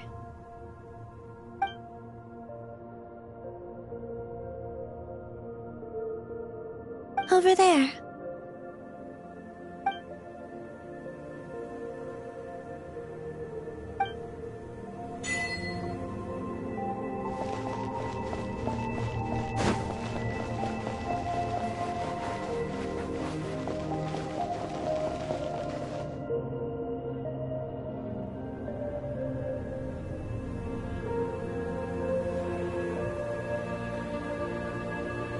Our spaceship. It's huge. I suppose that the moon is the only place one could hide it. It'll be alright. Huh? The way you feel in this moment, I went through it too, on Moon Prayer Night. The door was right in front of me, but I struggled to find the courage to step through. Solitude for me once meant living a life in which even I was absent. Before I met you, that was the only life I knew. But that night, solitude meant throwing away the life I had gained after meeting all of you. Columbina. Go. Retrieve the part of your life that was once lost. Trust me, you will lose nothing by doing so. Look, Teyvat is right there. All of our friends are down there, waiting for us. You're right. Thanks, Columbina.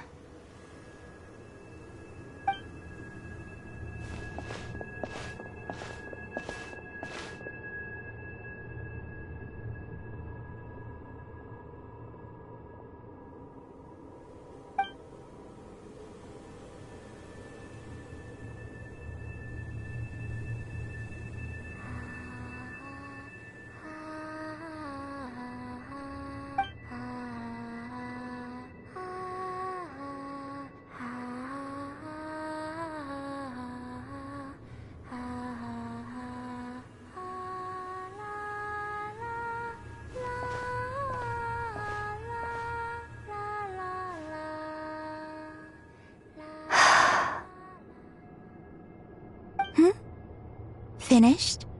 Yeah. Why did you take your eye mask off?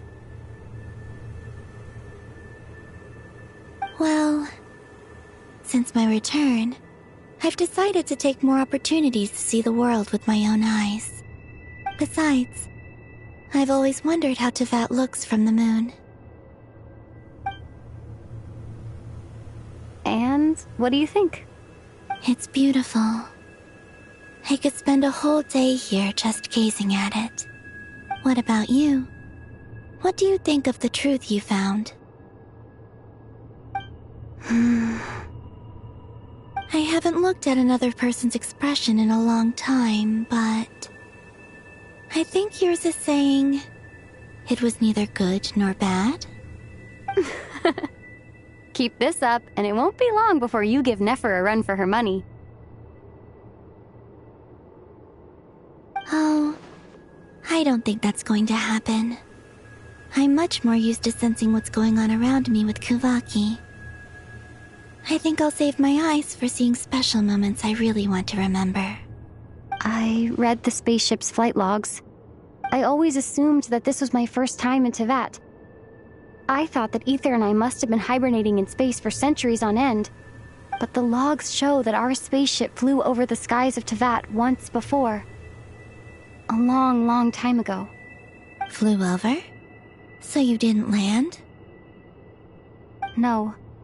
The ship barely came to a stop before flying on again. After that, it continued traveling through space for a long time. Some of the data is corrupted, but I suspect that it kept flying for thousands of years. It was only after that that the ship made a forced landing in Nodcry. When Ether found me, he came from outside the ship. Could this mean that he left the ship long before I did? Maybe even during our first pass over Teyvat? Are you alright? Yes. I can feel that the truth is coming together, one small piece at a time. I remember Ether telling me that when he first arrived in Conria, he could not recall the past. So this might be something that even he doesn't know. Here, I made some space for you. Your mind must be racing, and this seems like the perfect place to relax and clear your head. Oh, wait, there's one more thing. What is it? Wait here a moment.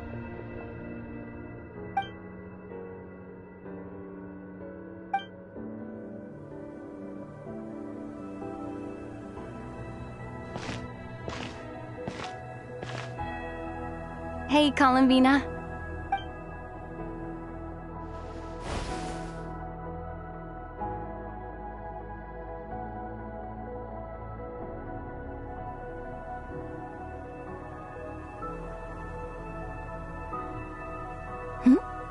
Is that a new outfit?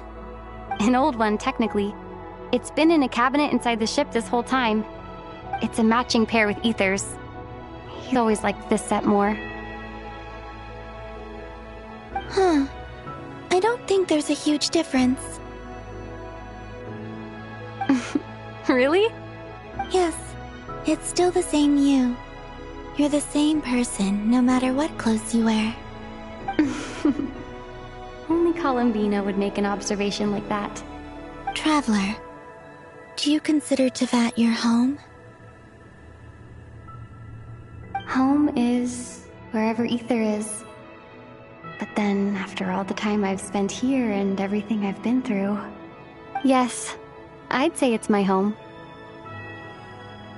Would you change your answer if Tevat changed appearance?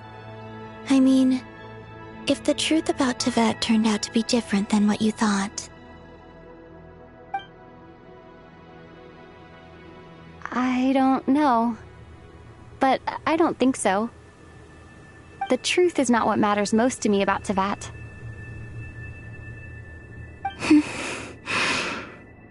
When I was first born, I longed for a home. And when you get something before you're mature enough to understand the world, you just take it at face value. I thought that a home was a transaction. You give me what I want, and I'll do the same for you. But you and your friends taught me what a true home should look like. You never asked for anything, yet you gave so generously to me. That's because your friendship matters to us. It was worth it. In the past, I thought that my birth in Nodcry must have been a mistake. But after journeying to the distant past where the story began, I realized that it was I who chose Nodcry to be my future home. Now, I am glad that I made that choice. I'm sure your friends are just as glad. In fact, I intend to make the same choice today as I did back then. What do you mean?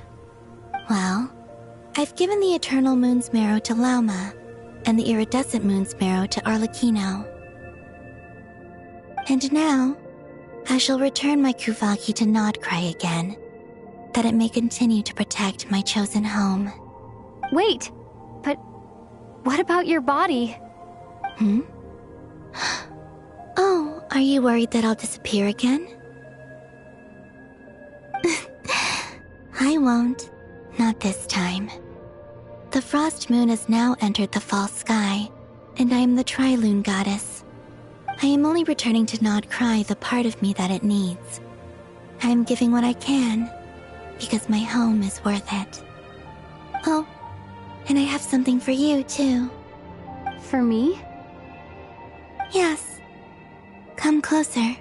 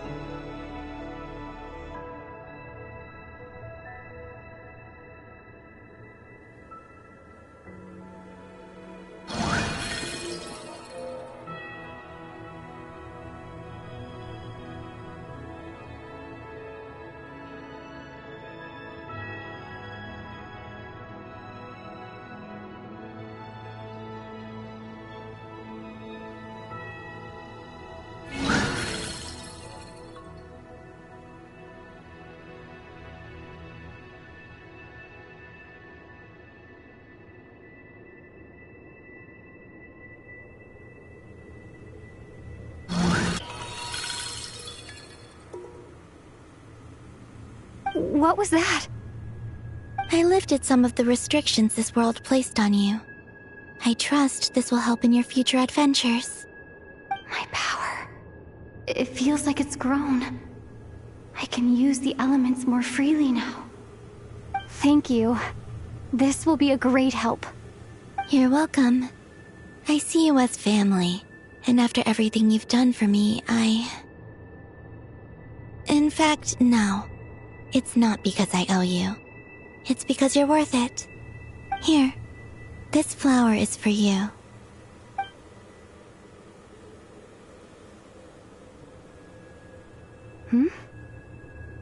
Isn't this a moon prayer blossom? Yes. Don't worry. You will never see these flowers lose their color again. I'm finally discovering the joy of giving. How I wish I'd learned this sooner. Hey, better late than never. What are you thinking about now? Why don't you take a guess? You get 1 shot. I don't think I'll get it in one guess, but I'm sure it's a happy thought. That's kind of a sneaky answer. I can't say you got it wrong. Down into that, the moon seems so far away. I felt it might always lie beyond my reach. But on the moon, everything feels so close by. The haze that once enshrouded the skies has finally been dispersed. I feel like a traveler on a winter's night, starting a new chapter in my tale by the warmth of a bonfire. I don't have a lot of luggage, but I do have a lot of hope for the future. Well, what's next? Next? To start with, I want to stay here just a little longer. After that, let's return home and continue our journey.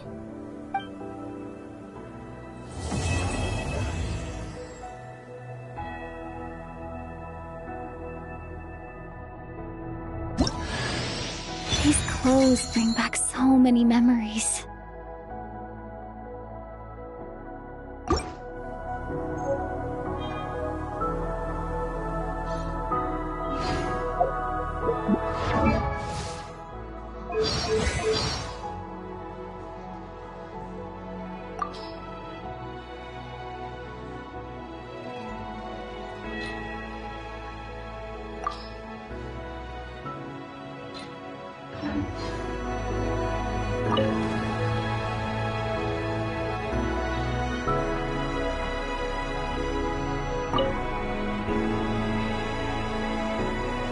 The journey goes on, for you and for me.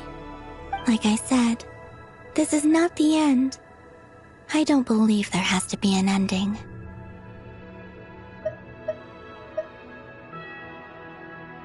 Once things settle down in Notcry, I'd like to explore the world beyond Snezhnaya.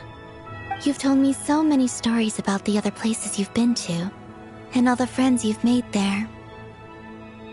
I'm curious to visit those nations and see them for myself. It would also help me learn more about the journey that has made you into the person you are today. There's Regrator, the Rooster, and the Jester. Between them, they control a lot of what happens in Snezhnaya, but I can never wrap my head around how exactly power is split between them. I just know they are each responsible for many specific domains.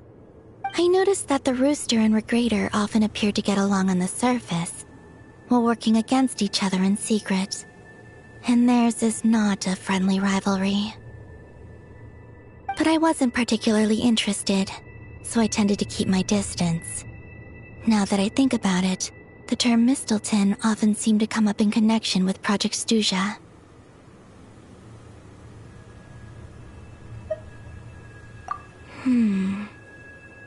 Ice cold and sharp. Crystal clear in some ways, yet profoundly unfathomable in others. Like the thick layer of ice on top of a frozen lake. That's just the impression that Tsaritsa gives me. I was never able to glimpse what truly lies beneath that icy exterior. In fact, I don't think the people of Snezhnaya even know what kind of power their god wields. Maybe that's because the Tsaritsa herself has never acknowledged nor accepted that power.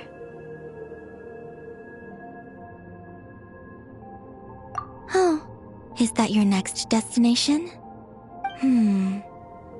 Most people would probably tell you to pack some warm clothes. But I experience things differently than most people, so I can't know how cold it is. In fact, it is home to quite a wondrous heat source. I think they call it Kreshnik's torch. Every city in Snezhnaya is built around one of those. I sensed the energy it gave off as I was passing by on a railway train. It felt grand and distant. I also recommend the Korolievsky troupe in Snezhnograd. They give performances quite regularly, and entry was free for harbingers. I liked them a lot.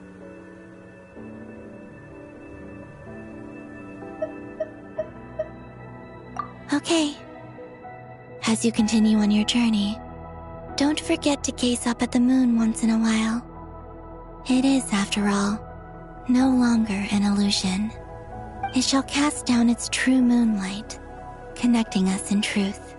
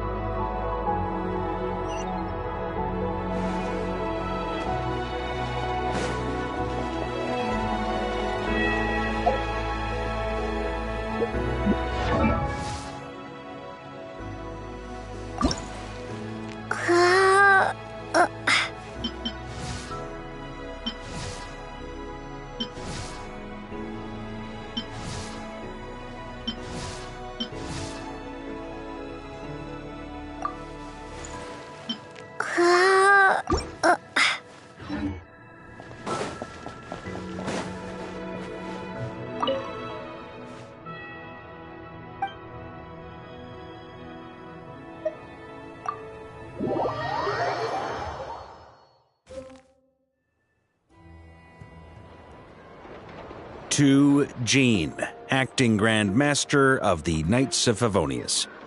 This preamble is such a pain to write. It's probably high time we got rid of this acting business. I trust that Dern has updated you all on recent events. Hope we didn't worry you too much. The good news is, we managed to come together and put a stop to the Doctor's evil schemes. With that, I think it's safe to say that Notcry is finally out of the woods. As for the Fatui, not counting the Damselette, aka the Moon Goddess, who has left their organization, we found ourselves allied in this instance with both the Knave and Marionette. May she rest in peace. As ever, we find ourselves better off for making friends rather than enemies. But until we can ascertain the Tsaritsa's true intentions, the future remains uncertain. In a short while... Wait... How am I meant to surprise everyone if I tell them in the letter that I'm heading home? Well, that would be a huge waste. Okay, got it. I will begin sending the expeditionary team back home in waves. I'm sure they'll be able to answer any questions you still have. I hope they won't gloss over the details of my many heroic deeds. But if they do, I'm sure it'll be because they're just too exhausted from the long journey. I think of Mondstadt daily. Please give everyone my best regards. P.S. The honorary knight went above and beyond this time.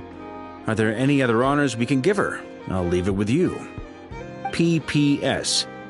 Please be extra nice to Klee for the foreseeable future. I cashed in on the last favor that the Hexen Circle owed us, so we need to earn some more goodwill. If there's any serious problems, feel free to stick me in solitary confinement when I get back. I'll do the time for her. Whew. And that, as they say, is all she wrote. End of an era. And with the moon shining down brighter than ever, I think everyone is going to sleep well tonight.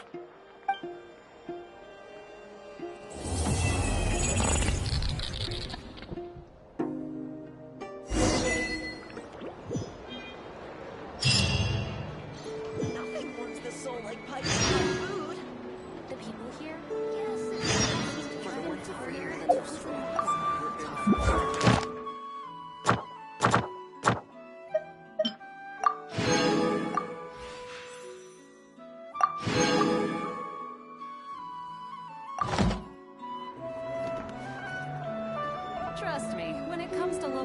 intricacies in Pyramida, nobody knows more than me.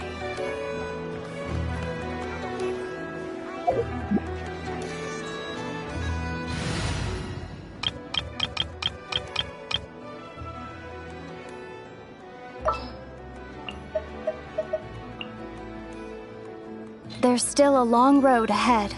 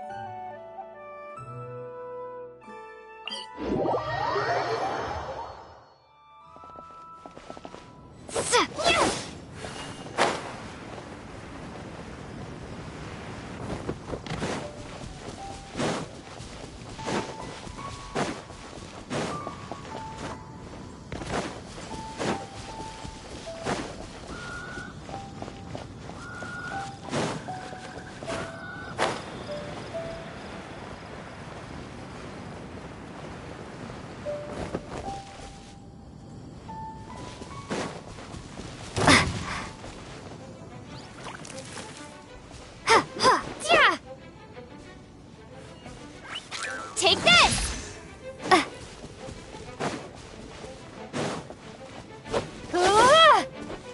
Let me scry!